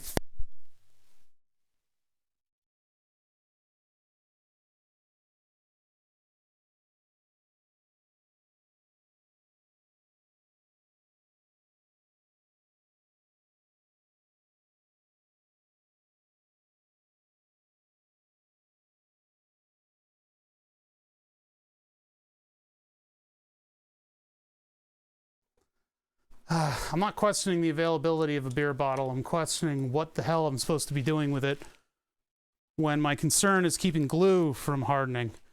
I just don't get it. All right.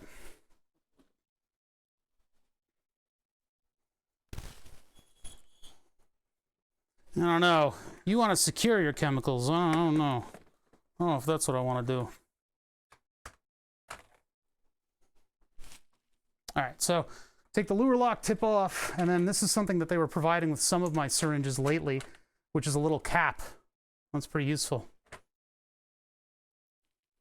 They do actually. The whole point of the beer bottle is to keep light out of the beer because it damages the proteins. Proteins!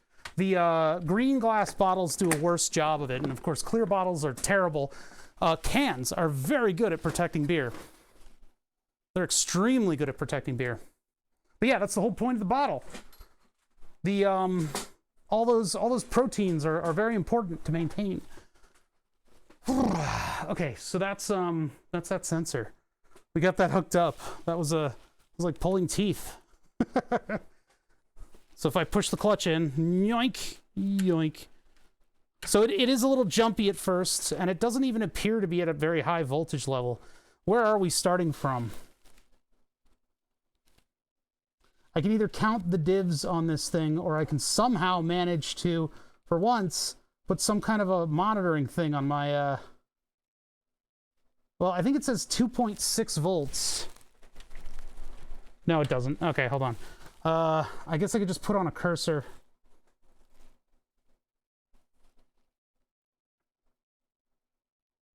Oh, we don't need that many Jesus Christ.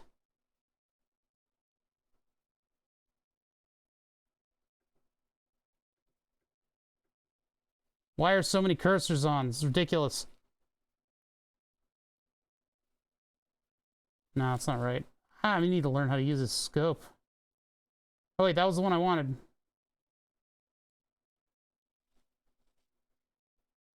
3.7 volts. That's kind of annoying. Yeah, proteins was a Venture Brothers joke. Part of a little superhero fighting gig. All right, so 3.8 down to like a volt.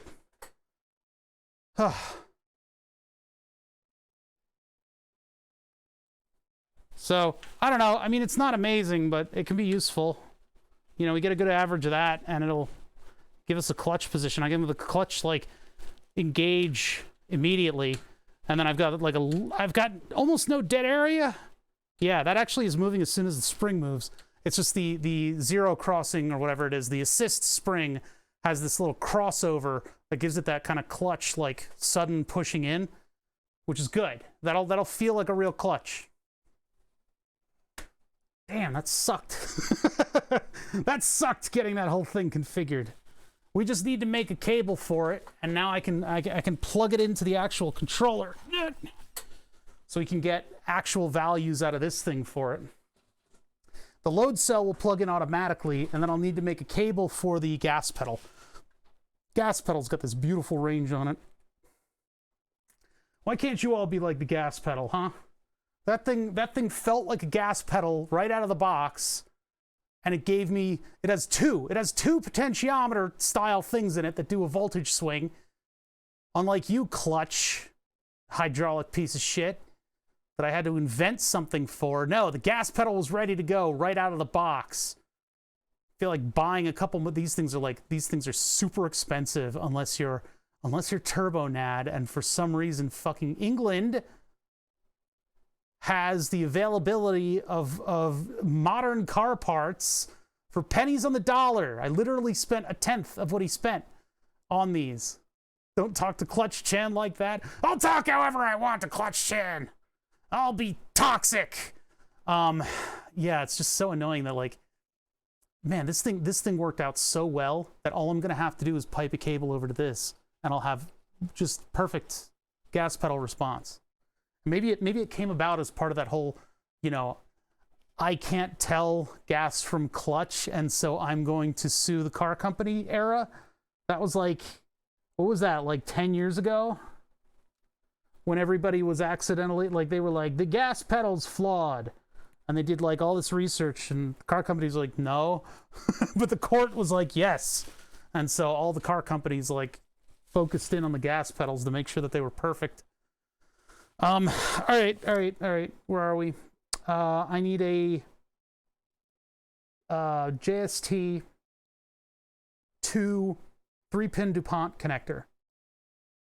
Easy peasy, lemon squeezy. Let's get that done. Cables and wires and stuff. I need to go get them. They are across the shop. I shall go get them. Burb. That's not much of a burb. I'm just walking over here. I'm still going to be on mic. There they are. Grab some of these. We don't need thick wire for any of this stuff. This stuff can be the thinnest and lightest and flexiblest stuff that we have, and it'll make it a little easier to crimp. Because crimp sessions happen a lot around here, and I hate them. I hate them. I should just get the tool where you go, bam, and it just crimps it automatically. Those are like hundreds of dollars, though. It still would be awesome, because then I could just put a label on it that says Crimp Chan, and then I could just burp, and then it would make the crimp, and we'd move on with our lives. But no, here we are, stuck in our ways, stuck crimping. Stop crimping at me, chat. Put that thing over there, and then we'll get the DuPont crimp set. The Sigma crimp set. Now we'll just make a cable. So how far does it need to go? How fart does it need to go? We should probably measure that specially, because it needs to come out of this, go out of the way, which I really don't want it to be on top of everything, but it needs to get out of the way, so it has to, because that spring is right there. No, we're not talking about crimping Ethernet cables. In what world am I talking about crimping Ethernet cables? Does any of this look like an Ethernet cable to you? Does it even look remotely like an Ethernet cable? I really don't want to have this wire up top. I can always drop it under, I guess, and just come out here with the other cables, the other wires. Yeah, I can have the wires exit up here. Well, they'll get in the way if I try to move the mount, but have it come up here and go over to the controller that'll just sit right next to this. Because that'll get it out of the way. Just getting it through the firewall first, and then just going over to where it needs to go. So if that one's there, I mean, that pretty much is already there. I just need to keep it out of the way of anything mechanical. So running it under and through there, I guess, is a way to go. But yeah, and then I'll pack it in. So it just needs to be this length. From there to there. I'll have to remeasure that. Hold on. Do we use the same color wire? I think I'm going to use red for the signal on this one. Red and black for 5 volts and ground. Whereas the other one is red and black, and then I'll use white. No, we'll use green for signal on this one, because I don't use green for anything else. Try to use up some of the stuff that I generally don't. Why is the green fighting me? What is happening in here? Ah! Okay. It's a complete mess.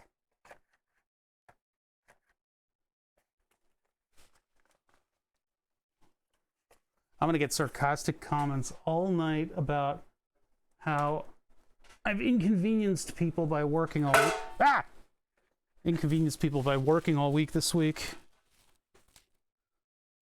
As if taking responsibility is the most toxic thing I can possibly do. Right? Careful. These are, like, tangled up in each other, I think. Yep. There it is. What are you doing, yellow wire? There. Yellow wire's being an attention whore. Oh, I'm running out. I may have to get another one of these wire kits. These are shorter than I thought.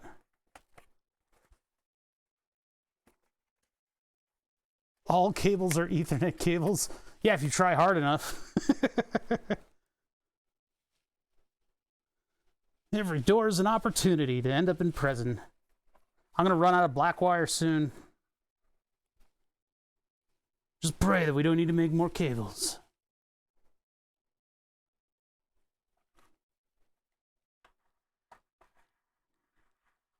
It's actually gonna be rather long. Well, that means I can fish it around stuff. So, all right, so that's that cable. Cut that.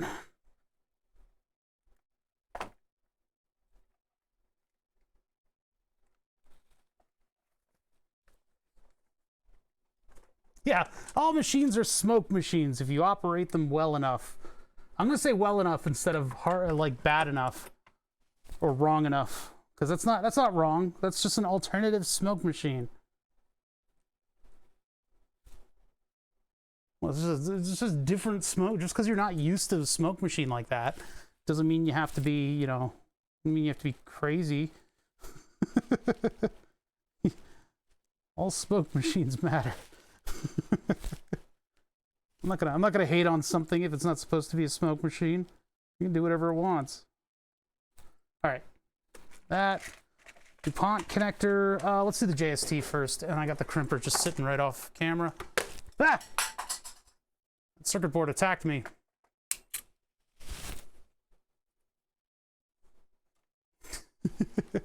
Any wire is an Ethernet wire if you try hard enough. It's true. It's what I believe in, and you're not allowed to be mean about that. Yeah, that was a drop. That thing attacked me. So I am going to be streaming tomorrow. And we're going to continue on with this stuff. So wherever we leave off, I'll try not to burn out this week. I haven't done like a marathon week like this in a while. But I do believe that we can have a good time with this.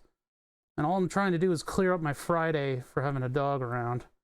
We'll see about Saturday, if I feel like streaming on Saturday with the doggo here. It would be a doggo stream. Purely a dog stream. I don't know if I can fill up that much time with dog.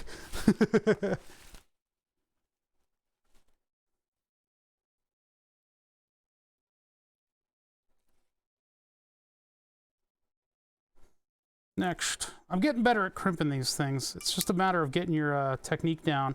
Blah! I say as I drop the crimp. Yeah, this is a dog, and then I just end the stream. It's like a 2 to 4 second stream. I do the 3 tricks that she knows, which is sit, down, and touch. Touch is where she pops her nose against your hand, which is hilariously cute.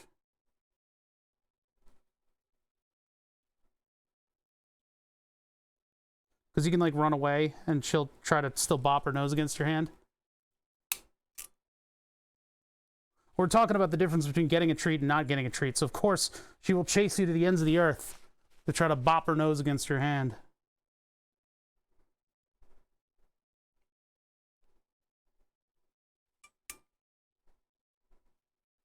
Hello? There you go. I mean, hey, Bruce did a doggy stream. He had the dog in the little fence area. I was hanging out. But he has a lot more viewers than I do, so he can get away with stuff like that. there's a little give and take there, you know? You do almost anything he wants. This doesn't look like it crimped properly. In fact, it looked like it crimped completely wrong, and I may have to cut it. Look what I did. This is what happens when the silicone material gets caught in that second crimp. You can see it's squished out a little bit on the end. So I'm going to cut that because I don't trust it. It might work, but I don't trust it. I'm not really certain if this crimp will work through the jacket.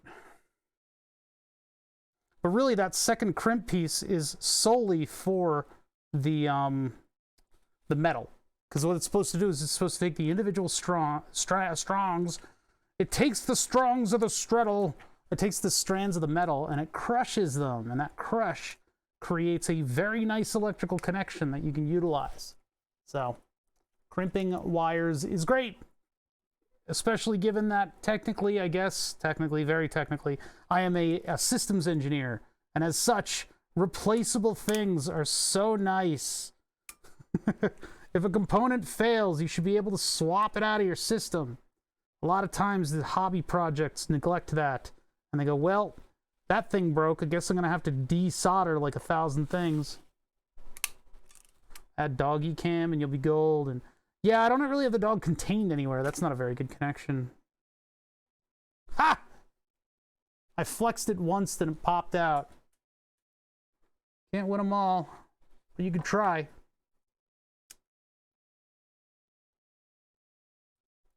This wire might be just one size too thin for these crimps. But it's what I got. I'm going to use it. I do have the larger silicone stuff, but I think the jacket is too big.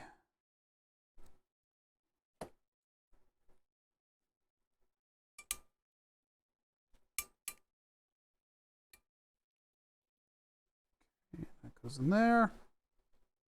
Get it just until it butts up against the second connector. Good. Yeah, that one's good. All right, cool. So that goes into a 3-pin. That is a 4-pin. I think I'm out of 3 pins on this. Yeah. This is the kit that's pretty much dead. That I keep around because it still has a couple crimps in it.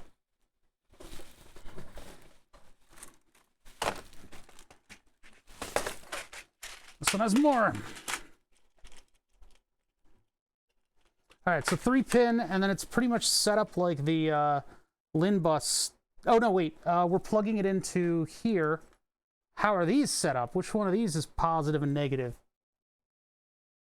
Which one of these is which? Let's see. Well, I technically labeled them. It's just that back then, I didn't know my minimum text size. So they look like splotches. And of course, there's no traces on the underside of the board where it would be nice to see where everything's going. I did everything on one layer on the top of the board because I'm weird. Because I'm a weirdo. Looks like the center pin is the sense pin. The pins on the right are ground. All right, that gives me enough data. That's a good data. So, ground here, analog pin, signal. So signal is going to be the green wire, and that one goes over there. Like press these in with a pin tool again.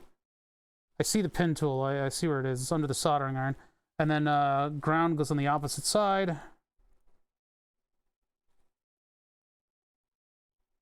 All right, that clicks in. All right, I managed to do it without the pin tool yet. And the center is... Nope, I did it wrong. The center pin is the sense pin. What was I... Chat, why didn't you correct me on that? Chat, you just let that go? You just let me go and do that, huh?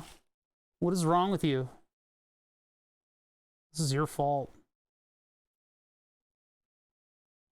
I'm gonna poke in the tab and get this thing to go through.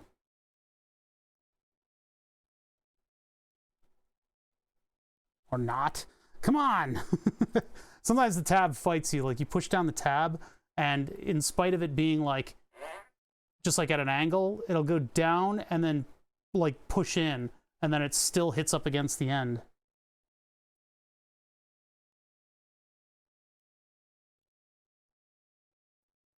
So I'm streaming every day this week until Friday. I will not be streaming Friday.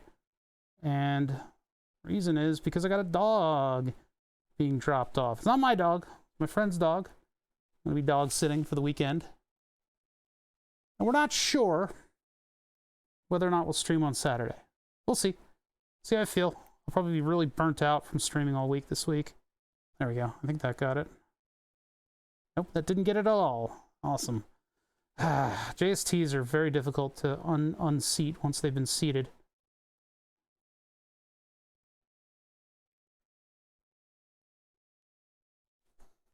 Oh my god, this is annoying. Alright, hold on. Pin tool's a little less scary than the X-Acto knife. Or the scalpel.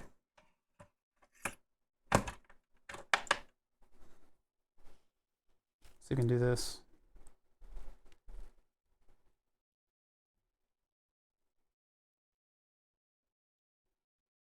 For fuck's sake, what's going on with this thing? Come on.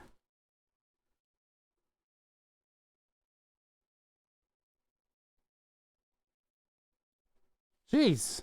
That was a fight. Alright, reset the tab.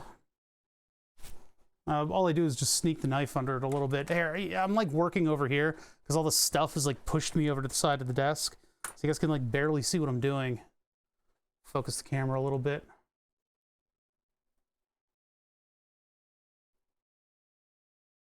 All very fiddly little work that I'm doing here. So that would be the analog pin. Let that click in. Good. And this would be the power pin, which is 5 volts based on the controller. The UART, the modem.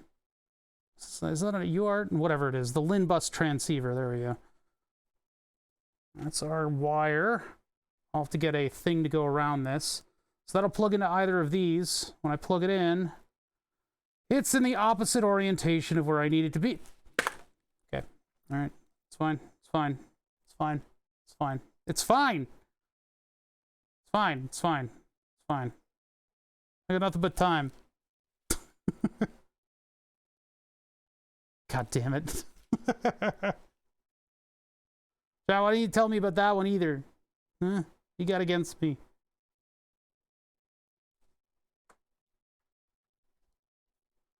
Reset the pin. At least the DuPonts are a little easier to work with. They don't have a keyway or anything. Although I should probably put this on a non-DuPont with the keyway so that it doesn't... so I can't plug it in the wrong way, no matter what. I don't know. I don't know.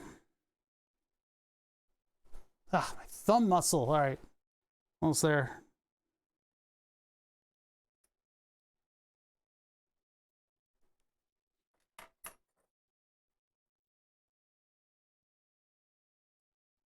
All right, pop that out. Put that over here.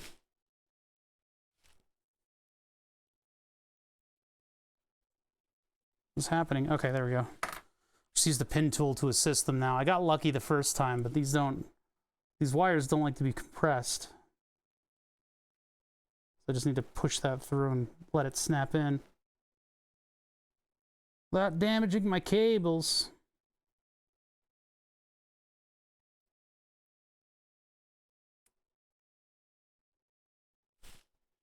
Ow.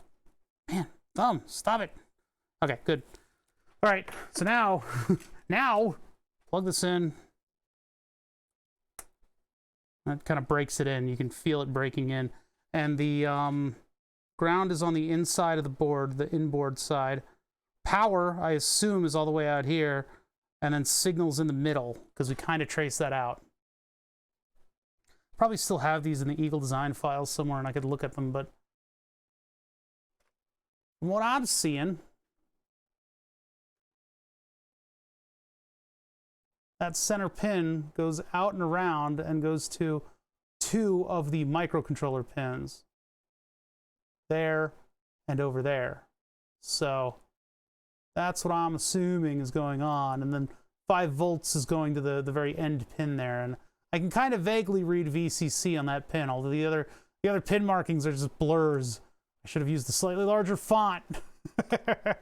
In CAD, when you're designing the CAD like files, when you're in the computer designing all this stuff, boy howdy does it look a lot larger than it actually is. Boy oh boy oh boy. Boy oh boy oh. It looks a lot larger than it actually is. Alright, so over on this end, the spoils of war. Over on this end we put the DuPont connector because we don't need the keyways or anything like that. I could put a DuPont connector, sorry, could put a JST on the other end of this wire, and then I would be able to plug it in and know that I'm not plugging it in backwards. Well, we're not going to do that. We're going to do the simple thing today. I'm just going to put a square header on this thing and we'll be done with it. I guess tomorrow we can look at the gas pedal, make a cable for that first thing. We know that one's going to work perfectly from its full range, and we'll get to look at that on the signal that's coming back. We'll make a program for the Arduino that'll scale that signal coming back from the gas and the clutch and the load cell, because we already know the load cell works and is perfectly communicating with everything because it's digital. And then we can start to scale those values so that they work with the rest of the system. So we'll finish this up and then I'll adjourn for today. We did start 10 minutes early. Now I still want to, oh man, I still have plenty of time, so we'll start in on the other stuff too. Where did oh, it's sitting right in front of me. It's sitting right in front of me. Scale them how? Wouldn't you like to know? You old bastard. As if I would tell somebody like you. We can use just dumb Arduino functions. That's what I usually do. Why are there so many of these fail headers in this thing? Look at how many of these I have. Sometimes I use these, but it's like once a month I'll use like 2 of them. Why are there 1, 2, 3, 4, 5 of these? I'm throwing all of these out. I do not need these. They're gone. They're dead to me. Look at all these. Jeez, I'll keep 1. Look, this is how many of the female part of the headers that I have. Absolutely ridiculous. These fucking kits, man. Have these guys ever built anything on their own? Do they know the ratio of what you use? We're probably gonna have to scale it down. I forget what the digital potentiometers are. Basically a bank of resistors that get activated in order to assert a voltage level. Unless you're getting into like crazy audio stuff and you want to really reproduce, an analog signal and get it to audio amplifiers and things like that. But we're not looking to do that. We're just looking to emulate an output. And so we're probably going to have to scale it down significantly. Our load cell goes up to 10 bits, which is far more than enough to translate a basic 360-degree pedal, right? Or whatever, you know, a pedal angle kind of deal. You do not need 10 bits for that kind of data. And so we end up having to scale it back significantly in order not only to get the data into a usable form, but also to allow to filter out noise. There's a whole lot of noise on the lower ends of those bits and bytes.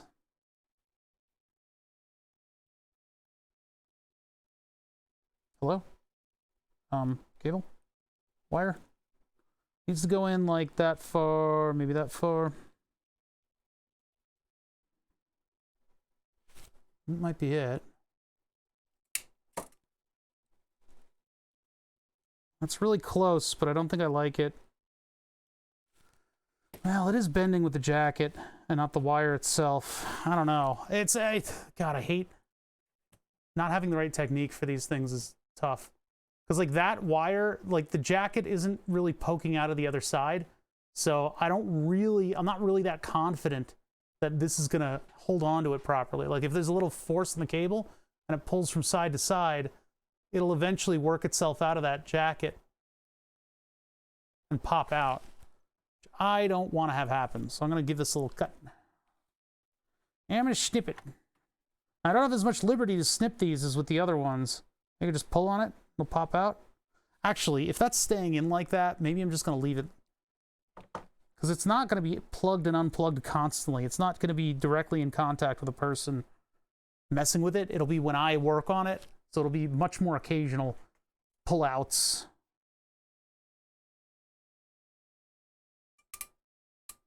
What was that meme where the guy burnt the bagel?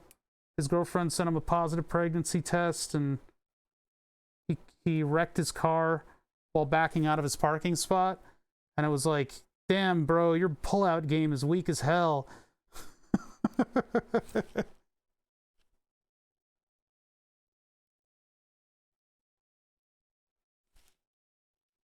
I don't know if these are the ones that I'd seat first and then crimp. Because it really does feel like the jacket... Yeah, that one did the same thing. The jacket doesn't really let me get it in there.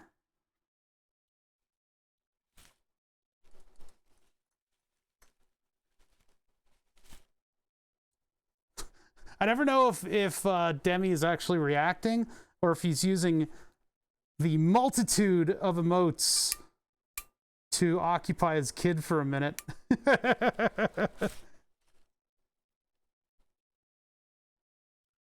All right, let's see. Let's get this one. Just give it a little bit more like that. Maybe it'll circularize it, and I can get this thing all the way in there. Please. This will be it's a me. It's a me. See if we can get this in there a little bit better. The Let's-A Go from Mario 64. You know, he's like, Let's-A Go. Fuck, I totally fucked that one up. Start over. 3 new crimps. I'm not accepting any of those. That was terrible. I did a really bad job of that. The Let's-A Go. Yeah, I'm doing Wednesday. You don't have to be too strict about that, Octaj. It's all right. If I'm doing a weird schedule week, like I don't want it to burden you guys. You mods already work hard enough. But the Let's-A Go from Mario 64, I always heard it as him saying nitpickle. It sounds like nitpickle. I'm like the only one who hears that. Do they? Yeah, they do enough around here. I don't want to ever see them again. They do enough damage as it is. Especially Dewey. Oh no, there's no time for a crimp pole. I fucked it up and cut it. It's already gone. Oh yeah, those are bad, and I should feel bad. I think the way that I do these is by seating them first. No, well, Octaj puts all the data in the end card. I don't know if you've seen weeks when he's not around, it's like chaos. It's total chaos. I'll try to update it and I'll forget. Fat and on, I'll be like, I'll do it, don't worry, and then he won't do it. Like, it's total chaos. Cats and dogs living together. Octaj is the only person that can consistently do that end card.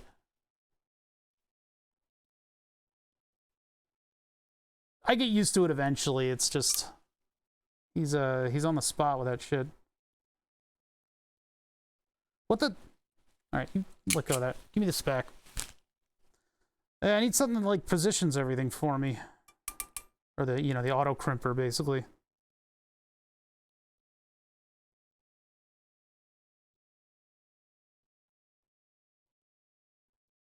Because once these silicon cables hit up against something, they'll expand a little bit, and that makes it much harder for me to figure out where they are.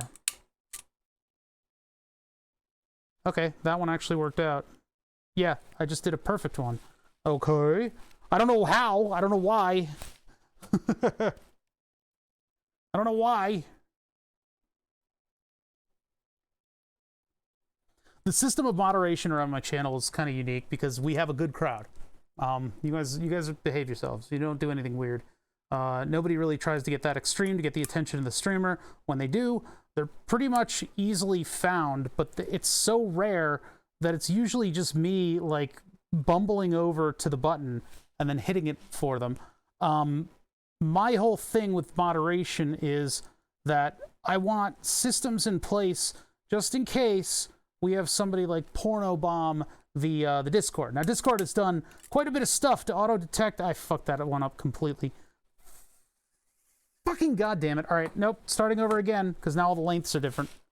Although I could live with the lengths being a little different, but like when I cut this one off of here, actually, okay, I guess I do have a cut. I can cut this one. This one was a little longer. That's fine then.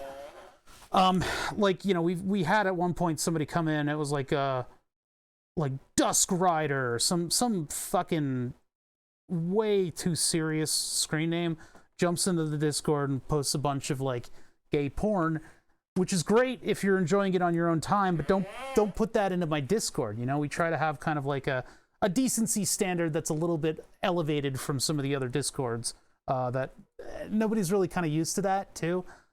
So I have modding systems in place that are just like overlapping layers of eyes.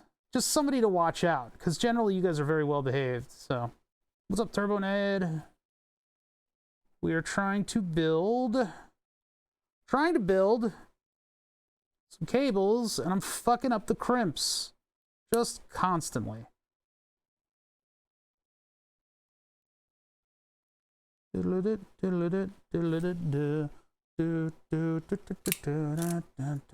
Yeah, it was real early on when people could get away with that. I mean, Discord has filters in place that will prevent that sort of thing these days. I tried to post a blurry picture of a cat like shaking its head like this, but the camera was the cat shaking its head like this, and so there was like a nose in the middle, and then it was a circular blur around the rest of it. And Discord did not allow me, the owner of the Discord, to post the image because it thought it was a boob. So there are systems in place that even I can't affect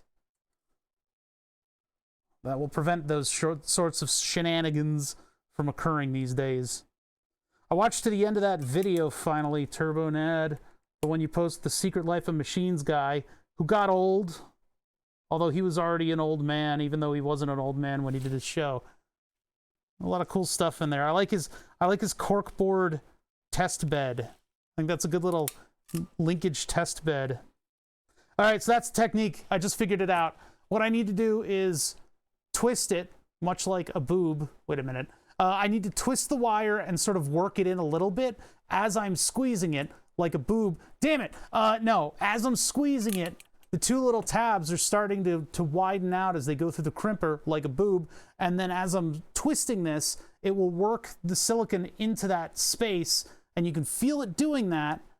And once it stops, then it's stopped up against the second crimp, which isn't being crimped yet. So once I feel that no longer sort of twist its way in, then I can clamp down and I get the perfect distance. Because I like to have a little bit of that wire jacket stick out of the opposite end of the crimp. That way it expands, and so you're gripping the wire, it expands on the other end, providing a little bit more mechanical, I don't know, stability to the whole thing. I don't know if that's proper or not, but that's the way that I do it, and I'm sticking to it. Do it to it. So our wire order is signal, ground, power. Going from pin 1, there's a little arrow. They've tried to do everything in their power to make sure that you can't plug these things in wrong. But you know, they're square headers, so you can obviously plug it in the opposite way that you should anytime you feel like it. So pin 1, I'm going to assume is the lower facing pin on that little sensor thing, and I'll do pin 1 as the signal pin, right? Blue signal, yeah. Signal 1 as the signal, or pin 1 is the signal pin, ground in the middle, and then 5 volts on the end. Beep. That emote looks like a Garfield cartoon or something. That style of eyes. Y'all have some weird emotes, man. I don't know if I like it. All right, so signal pin is on the pin 1. So that one goes in here. Try to kind of keep these close together because I still need to spiral wrap them. I think that goes this way. I was wrong. It goes the other way.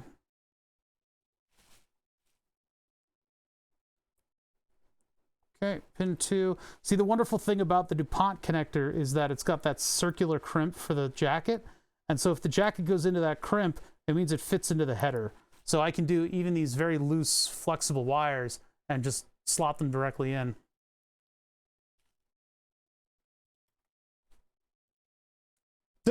Funny thing about electrical engineering is there's no right or wrong unless you crimp a wire before stripping the wire shielding. And to be honest, I don't even know if that's wrong, because I think some of them like dig into the jacket. I mean, they're not jacket.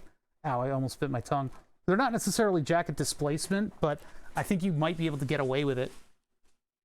All right, I need my spiral wrap. Where have you gone, spirals? Spiral wrap. Well, welcome to my stream where I spend 5 hours making one wire. Wow, such content. My God. Truly, he is the most amazing electrical engineer. I watched his stream and he made 1/4 of a wire in as many hours. That stuff is too large. Where's my regular spiral wrap?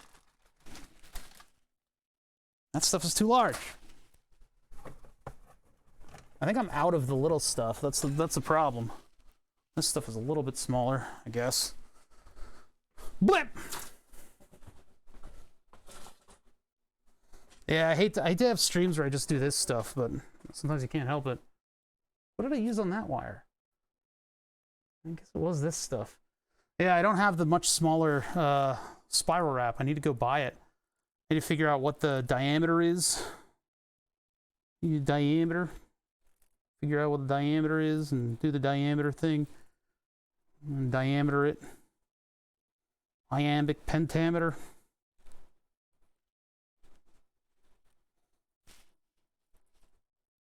I'll order that tonight. I'll order smaller spiral wrap. Because, yeah, this stuff is pushing it. It's kind of wasteful of my slightly larger spiral wrap.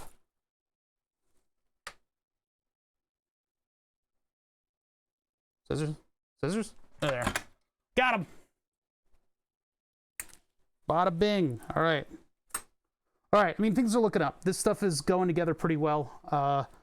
I've figured out my software issues, given that little check that I put into the microcontroller code. I don't know if Jeeves was here earlier. I'm sure he's the only person in existence who's actually interested in it. I put a little check in there to see if the address was correct, we store the timing value that we just got from the ones and zeros. But if it's incorrect, which is unlikely that we are listening to a signal that's both the right address and incorrect, or whatever. I don't know. I don't fucking know. Don't question me. If the address is correct, it's likely we got a very good timing signal in, right? And so we'll store that variable. But when we get a bad timing signal, we do not store the variable. And so that extra storage is used to recall the variable if we happen to get a bad address. If we get a bad address, we overwrite a variable. It's not the most efficient thing in the world.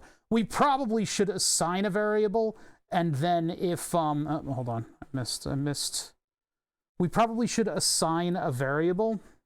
Is this gonna go the whole distance here? I might have cut this a little short. Like we assign a memory address for the variable in the function while it's doing the calculations, and then when it's done the calculations and figuring out whether or not it's the right address, then we could probably overwrite our timing. And then when the system reboots, it goes back to the default. But either way, whatever we've done to it has created a system by which we have locked into our incoming signal much tighter than before. And there should also be a sanity check in there to see if that timing is like way off, if it's still waiting for enough ones and zeros to say that it's gotten through the timing sync. But either way, that one line of code allows us to keep our barely functional, not even remotely compliant version of LinBus limping along and giving us all the appropriate inputs to our system fast enough that we're not even going to realize.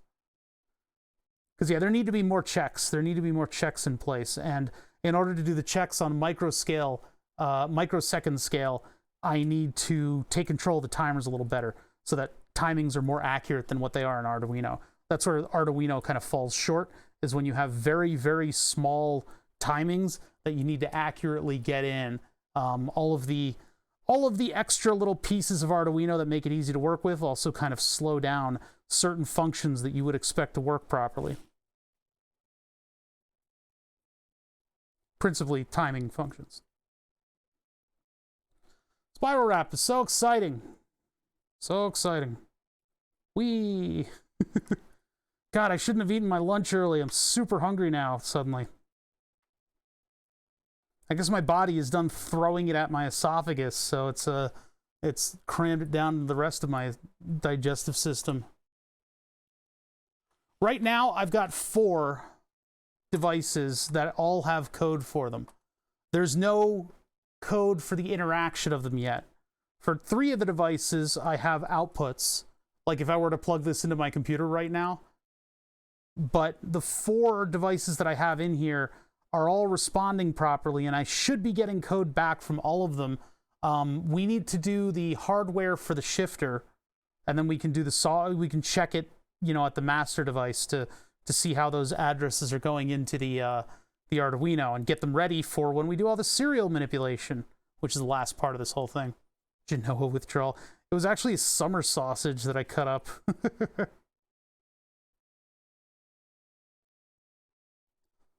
All right. Just get that kind of centered. Cable. All right, so now if I put this thing back together with LinBus, we get the band back together, and I disconnect the sensor all the way over here, put that back down there, and then I take this is not the one that we were plugging into the breadboard, so I can fully disconnect this for now. Actually, no, I need this. I need it. I need this. I need this because this is going to be the one that sits all the way out here. So I'll just, I mean, I could get a wrench and actually like attach this angle iron, but I want to get rid of this angle iron. I don't need this cable anymore. This cable is obsolete. Indeed, it is no longer functional in this system. So I've got, God damn it, fucking little bastard fell over. I got this little cable over here. What connects to the Hall effect sensor.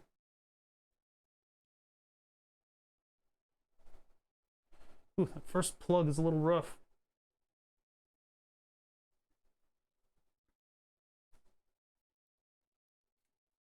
I'm gonna have FTL music stuck in my head all day.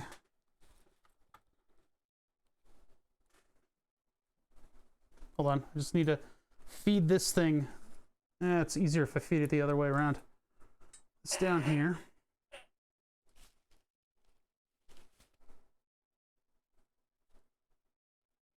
Hello? What the? Oh, bastard. Go here, very specifically this way. What the? Where's it going? Jesus Christ. All right.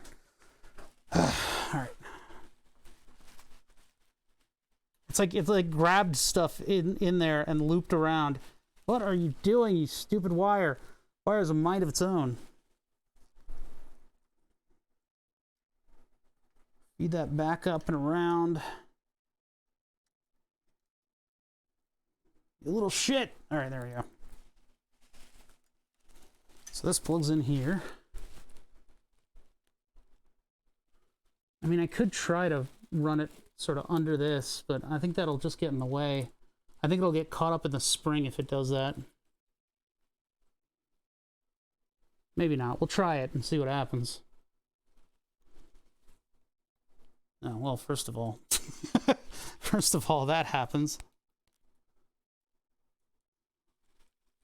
I guess I could get like that and then go up and around.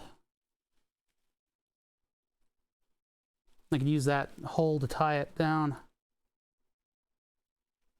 The hole that I drilled thinking that I'd be able to mount the spring there. Just like that. That gets it out of the way. Probably going to end up being a much shorter wire than I give it credit for. It will. Yeah, it's a much too long. Great. I'll have to figure out what to do with excess wiring. And this thing, now if I could get this to actually like link on, that would help. Because this cable, the angle bracket gives it a little weight, but it's not enough weight to hold it in place. The only way to get this angle bracket to mount in place is to remove the connector. To remove the connector, you got to twist the wire 1,000 times. It's like a catch-22 fastener. So if I could just hold this still for just 1 second, just see, it's like dropping everything. God, it's annoying. This is to put one of the miniature the little tiny audio connectors, the mini XLR, to mount a mini XLR to the steering wheel so that I'd have a repeatably pluggable cable that I could put the pedals on. So the pedals actually were the ones that had the cable coming from them. But I've removed it from the system, and I never want to see it again because it's just really annoying to work with. Like right now, it's just like I'm trying to tighten this thing, and I just can't get in there. Even though the connector itself is a little bit loose. Just hold on a little bit. Just a little bit, please. So we can work with this thing. I'll have to break down that cable and never talk about it again. All right, so this big chunky wire, which I really need to find the right spiral wrap for it, we'll just plug in right there. This one is the load cell, which we know works. I'll plug it in anyway. And this will just rest up here where it's not going to short out on anything. I come over here. We plug LIN bus back in and get that all reconfigured. So I need channel 2 back, not channel 3. Get out of here, channel 3. Channel 3's color scheme is all wrong. It's supposed to be one shade of magenta, but then it's another one on screen. Like it's kind of like purple. Actually, 4 is kind of purple. No, that's more blue. Channel 3 is supposed to be red, but it's like magenta on screen. Why do they do that? All right, get all the crimping stuff out of the way. So we're looking for data on the line. And we have a sync pin somewhere around here.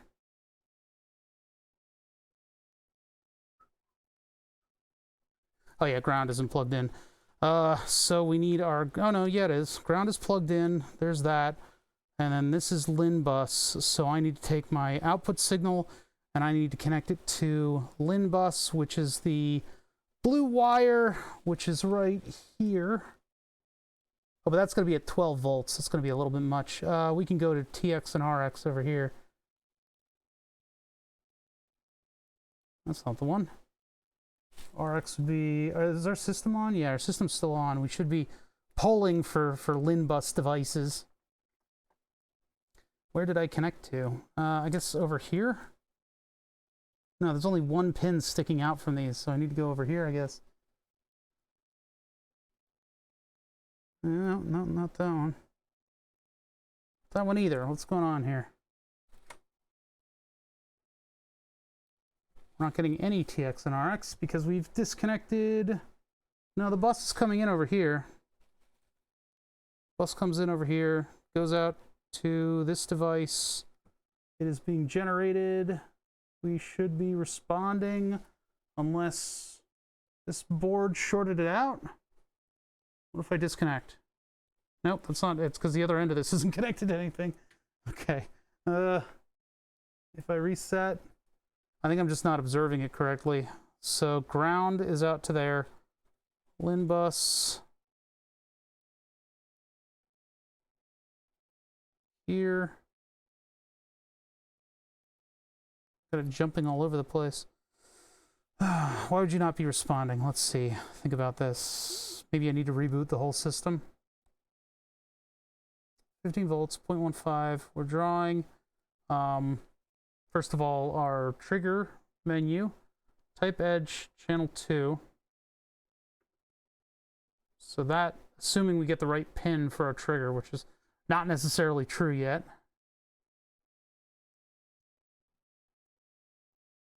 That might have been the trigger pin right here. I don't seem to be getting anything on that. Scope is running. I mean, my time scale is a little different, but it should still be showing data. If I give it 5 volts, we've got 5 volts. So since that's on 2 volts, our signal's going to be rather large, but it should still be there. What do we have coming in from 12? Nothing.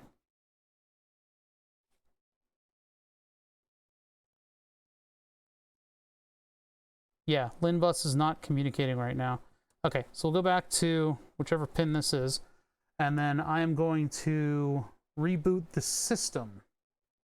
I don't know why the system would be damaged, but turn that off. Everybody powers down, turn it on. There it is. Okay, cool. Yeah, the reflection of the heat on the scope and anything metal shows up as a mirror. So this is actually reflecting the light from the LED lamps that I have on here. Okay. Trying to piece together enough context to understand why you made some choices. Yeah, it's tough to figure out. All the choices I made were along the way. So, all right, so we need a split screen on this because I need to zoom way out. Oops, hold on. I need to zoom way out. Way, huh? Oh, why is, wow. Okay. That was our reply. We were only looking at what we were transmitting. We want to look at what we're receiving. So we receive our own reply, so I can view the whole signal here. That was confusing. Yeah, what was happening was we were only looking at what this device, the H shifter, was responding back to the rest of the network. Instead, we now have every signal on here. So what I want to do is get the 4 of my signals as large as possible on the screen, which is not going to be doable. All right, so we're still going to have one on either end. And then if I click in the side-to-side adjustment, bada bam, go. We get a zoomed-in view that I can zoom in more. So now we are viewing. This would be the sequential shifter, and then this is not, I think, the right signal. Why is it so short? Is that the sequential shifter again? The cursor and the little highlighted area do not correspond with one another. It's one of the like disappointing things about this scope. Okay, so this signal right here, we got a checksum byte at the end, and then we have a bunch of different bytes sitting around this thing, right? And so those bunch of different bytes represent the different analog sensors that we have in this system. So we've got them all sitting here, and they're actually pretty stable. There's one that's jumping around a little bit, and that's probably the load cell. If I hit the clutch, let's see what happens. So which one are we looking at? Let's see how the binary counting of the clutch going. Ready? Here we go. Awesome, nothing happens. God fucking damn it. Why? Oh, this thing isn't even powered up. What's going on there? Huh. My pinouts wrong? I think my pinouts are wrong. Try flipping it over and see what happens. Flipping the cable over. Yeah, neither of those are really helping or like moving. I wonder if my power and my grounds are mixed up. Let me get the oscilloscope out and see if I can measure what's going on here. God damn it. All right, no, not the oscope, sorry, the multimeter, which is wedged. Okay. Fucking nothing. That's always the case, huh? I think my power and my grounds are mixed up. That's what I did. Although it didn't seem like that was the case. I mean, that middle wire seemed like it was... Maybe my ground and my signal are messed up. That's probably what it is. All right, so I've got the connector disconnected. I can't get it all the way over to you guys. But let me just measure from... let's do... this pin here, which is the power one, to the one on the opposite side. Oh, that's not what I wanted. We're not measuring resistance. Okay, nothing to the end, and then the one next to it, it should be positive 5 volts. What the hell? What about these two? I'm not getting 5 volts on this thing. I mean, our microcontroller's responding. I'm just not getting 5 volts out at the out of the sensors, which doesn't make any sense to me. Get it? Because sensor. Got a bad connection on this? No. And we're looking at the reply right now. Here, if I push in the load cell. No, that's not the right pedal. Oh, that's not. Is that the steering wheel? I think we're looking at the steering wheel. Come over here. I don't even. And then it jumped over. It's jumping over the entire signal that I need to look at. Thanks, Dick. Look, so here's the steering wheel. So if I hit a button on the steering wheel, yeah. If I hit a button on the steering wheel, you can see the checksum is changing. And there's a pulse coming in over here. Okay, so that's the steering wheel. So I very gently try to toggle, I try to jog the view. You can see the little gap right there. We're going for this one. Carefully. Carefully now.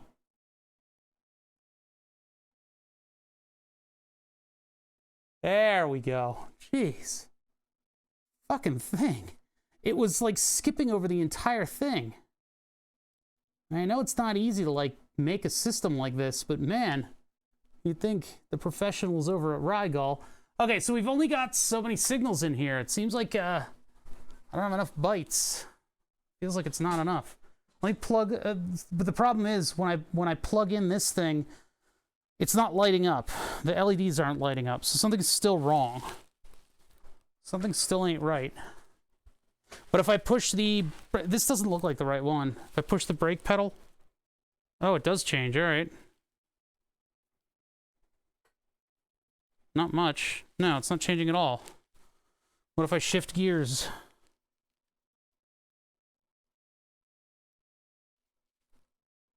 It's not the gear shift.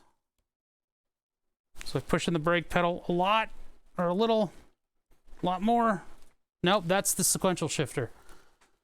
Oh, boy. Are we the one that's not replying? Everybody looks like they're replying, though. That one's going to be the sequential shifter. Yeah. Nope, that one's not changing. That's this one? Is this the H shifter? No, the H shifter is the one with that signal on it. If this is a partial reply from the pedals, I'll eat my hat. Ugh. Shift up. Anybody? No, that's not responding. Oh, wait. Something's not plugged in still. Aha! Aha! Aha! Okay, hold on. It wasn't plugged in. It wasn't plugged in. I was the danger. Okay, so plug it in.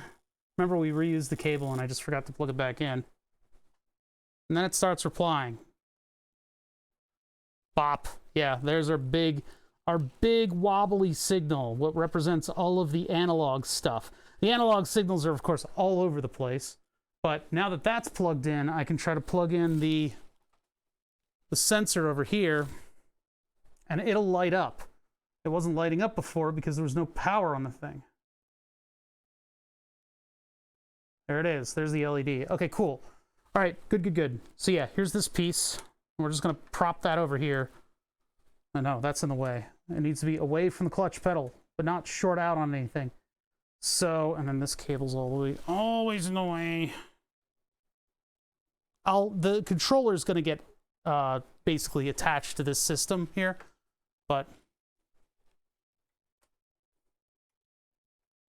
could you have used a Crystal Plus pin interrupt to generate cleaner timings? Yes.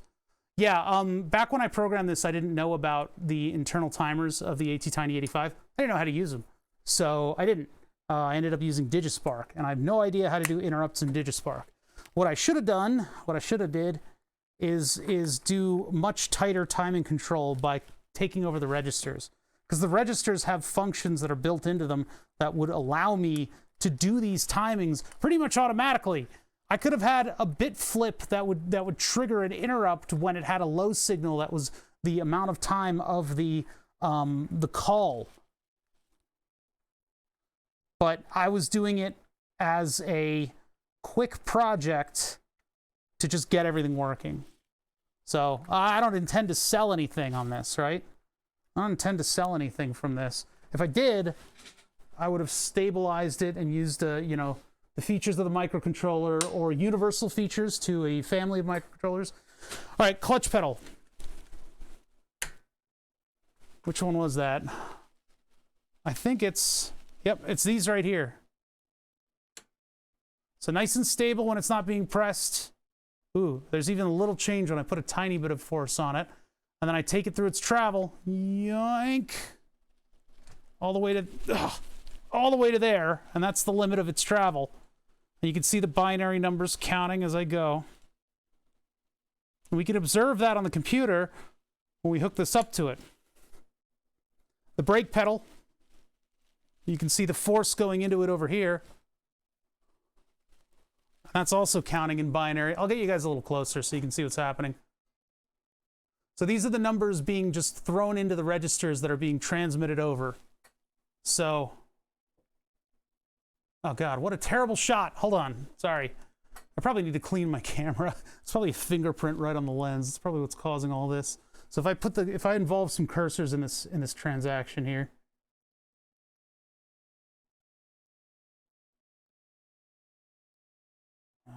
Where are you?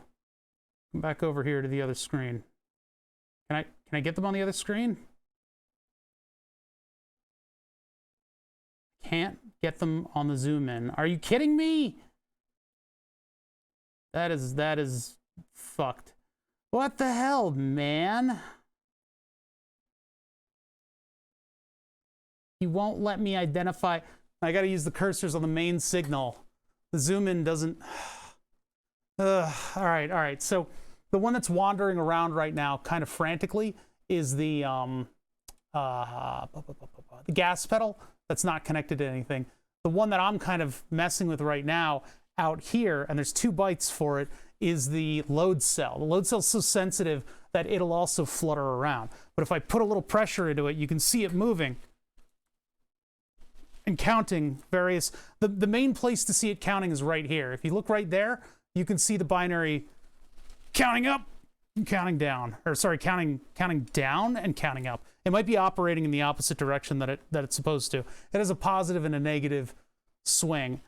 Over here, I just bumped something that turned. Over here, you can see the clutch pedal, and the clutch pedal is relatively stable right now, so we won't necessarily have to filter out a dead zone on it. If I press this in, so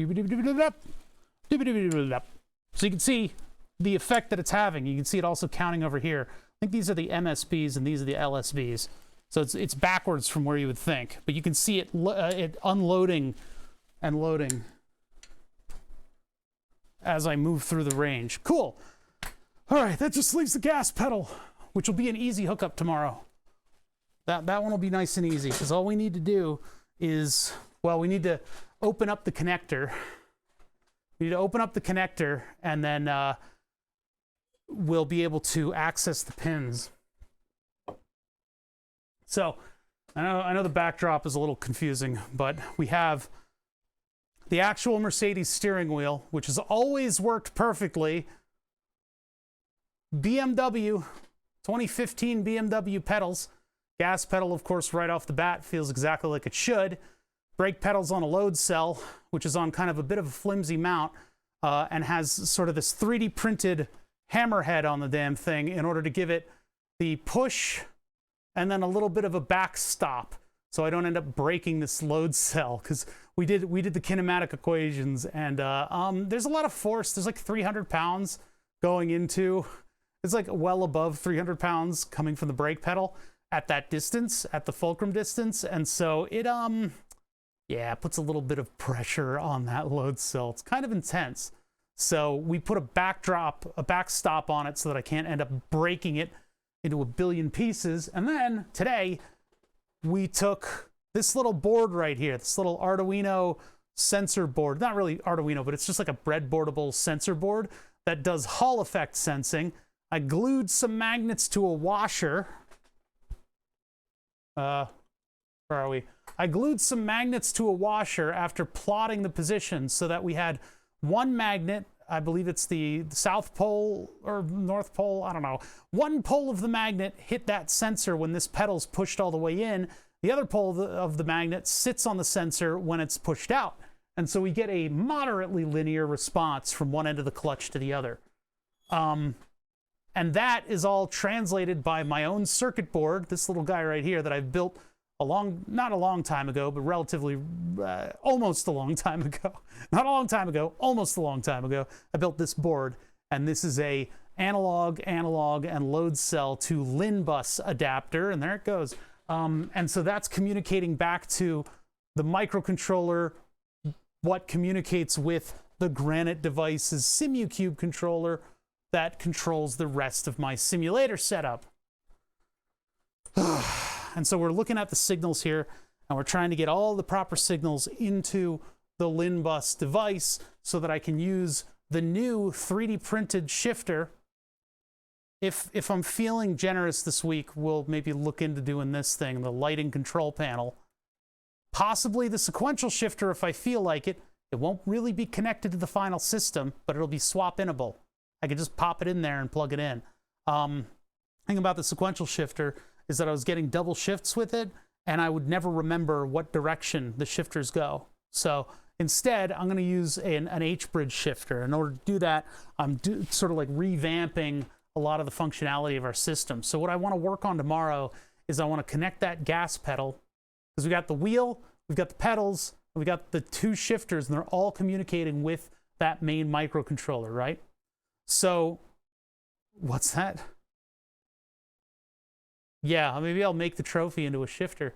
But yeah, we've got all that stuff communicating with our main busmaster, but the problem that we ran into when we did the original system is that I have more buttons than are available to the button inputs on the Granite Devices SimuCube controller. You see, what they do is they put all those button inputs on Ethernet connectors. And there are 4 of them, and there are only so many pins on 4 Ethernet connectors. Yet, the system itself can accommodate hundreds of buttons. I would like to have access to those hundreds of buttons, and the only way that we can really get to those buttons is by my spending another $100 on this wireless transmitter. Sorry, this wireless transmitter and this wireless receiver, and that plugs directly into the Granite Devices SimuCube.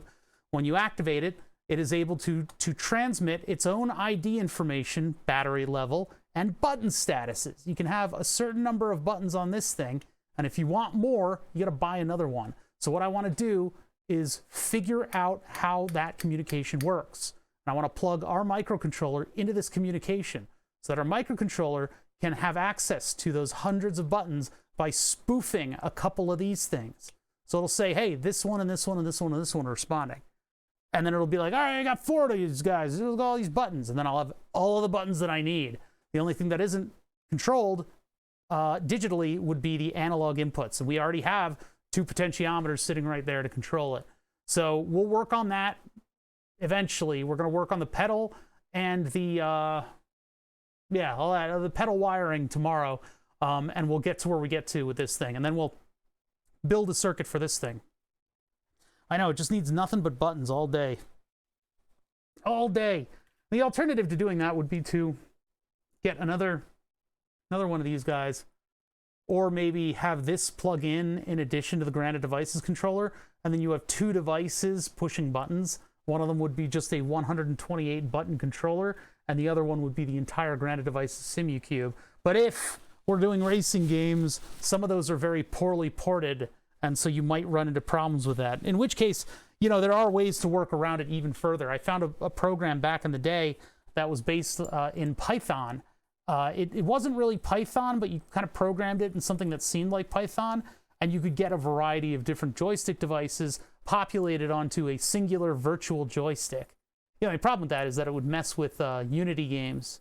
So it would really mess with the Unity games, because the Unity game thought that you had something plugged in and it would default to the virtual joystick. I have this fluid damper, and I'm really considering about what I want to do with it. I kind of want to put it on the brake pedal. Ow, poke myself. Because yeah, that would be really good to like resist that initial braking force and then hit up against like a post. I don't know. we'll have to see what numbers we're getting back from it because we still have to like tune everything to work within the system. So I want to thank you guys for joining me today. I'm going to be kind of putting in the midnight oil this week. It's not really the midnight oil, is it? I'm going to be working every day this week up until Friday. We don't have a Friday stream because I've got a puppy coming in. And maybe we'll do a Saturday stream where we hang out with the puppy. I'm not sure if we'll do that or not. It depends. You know, she's got to be comfortable around here, and she's a golden retriever from a friend of mine. She's just going to be spending a couple days here, just while they go on whatever vacation or go to Easter. Boiling the midnight yak, yes. But does that keep the hair on or not? That's the question. That's really the important part. And so we need to do 4 other projects to figure that out. All right, I'm gonna board up the windows and doors here. I don't know what else is going on Twitch. I'm never really cognizant of that sort of thing. Like if we could throw Dodger raid, Milton is on. He's probably ending in about a minute. Oh no, he's doing something with Markiplier. Holy shit, that guy's gone up and up and up. Yeah, I'm just gonna end. We're just gonna end. End, Ned. End. No, we're not gonna end. Don't worry, Ned. You're fine. I'll talk to you guys later. I guess I'm gonna go ahead and do this for OctoJ, huh? Ooh, that's gonna sting. All right, I'll see you guys later, and yeah, I'll see you tomorrow.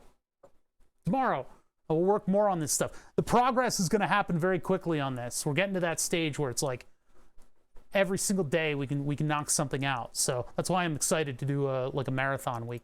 All right, I'll see you guys tomorrow around noon. Later.